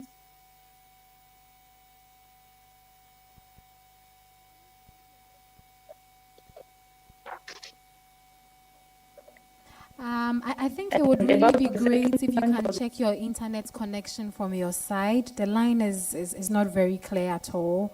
We are struggling to hear you, so maybe kindly check your internet connection from your side. But as you do that, perhaps I can hand over to Professor Jeffrey so that he can come in as you try to resolve the internet connectivity from your side. Thank you. Can you hear me? Yes, please, we can hear you. Great, thank you so much. So I think the presentation is great. I do work in the solar industry, and I'm here as a scholar with the Center for Global Africa, and I really appreciate them inviting me, and also all the great work in terms of this Pan-African focused event that we're having today. These concerns are critical. You know that as well as I, or better than I. But I think for this specific presentation, I understand about the project, and also you're looking at multiple years of development.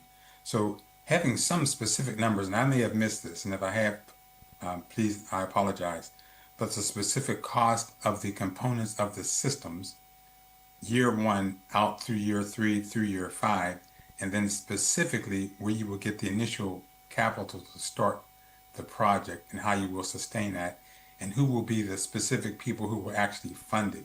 And if the community is going to fund it, how much will that cost, and have they made commitments to actually fund it on an ongoing basis? There are other ways to do this and other ways to get people to support it. It could be individuals who may support it. And I heard some people mention questions related to the technology. That can be an issue. So certainly getting some of the highest quality solar might be a good investment up front so that you can reduce the problem of having very low cost solar technology that breaks a lot or is not fixable. And I think it's a great project. It's really important. And I think the idea about the training of local residents is really key, so they understand the full spectrum of the technology, the systems, the components, and also the cost for replacements over time. So that's just a few thoughts off the top of my head there related to the project, but it's really important. And I think cost, components, local training, and specific numbers around the cost stretched out over 3 to 5 years at least, and where those sources are, even if they're not absolutely certain, but to have some specific sources listed that you've been in touch with who have made some commitments to support the project. Great, thank you very much, Prof. Thank you for that submission. Now we move on to our second presenter, and goes by the name Blessing Moyo. The research topic is Linda Manzi, Water Guardian. It's a solar-powered smart monitoring platform for non-renewable water reduction in urban water distribution systems. Blessing, over to you. You have 10 minutes for your presentation. Kindly unmute. Greetings, ladies and gentlemen. All right, my name is Michael Matenda. My colleague Blessing here will be the one showing the slides. So I'll just wait for him to just start presenting and then we can get into the presentation. Awesome.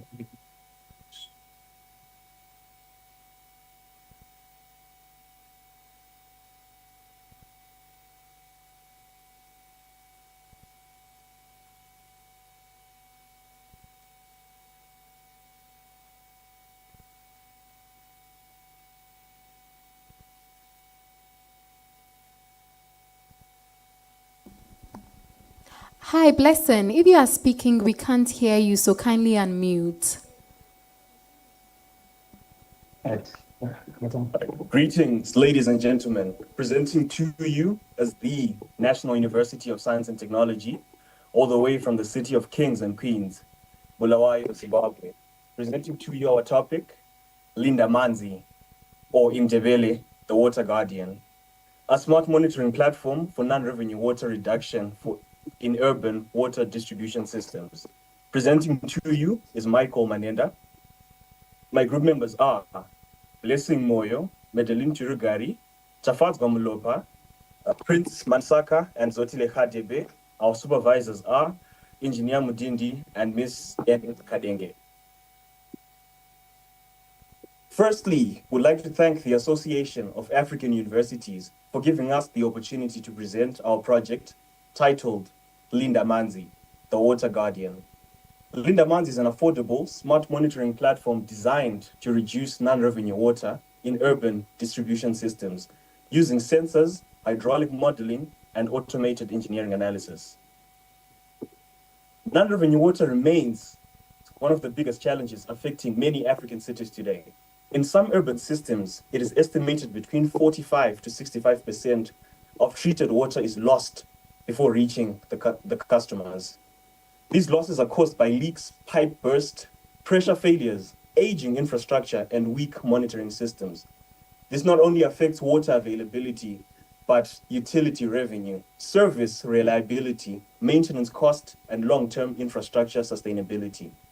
Most utilities still operate reactively, meaning that the faults are only identified after the pipe has already burst or after the consumers have reported supply interruptions. Linda Manzi aims to reduce and help utilities move from the reactive maintenance towards predictive and proactive infrastructure management.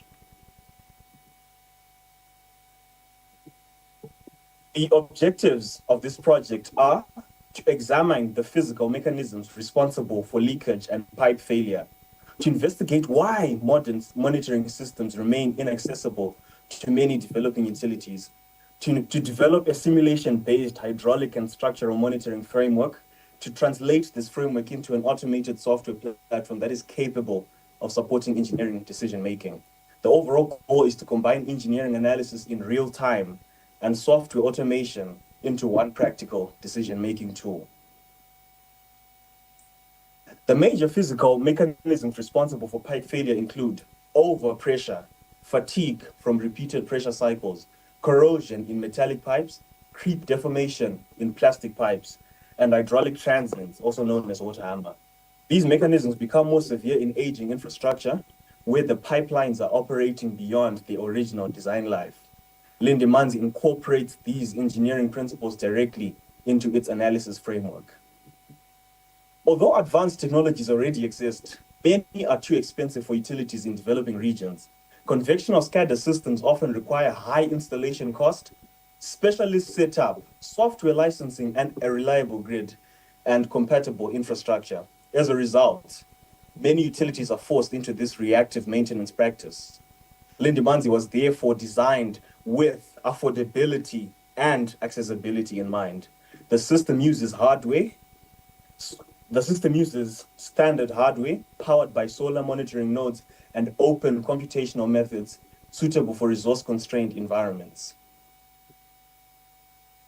The core of Lindemanzi combines four major components: real-time sensor monitoring, hydraulic simulation, pipe integrity analysis, and automated anomaly detection. First, the Internet of Things sensors collect pressure and flow data from the direct water distribution network. Secondly, hydraulic simulation models predict how the network is predicted to behave under normal operating conditions. The live data is then compared against expected hydraulic behavior and historical trends. If an abnormal conditions are detected, such as pressure loss, unstable flow, or expected deviations, the system can identify the possible leaks or developing faults. The platform also estimates pipe failure probability using factors such as stress accumulation, fatigue, corrosion, creep, and hydraulic loading.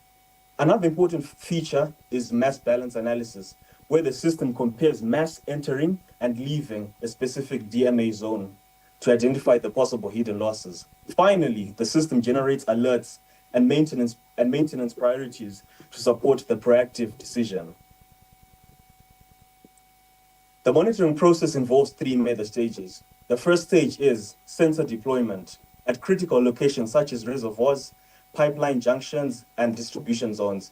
The second stage is real-time data collection and interpretation using Raspberry Pi monitoring units powered by solar. The third stage is computational analysis, where the expected hydraulic behavior and engineered limits are established and compared against live network conditions. These point that Lindemanzi does not only collect data, but it interprets network behavior and converts data into engineering decisions. The system has three main parts. The first part is the smart field node, which is installed along the pipe network as mentioned before. It uses sensors to measure pressure flow, water quality, and the pipes in order to detect leaks, burst, abnormal pressure changes, and possible contamination. The node is powered by solar energy with a battery backup lasting up to 3.5 days, allowing it to operate even during the worst of load shedding conditions. The second part is the central platform, which acts as the brain of the system. It compares hydraulic model predictions, real-time sensor readings, and a historical network behavior to identify true faults whilst reducing false alarms. The third stage is the operator dashboard, where engineers and decision makers can view alerts, the leak locations, pipe health, and system reports in real time. In simple terms, the system collects the data, the platform analyzes it, and the dashboard guides the action. Lindemanzi, therefore, is not just a leak detector. It is a smart water management system that helps utilities reduce losses, predict the failures, and improve service delivery. Lindemanzi helps water authorities know where the problem is, why it is happening, and the action that must be taken. The expected impact of Lindimanzi is significant. The platform can help reduce water losses, improve network reliability, lower the maintenance cost, and extend the infrastructure lifespan, therefore improving access to affordable, intelligent monitoring technologies. Most importantly, Lindimanzi supports a shift from emergency-based repairs towards proactive and evidence-based asset management.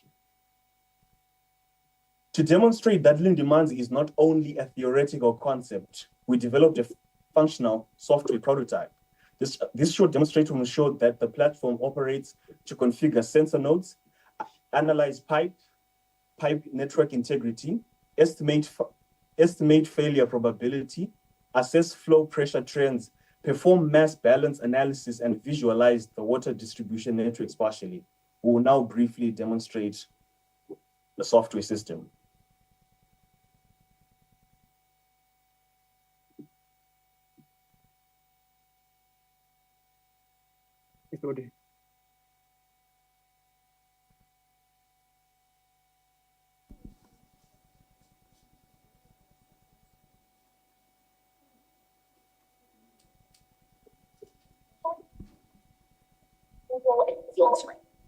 As parameters, what the runs on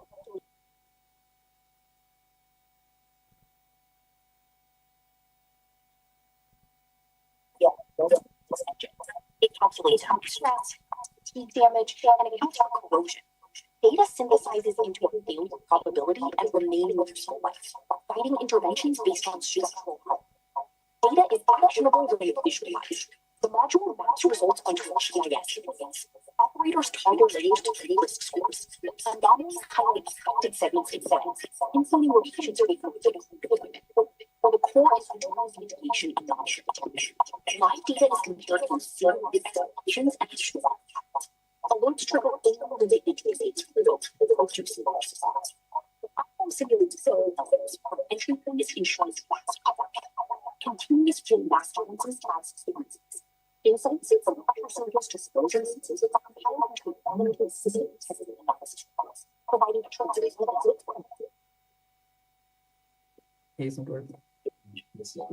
dashboard analysis. Randomizing is a sustainable path. Integrating renewable energy and predictive analytics at the edge computing provide a reliable, scalable solution to protect most pressure.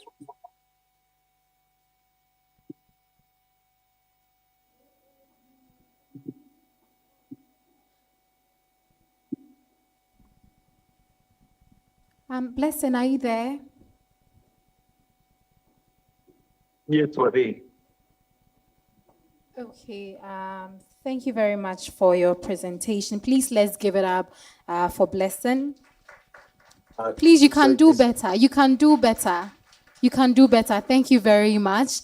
Now we would move straight to our judges. I'll start with you, Kamal. Kamal is with Afrobarometer.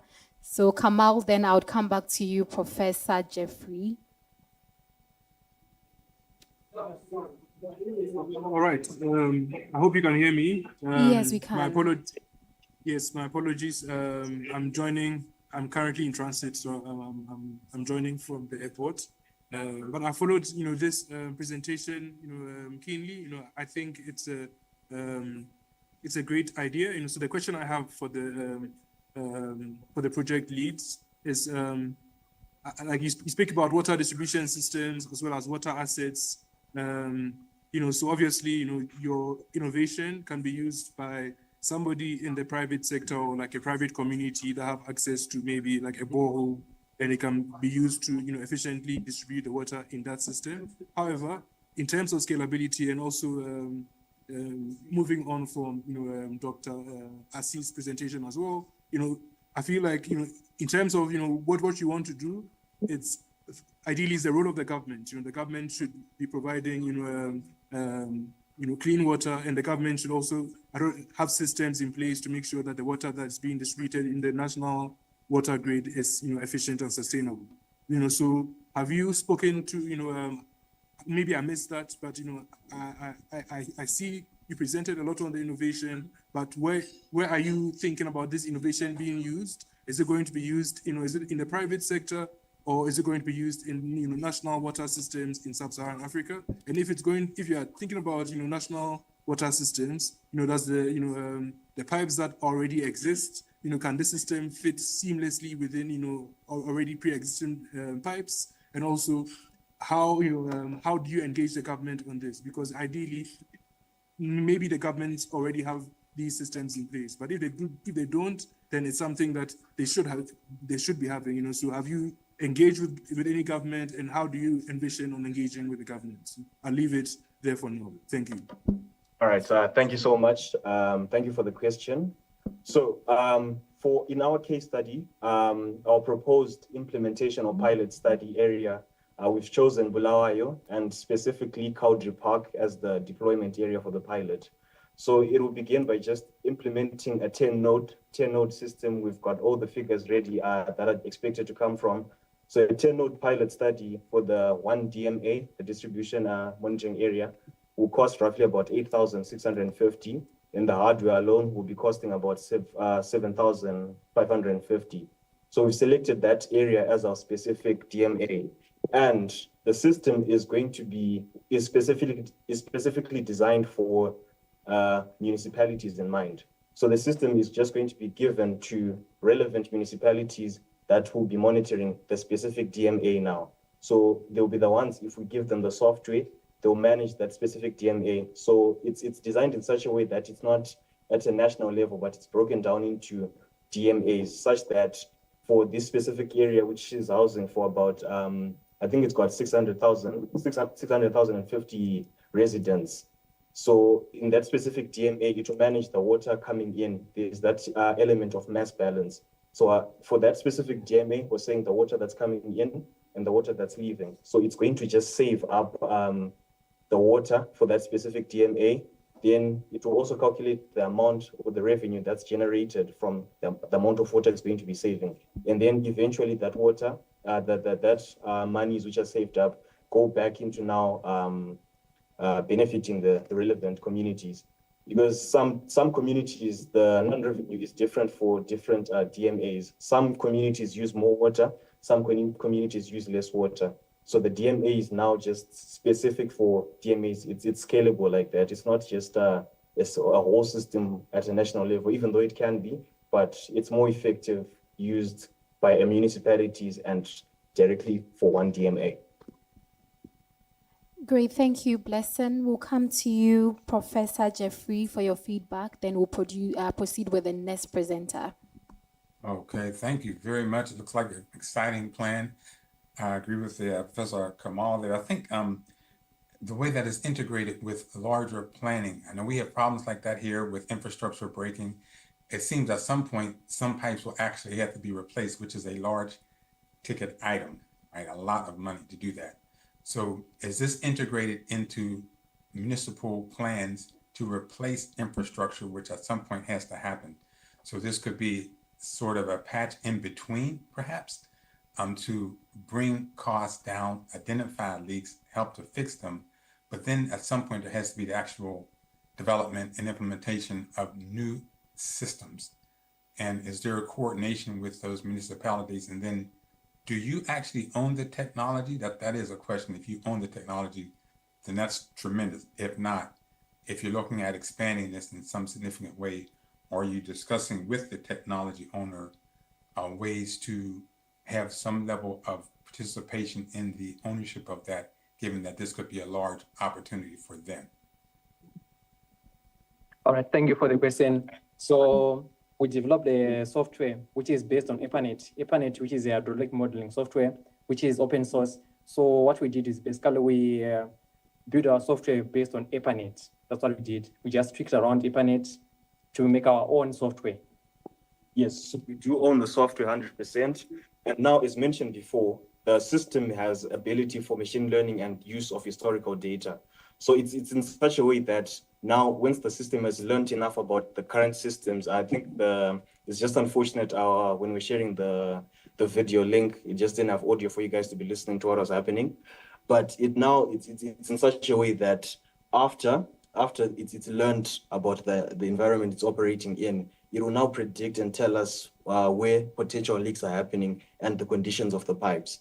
So when the pipes get so extreme that they are at the brink of failure, because the whole goal for Linda Manzi is to move from a reactive maintenance to now proactive. So it tells us before that, hey, this area, the pipes are at such a risk of failure, and then priority, and then monies or funds can be channeled towards repairing those pipes, removing the corroded pipes and installing new ones, such that there aren't any water delivery interruptions too extreme for the people on the receiving end, the consumers. Great, thank you very much, Blessing. Now we move to the next presenter. Can we have Canisius Mpala? His research work is focused on integrated water, environmental protection, and agricultural projects. So, Canisius, kindly unmute and please present. Thank you very much. Thank you, ma'am.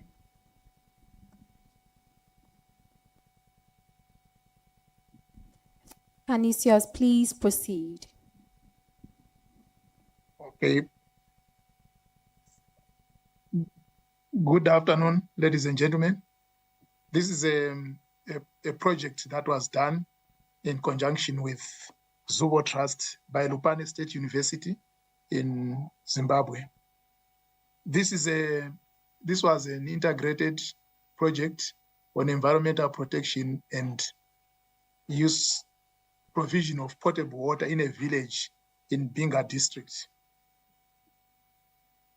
Binga district is one of the poorest districts in Zimbabwe. The project was carried out in Chibondo village in Binga district. It involved 270 households with a population of 1,350 people. And the beneficiaries were the Chibondo Primary School with 4 teachers and 203 students, the Chibondo and Dumbwe community. In this community, we also had vulnerable members, including 27 widows, 24 OVCs, and about 14 disabled persons. The community has a livestock ownership of about 800 cattle, and these use a wetland for drinking water. And we also have livestock from other villages coming to access water from this livestock. The project was initiated in 2018, 2019. The aims of the project were to improve potable water availability and access, where women walk up to 3 kilometers to access water, reduce the traveling distance, and also the time spent in collecting water. Some people would wait for about 2-3 hours to fetch water. Improve community livelihood through putting up some consolidated gardens, and also embark on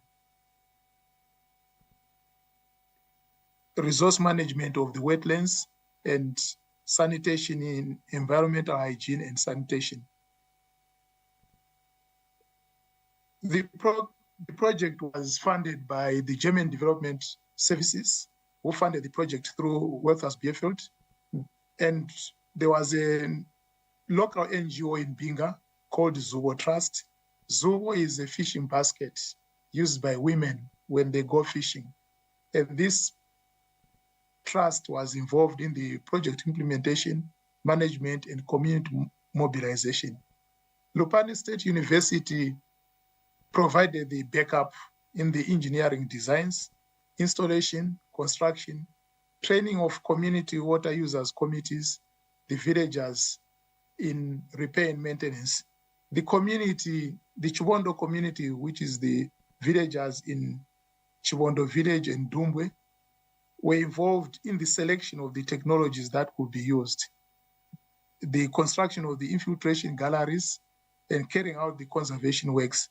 For sustainability, the government departments that are found in the ward were involved.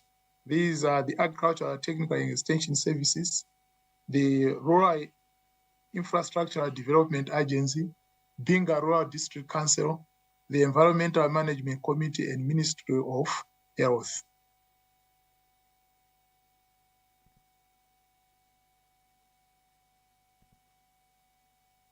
The initial situation was the Chibondo wetland is drying up due to climate change and water is becoming scarce.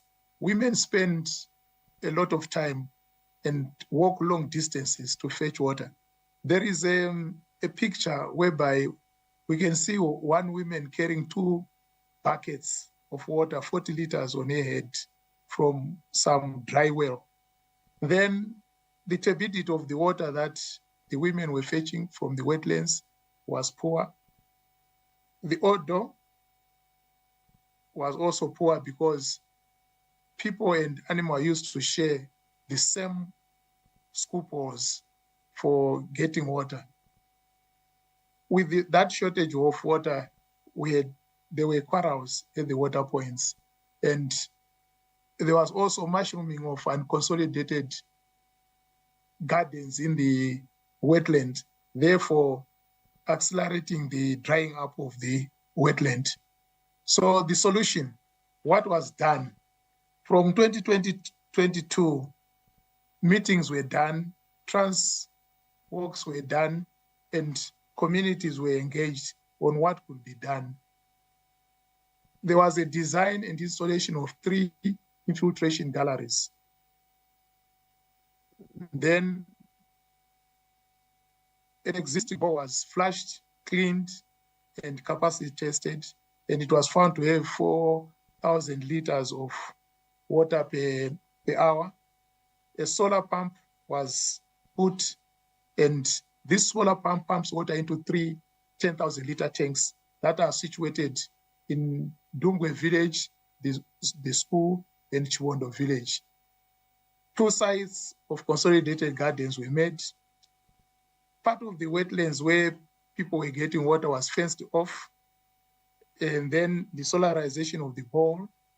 Then there was development of 2 protected wells, where these wells were dug, protected and sealed off, and equipped with solar pumps that pump water into 5,000 liter tanks.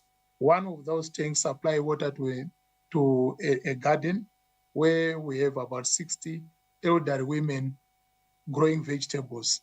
Then the other bowl pumps water into a tank where the community can get water. And this has reduced the working time that the community spends. The achievements of the projects were the 3 galleries that were put and installed, and all these were done with community participation, right from identification of where the infiltration galleries would be put, the construction, and then the running of those galleries. Then the water quality, especially the smell and the turbidity, has improved because water in the infiltration galleries goes through a natural sand filter that has been installed underground and covered. Then the wetlands have regenerated because of the fencing. Animals cannot go up into the wetland and trample it. The turbidity has improved. As I said, clean river sand was put, dug off about up to 1.2 meters, then fill up with river sand cover so that when the water gets into the pipes, it is filtered. Then on the right are the taps that were put in one side with 3 taps whereby women can now come and fetch water. What were the results of these taps is that even during the dry spells in 2024, a 20-liter bucket took about 2 minutes to fill. Therefore, the queuing time has been reduced.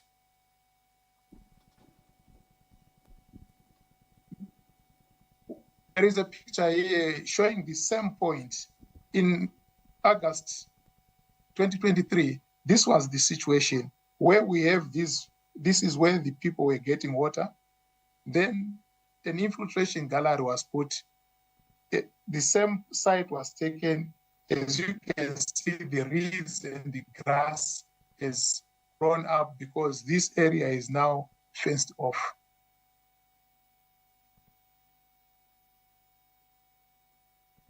What is the way forward?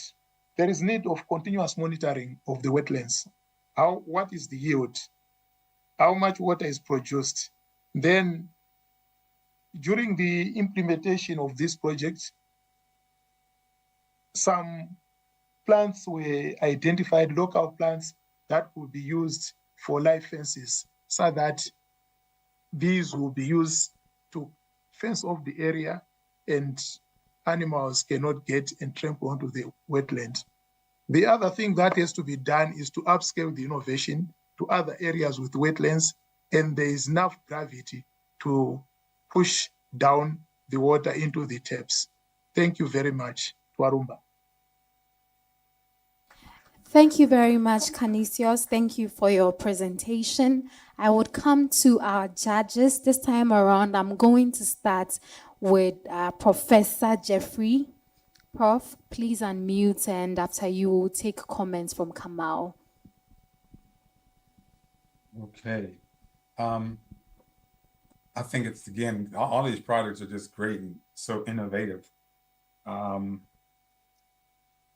talked about the consolidated gardening and some of the challenges that existed prior to doing this. How are people embracing or engaging with the idea of consolidated gardening? Is that working out very well in terms of addressing some of the issues?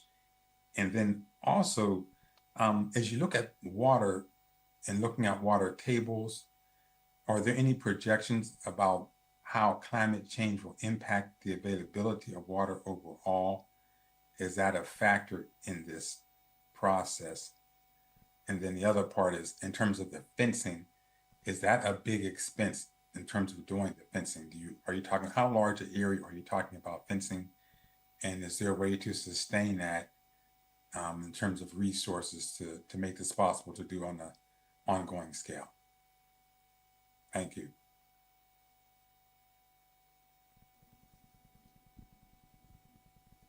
Thank you very much.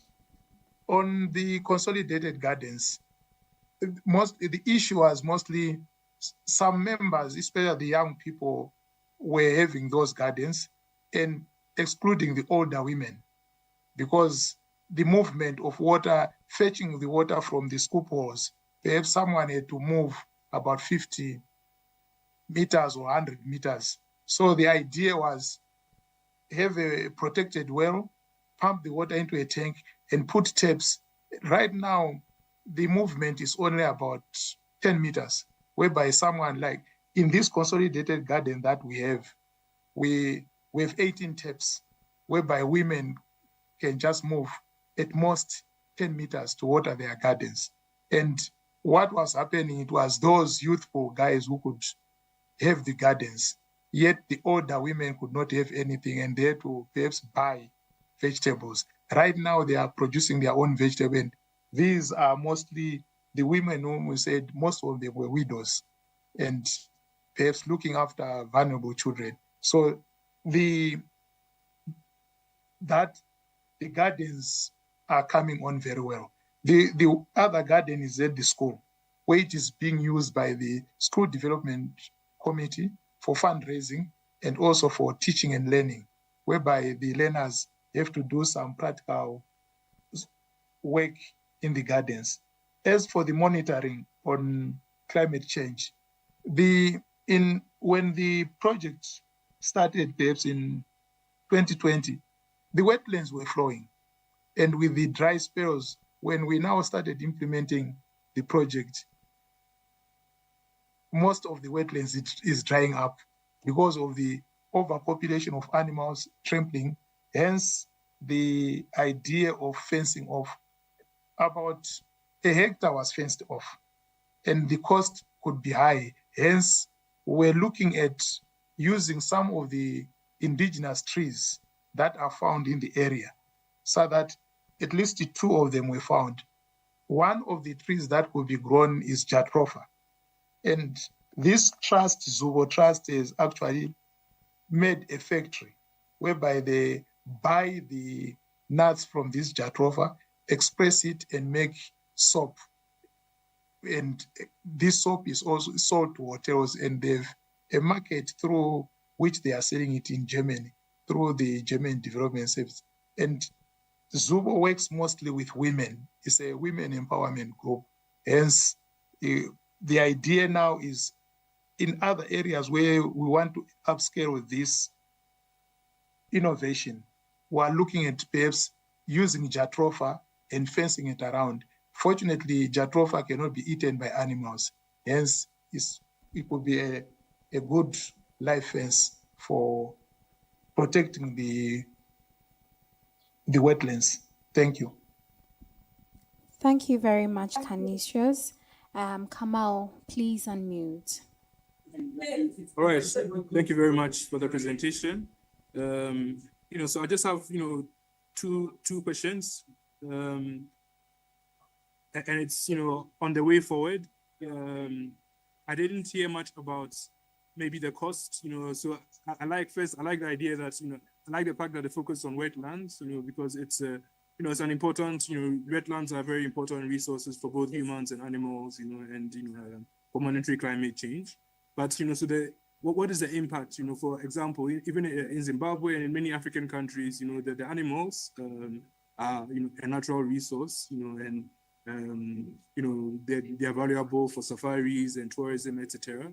So what is the impact of, protecting the wetland, with the fence on, the animals?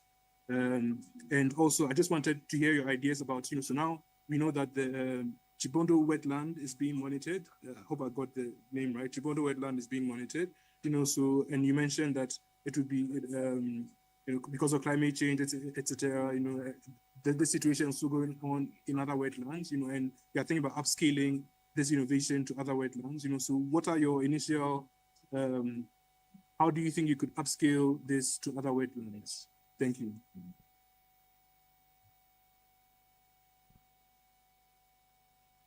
Thank you, Sam. I think on the costs, especially on the infiltration galleries, an infiltration gallery, we're using natural sand, and the cost is mostly the pipe that is put after digging.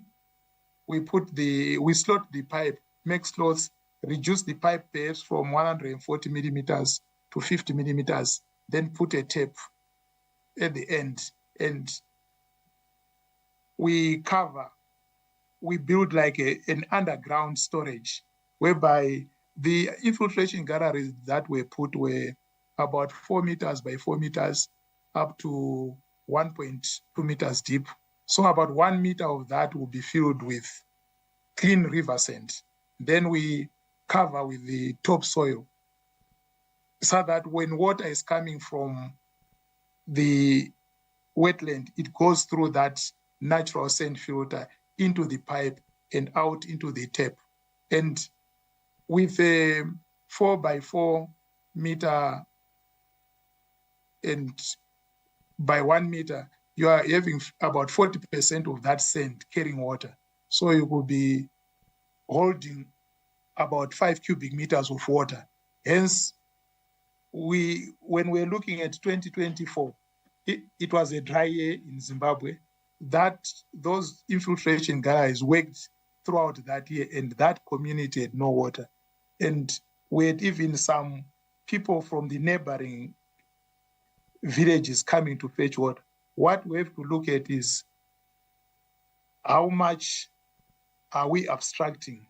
Are we not abstracting too much? And also the upscaling. The NGO Zubo is trying to come up with another funding proposal, whereby they are looking at other places. When this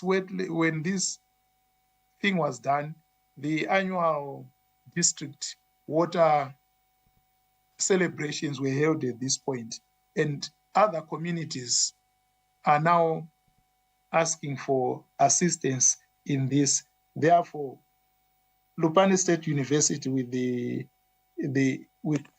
Zubo Trust are looking for funding into trying to upscale this and do it in three other wards that have natural springs.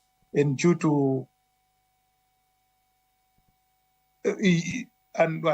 not suitable use of those, they might be drying up. Hence the issue about fencing. And the cost is not much, especially if we look at the use of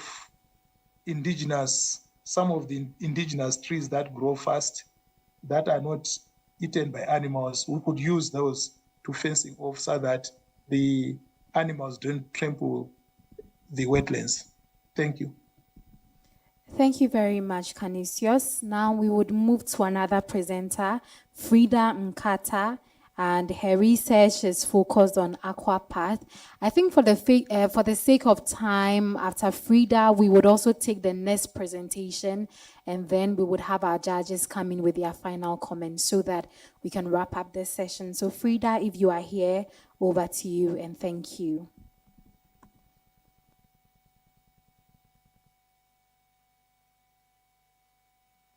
Thank you so much. Just give me some time to share the screen, please. Okay.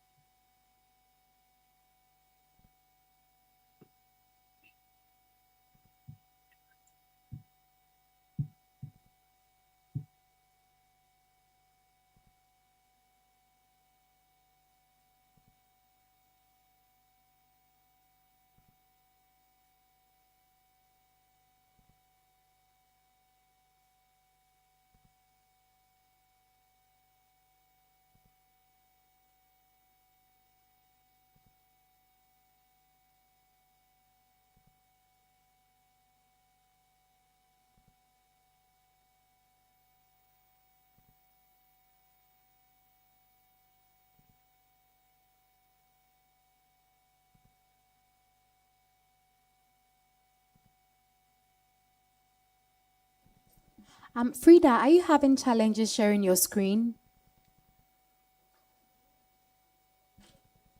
Just give me a minute, please. Okay.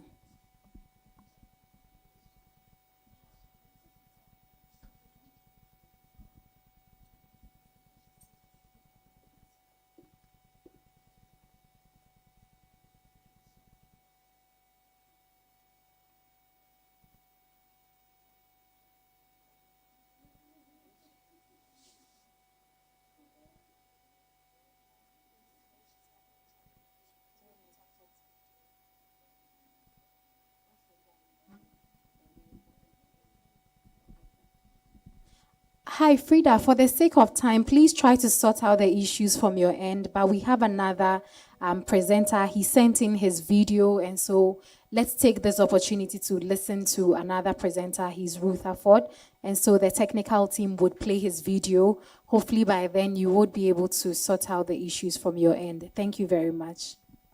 It's all right. I'm having a problem with my laptop just a bit. It's okay.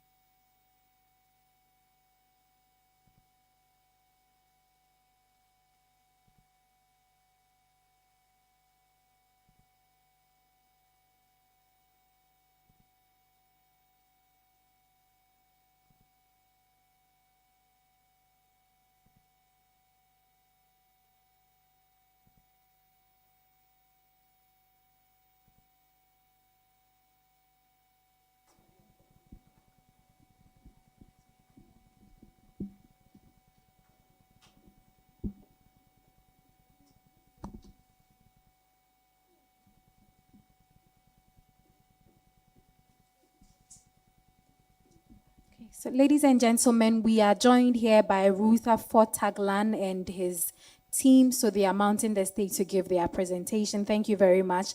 Their presentation is focused on Solar Aqua Enterprise. It's a solar-powered mobile water purification system for rural communities. Thank you very much for joining us, and over to you.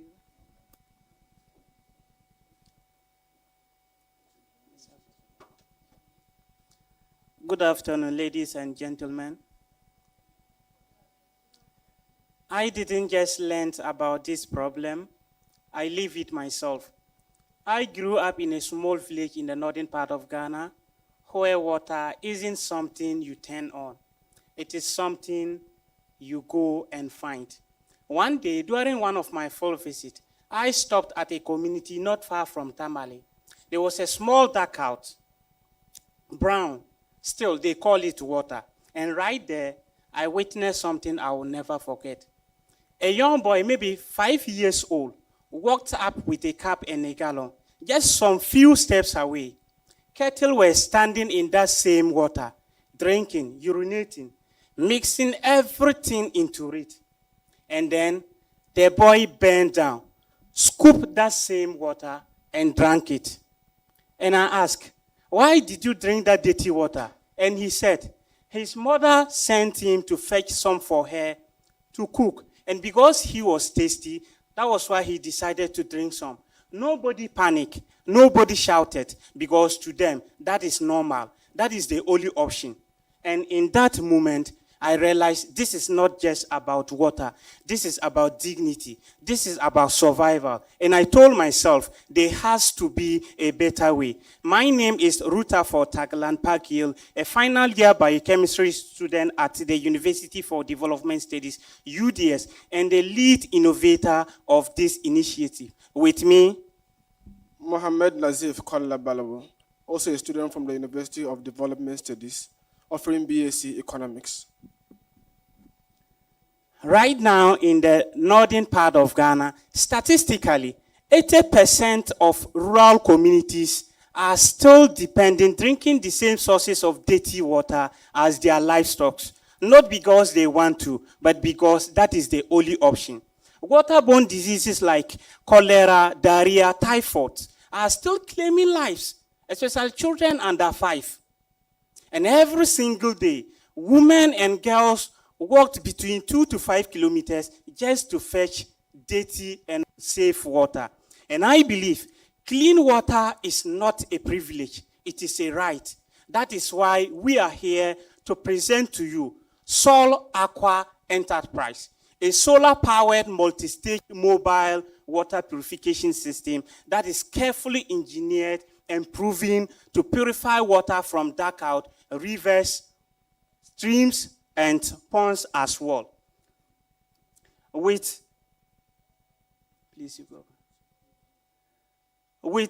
our prototype, we have the multi-layer sand charcoal for filtration. We also have the solar powered that is going to power the machine for the process. We also have the UV sterilization chamber where the water is going to be sterilized after it is being heated through the thermal heating panel. We also have the dual carbon and cotton final filters. So these filters are going to do the final filtration before the water is being stored in a purified storage tank. Now we also have, the prototype also have a mobile wheel that is to help in the mobility of the machine. Now the prototype is also incorporated with a digital quality tester that is for pH and conductivity to ensure that the water that is being purified falls within the pH and the conductivity of good and safe water. We also have the True CD coin activation system that is going to be integrated per cycle of treatment. As you can see, this is our prototype over.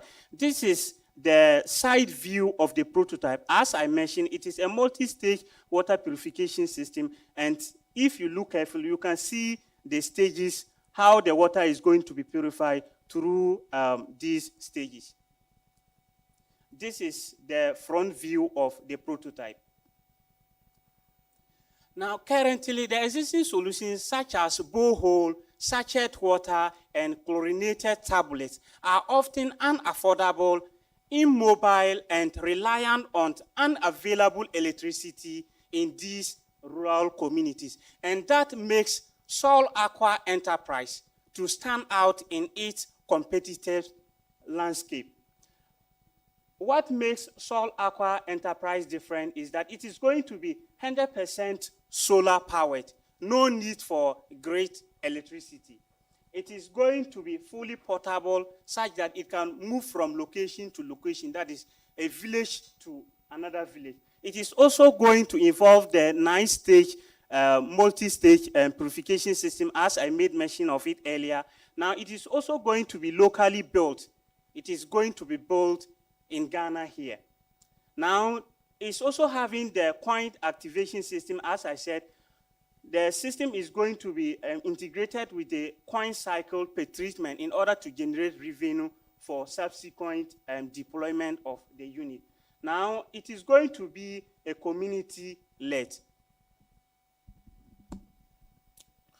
Our target users will be rural households that have no access to potable water, or usually that go long distances to have access to water.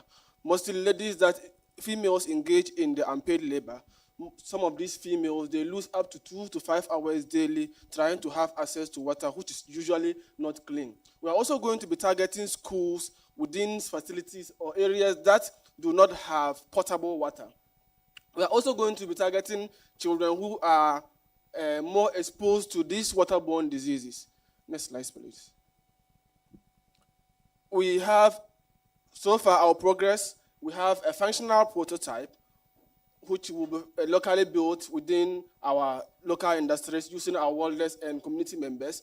Field testing after the deployment of the unit. After the first unit is built, we'll do the field testing. Then we have conducted a research which shows 90% willingness to adapt to the technology. Then a local fabrication capacity. That is, as I mentioned earlier, we will need no imported devices to build the system up. We also have a positive water quality check.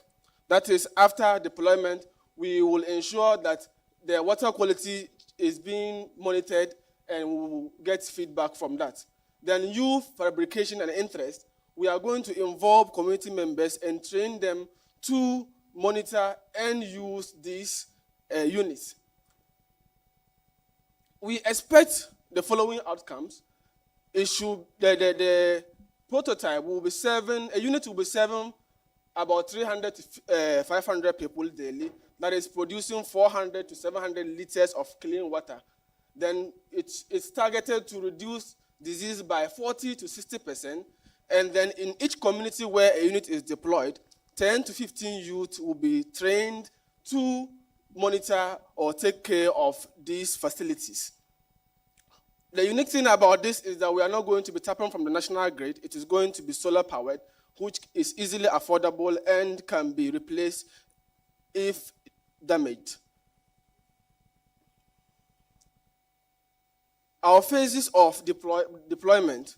For our first to fifth month, we are going to finalize the prototype and purchase, that includes the purchase of unit and the assembling of the prototype. Then we are going to deploy it to a selected community, starting with Nyankwala, where we school.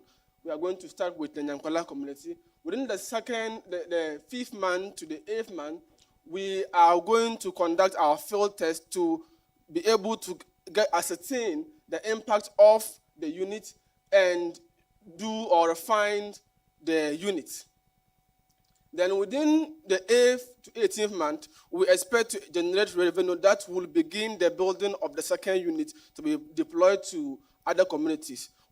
Our target is to start with Nyankwala, but to scale up to larger communities, rural areas in Ghana and Africa at large. But our main focus starts from Nyankwala and Tamale, where water is very scarce.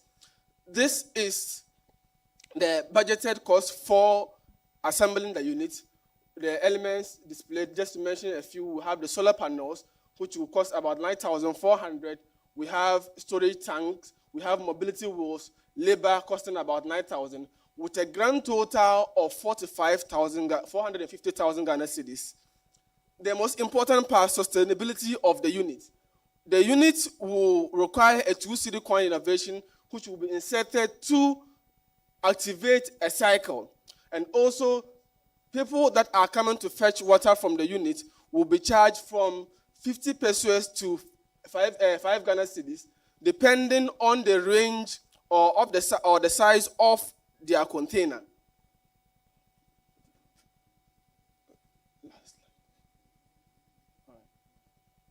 Thank you very much, ladies and gentlemen. We present to you Solar Aqua, the solution for the next generation. Thank you. Thank you very much, Rutherford. And your name again? Mohammed. Okay, thank you very much for coming all the way from Tamale, right? Great.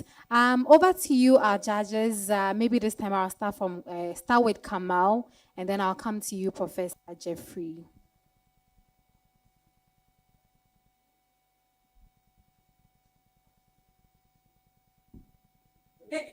All right, hello.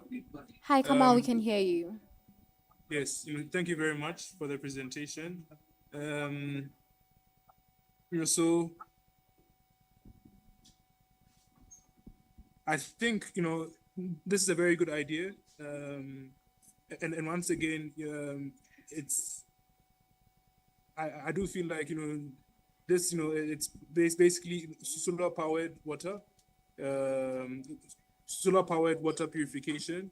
And when I look at your implementation roadmap, the only time, so you talk about scaling up, and from month 8 to 18, you talk about scaling up, and then that's when it's only when you are scaling up that you are thinking about developing government and NGO partnerships, and then also before that, in terms of your validation, you also talk about how, I think I picked it up earlier on in the slide, you said that every new unit is going to be funded by the previous unit, so how long will that take? Because so basically, because the cost from what I got was 45,000 cedis, and maybe some modeling also in that direction to show us how long it will take, because you are saying 5 to 8 months to validate it and begin fabrication of 2 to 5 new units. However, I do not know whether you'd have been able to raise enough money from the first unit to be able to validate within 5 to 8 months. So that is something for you to consider. Otherwise, I think it's a good idea. I would like to see ideas like this come to fruition. So that's why I'm also encouraging you that even at the starting phase, because providing clean water and is really like a public amenity, and we civil society individuals are stepping in to help the government. I would even say that maybe find a way, even at the early stage. At least this presentation is good, but find a way even before month 8 to 18 to involve other partners, especially the government. Thank you. Before you come in, Christelle, perhaps you can also take your feedback or your question, and then the team can address all the questions together. Okay, thank you. Now you can hear me? Yes, very loud and clear. Okay. I was saying this is a great innovation system project, and I can see that you can reduce the distance of fetching water, eliminate the illness, and allow kids to go to school. And I was asking, as the community rely on the water point for all water usage, because this project is already drinking water. Did you also think about other water usage? Like you're saying, people will come with the container, and then from the container you tax, they're gonna pay how much for that container. Is it going to be able to supply for all those water usage, or only for drinking water?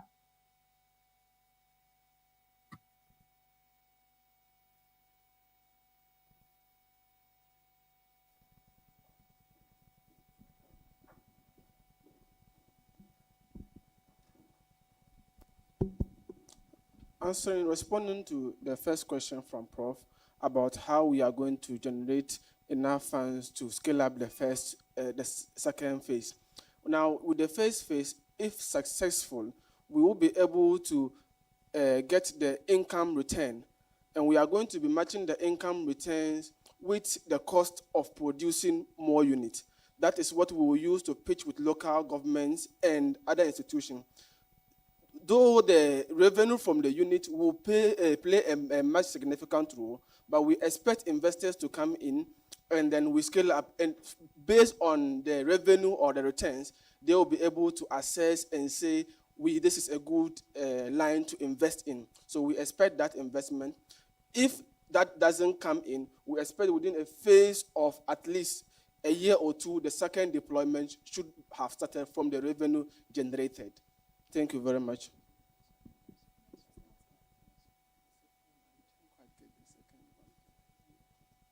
The second question I didn't quite get. Okay, Christelle, could you please repeat the question? Apologies.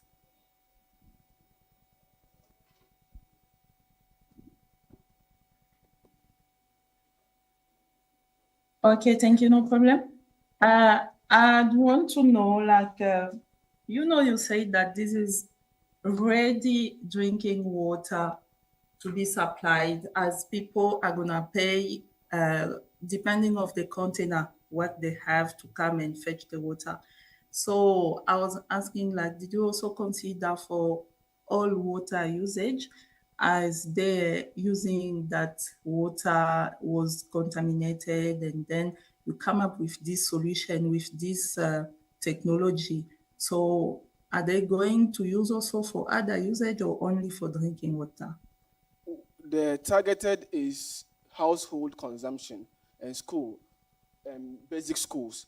So they're not really for industrial purposes. The unit cannot produce large quantities for industrial purpose. So it is targeted to rural areas where they use dugouts and then rivers as their main, or streams as their main source of water, targeting their schools and their homes.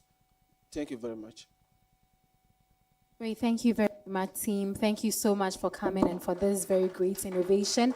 And now we'll call on our next presenter, Frida Nkata, who is presenting virtually. So Frida, kindly unmute as you give your presentation.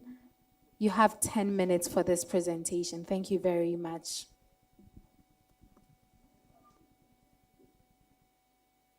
Thank you so much.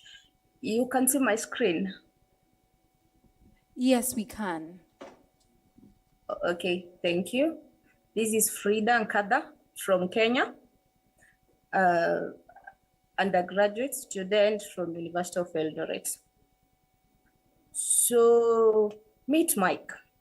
Mike is a pastoralist living in Samburu, Kenya, and he owns a very big herd of cattle that represent his entire family's livelihood, wealth, and future.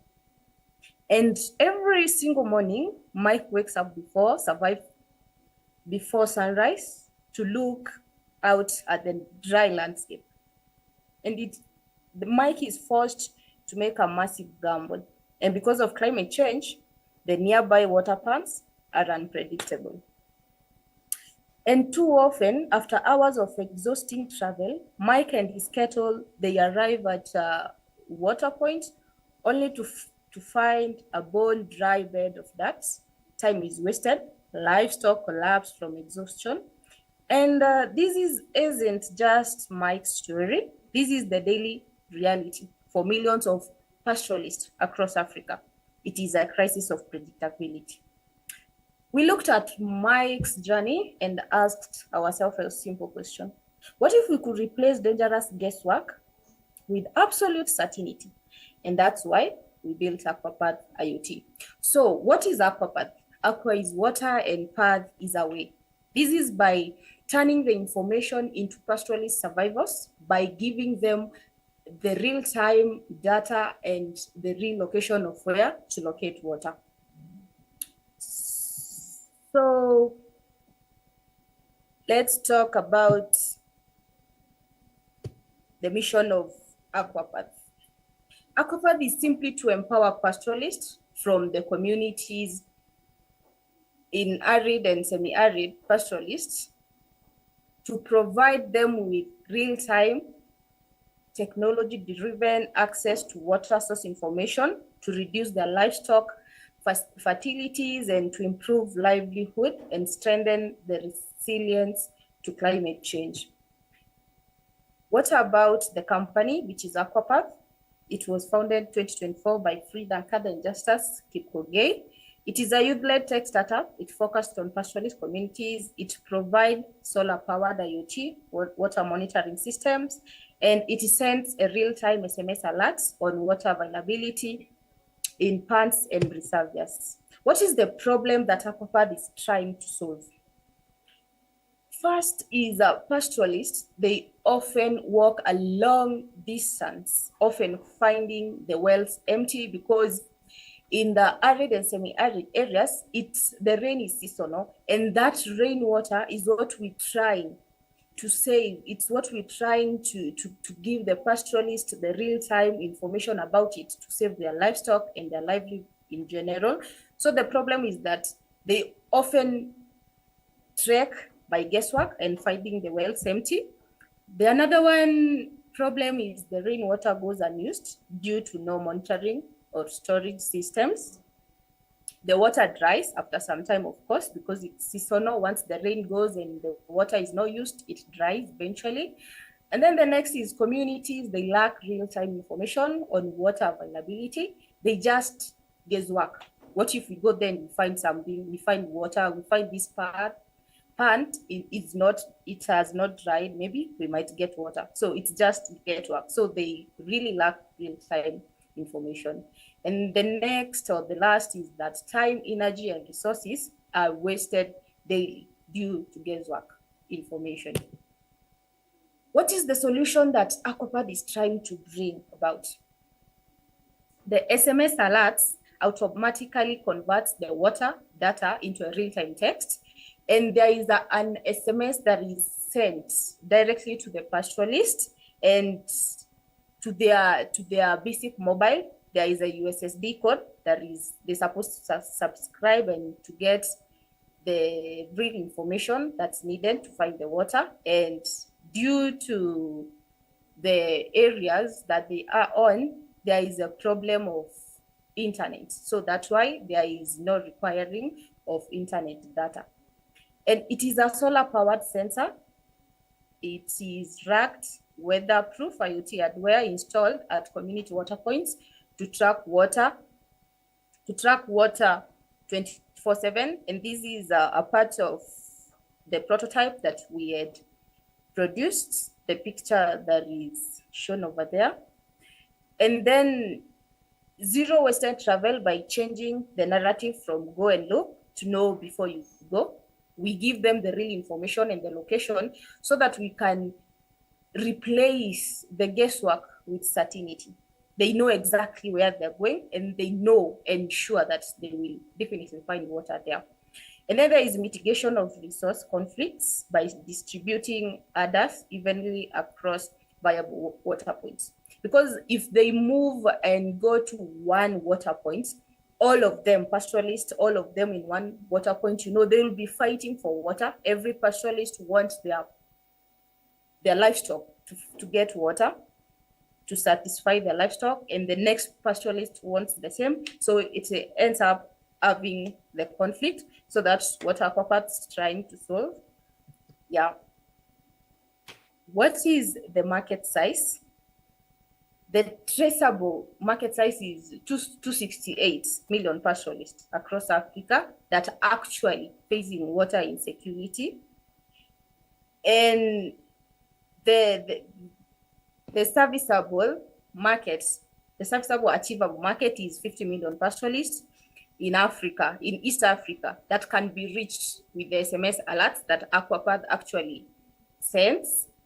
And then the obtainable market is 15 to 20 million pastoralists that can be reached in 3 to 5 years. And our customer focus is pastoralists traveling long distance for water. And the value proposition is the real-time water availability that we will be alerting them via SMS with the real information. And then our market opportunity is 70% mobile penetration that supports adoption. Then let's talk about the product, that is Aquapath. It is a solar powered IoT water monitoring system. It is a system that is integrated with all that technology. It has GPS for location, the water sensors that is installed besides the pumps after the field to monitor the water. And then it sends alerts on water availability, and it reduces automatically the wasted time and energy on the guesswork that is done daily by the pastoralists. And here is our traction. The prototype is tested at one community well, and the 50 pastoralists receiving real-time SMS alerts. And we've seen that there is reduced wasted trips to empty water pans if actually the Aquapath is implemented and used as it's planned to be used. Yeah. And here is our business model, the customer segment, our value proposition, the key resources, key partners, and our cost structure. So, and here is our ask.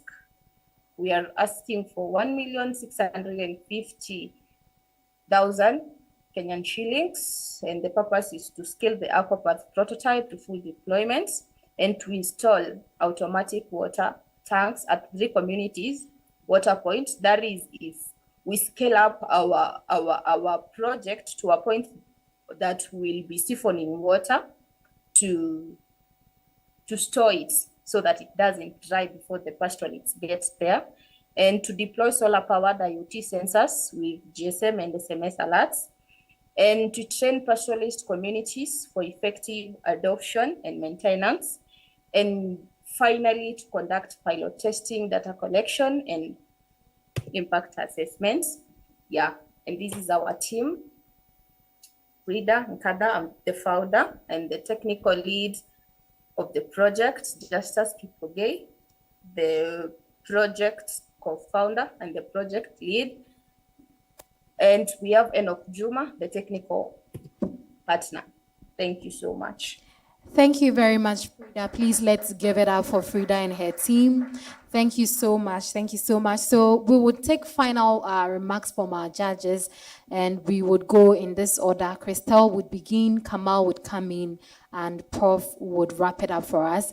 And so Frida, for your questions, kindly put everything together, and then you would respond to all the comments once and for all. Thank you very much, and over to you, Christelle.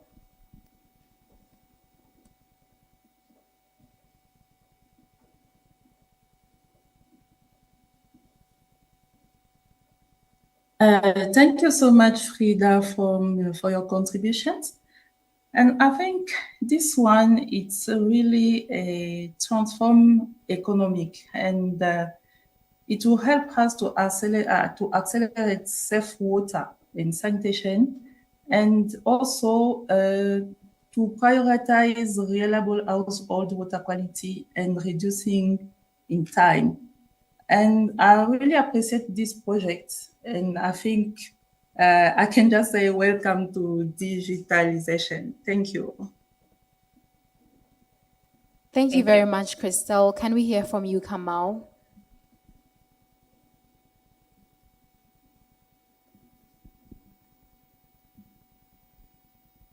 Yes, thank you so much, Frida.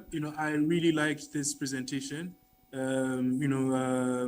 I think it was very straightforward. You have a clear target. These are the pastoralists, and it seems quite advanced. You've already done your pilot testing, and you've shown your evidence.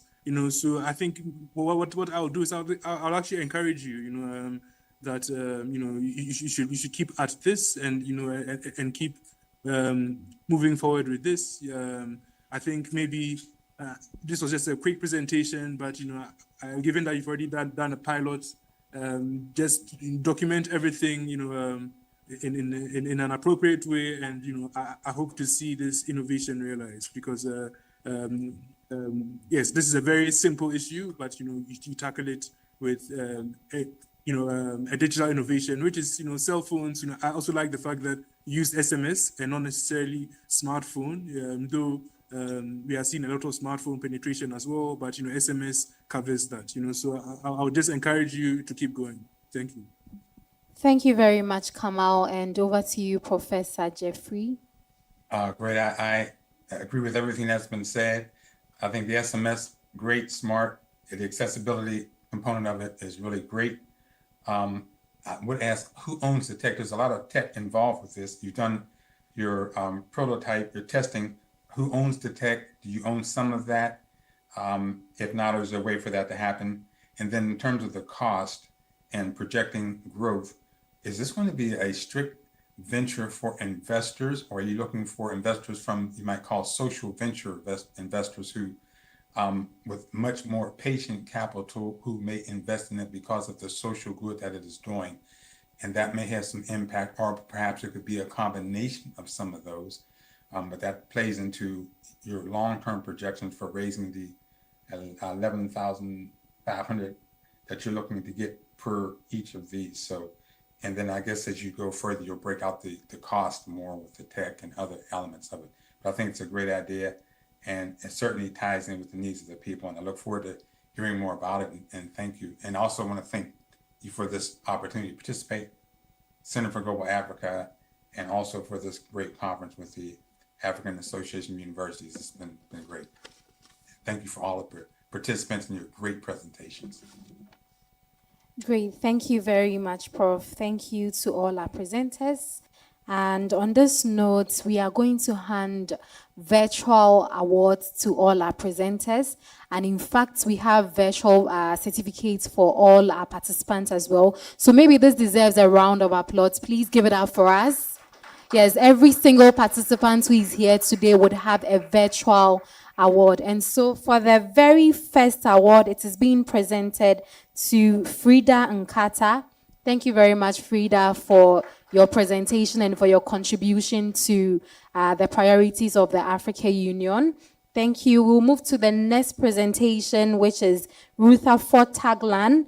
Thank you so much for your contributions to realizing the Agenda 2063 goals. Thank you so much. Let's move to the next one. This goes to Blessing Moyo.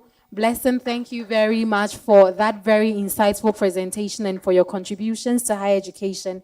We have Canisius Mpala. Thank you very much, Canisius. Your presentation was amazing. Thank you so much. Let's move to the next award, please. We have Dr. Victor Eyo Esi, the very first presenter for today. Thank you so much for your participation. Thank you for your presentation and for your contributions. These would be emailed to you, and thank you very much. And as I said earlier, each and every one of you present here today would receive a certificate of participation and for your contributions. So thank you once again. At this point, we are wrapping up the event. We have two key announcements from two of our stakeholders. I'm going to call on stage Chloe Ekuya-Safwa Amoa. She's a chairperson, United Nations Youth Organization, Ghana, as she gives a very brief announcement.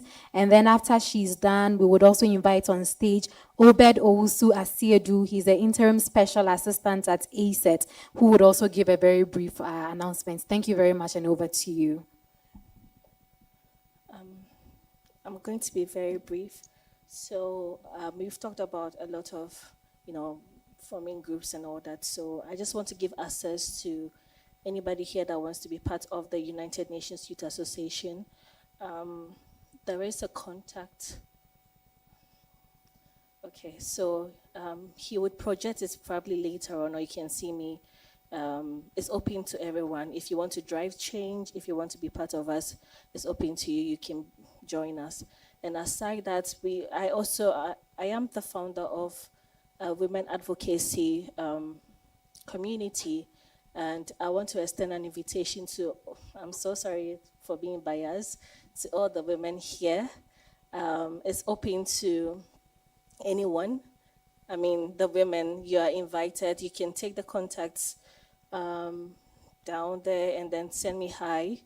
And it will be great to come see what other women are doing, and maybe it would interest you to be part of us. So thank you.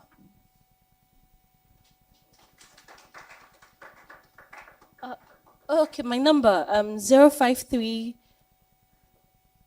8050259. That's a new number. I'm so sorry. 053 8050259. Yes, it's correct. I'm very sure. Thank you. So thank you all very much for the opportunity. If you see a lot of stuff in my hand, I'm not going to read a whole book to you. I know we are all stressed out and we are tired. We've incorporated a lot into our heads today. So I'll just have to read a short brief or a call to action from my end to you all. My name is Obed Owusu Esiedu, the Interim Special Assistant to the President and CEO of the African Center for Economic Transformation, ACET. So Africa cannot build resilient economies while communities still struggle for clean water and safe sanitation. The crisis before us is not only about infrastructure, it is about leadership, accountability, and collective action. Climate change, pollution, weak waste systems, and poor environmental practices, as well as water security, threatens our future. But young people are proving that change is possible, and today is a testament to that. From campuses to communities, youth are already driving advocacy, innovation, cleanup campaigns, and sustainable solutions. Today, we are here to witness the innovative ideas that young people could actually bring out there to inspire change to inspire the change that we ought to see. The future of Africa will not be shaped by promises alone, but by bold decisions, the one that we have all taken today, the one that we've all learned today. Leadership, responsible leadership, and united action. If we want cleaner cities, healthier communities, and a sustainable community or continent, then the time to act is now. And the responsibility belongs to each and every one of us here. I came in expecting to see all of us with our reusable water bottles as part of the behavioral change agenda.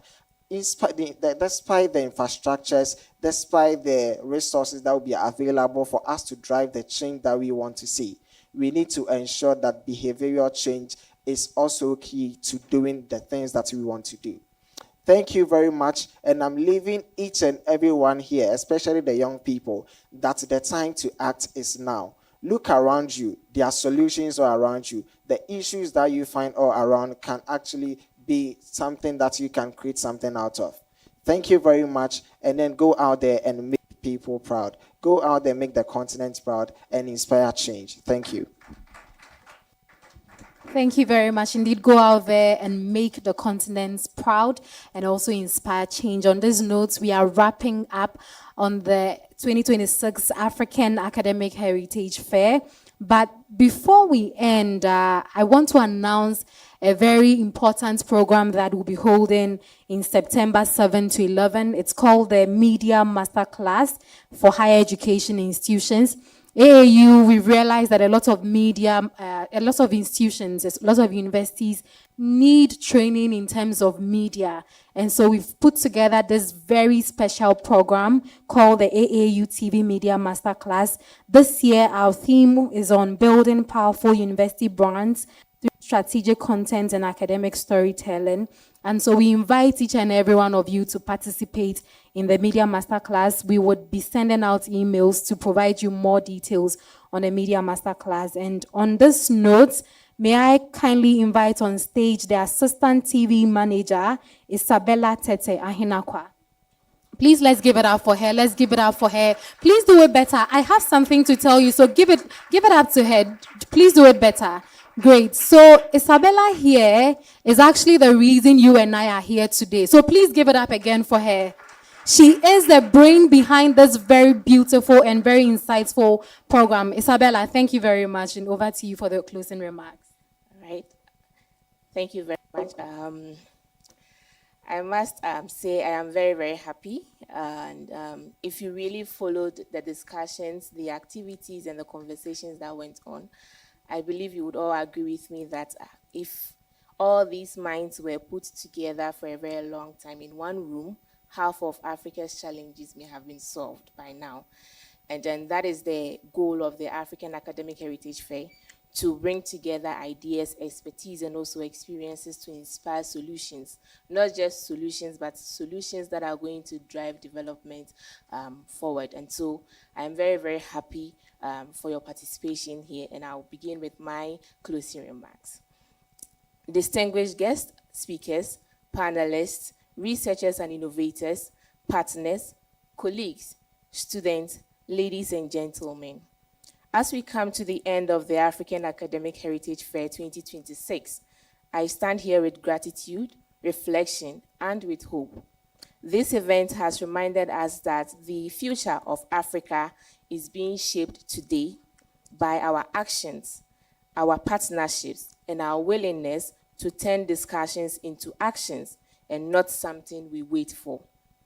Water security and safe sanitation are directly connected to health, to education, to our productivity, to environmental sustainability, economic growth, and ultimately, the quality of life of our people. And this is one message that remains clear from today's conversation. Indeed, climate change, infrastructure gaps, inadequate funding, and weak systems are real challenges, but the solutions to our problem already exist among us. Today, we have heard diverse perspectives. We have listened to experiences, challenges, and practical solutions.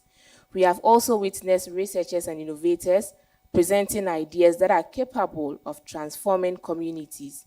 And we've heard young people share insights and ambitions that challenge us to rethink traditional approaches. Indeed, this tells us that Africa does not lack intelligence. We do not lack ideas, and we do not lack talent. Our only challenge is creating stronger bridges between research and implementation, between ideas and investment, between policy and practice, between communities and institutions, and sometimes between intention and action. We live in a time where discussions are many, but implementation is limited. We have policy developed, yet community continue to struggle. We have a lot of research conducted, but still remains in our shelves. And innovations are created, but many never reach the people who really need them most. The question, therefore, is, are we going to act differently when we leave here today? Are universities going to keep producing knowledge without creating pathways for impact? Will industry continue operating without seeing sustainability as a shared responsibility? Will government continue focusing on only infrastructure while neglecting maintenance and community ownership? Will communities also continue expecting change while ignoring the daily actions that contribute to the very challenge we are facing today or complaining about? And more importantly, will the young people continue waiting for seats at decision-making tables or create their own opportunities for leadership and action? Ladies and gentlemen, as we conclude today, I hope we leave here with more than the photographs, more than the certificates you are going to receive, and more than the new contacts made. I hope we leave with commitment to collaborate more intentionally, commitment to support innovation, to strengthen research and policy connections, to create opportunities for young people, to protect our environment and water resources, and strong commitment to turn ideas into impact. The African Academic Heritage Fair was established not to celebrate Africa Day only, but to create the space where conversations become partnerships and where partnerships become action. And as we end today's event, we hope this will be the beginning of stronger connections, stronger networks, and stronger actions towards achieving the Agenda 2063, the Africa we all want. as we are living here today, let us all remember that the future of Africa will not be determined by the challenges we face. It will be determined by the decision we make, the solution we support, and the action we take together. Thank you all for joining us, both physically and virtually. As you are going back home, please go safely. Thank you. Thank you very much. This is probably the last round of applause for the day, so you can do better. Please give it up once again. Thank you very much. Thank you very much. I realized earlier that we were really enjoying the Kahoots, so we are going to finalize our Kahoots so that we can declare the winner of the game. And so for people who signed up for Kahoots, please, Kahoots is up. Dr. Ajaman, please, your audience. And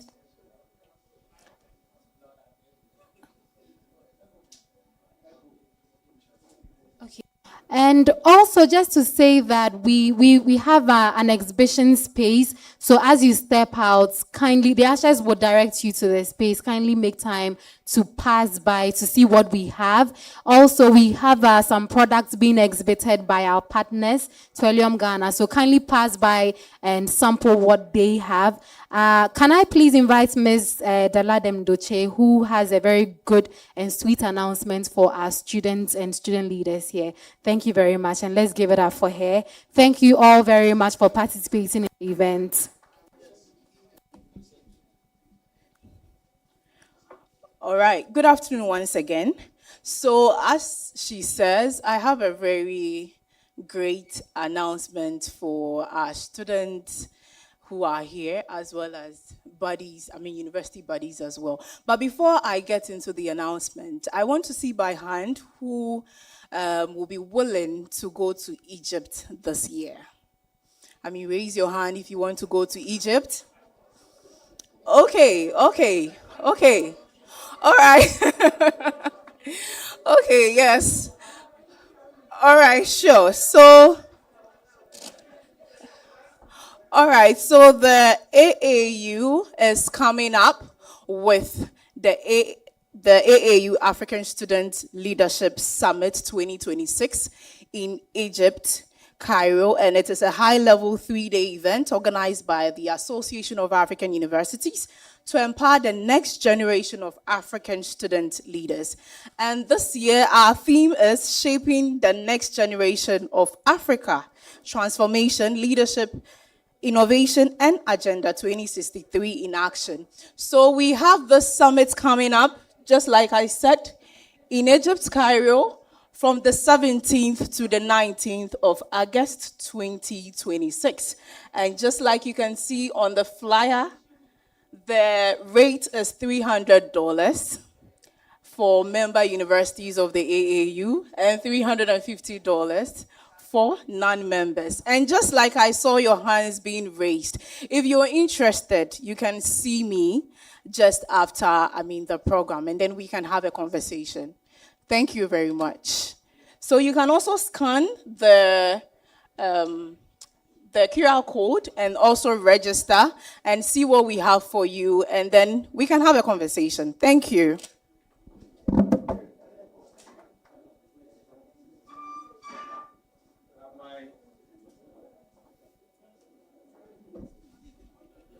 My competitors, are you here? Are you here? Are you in the house? Did you close the window? You closed the window. Are you sure? Let me see by hands if you did your closing. If you close it. Come here on the screen, please. Can we have it on the screen? So if I see by hands those who close it, maybe we'll have to do a restart. If not, if you can get it back to, that's fine.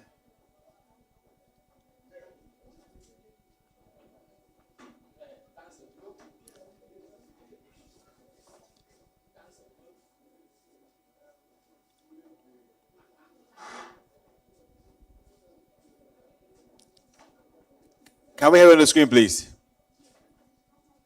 All right. So before we left here, we had Big Steel, who's leading with 6,000 points, and Arsenal remaining and then show forth and co. I don't know if our colleagues online are also participating, but how many of you in this room are still having your windows open? How many of you?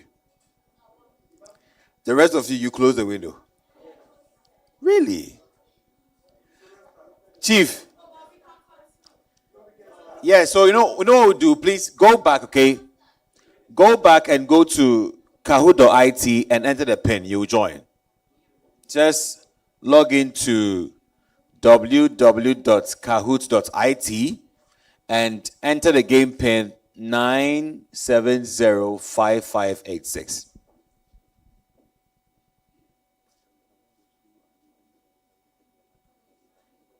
Okay.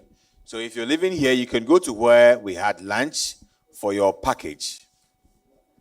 So just go to kahoot.it 9785586 and you can be part of the game. I think we're number 9 out of 20 questions. So we've got 11 questions more. Chief, are you ready? So Chief, wait. Give me sound, okay? The sound is very little. Pardon me. The pin again. The pin is 9785586 over here. All right, 9785586. Chief, I need you to get me sound, okay? I think the sound is here. No, wait. Just take on this. Me sound is one. Okay, so if you're ready, I'm ready. Okay. Are you ready? Who's not ready? Are you ready? We're waiting for you. Don't worry, we're waiting for you. Are you ready? 2 minutes. What are you doing? Network is a problem. No, let me tell you, the hazards of this game is network. Well, network, right? If the network is not good, please get a better network, because it will disappoint you again. All right, so can I go? Are you now connecting? Are you connected now? Are you good? Is there anybody in the house who wants to join the struggle? You want to join? You are struggling to join. Let me see your hand. Okay, there's nobody here who's trying to join, right? Are you good now? Is she good now? Not yet. Oh my. Are you good now?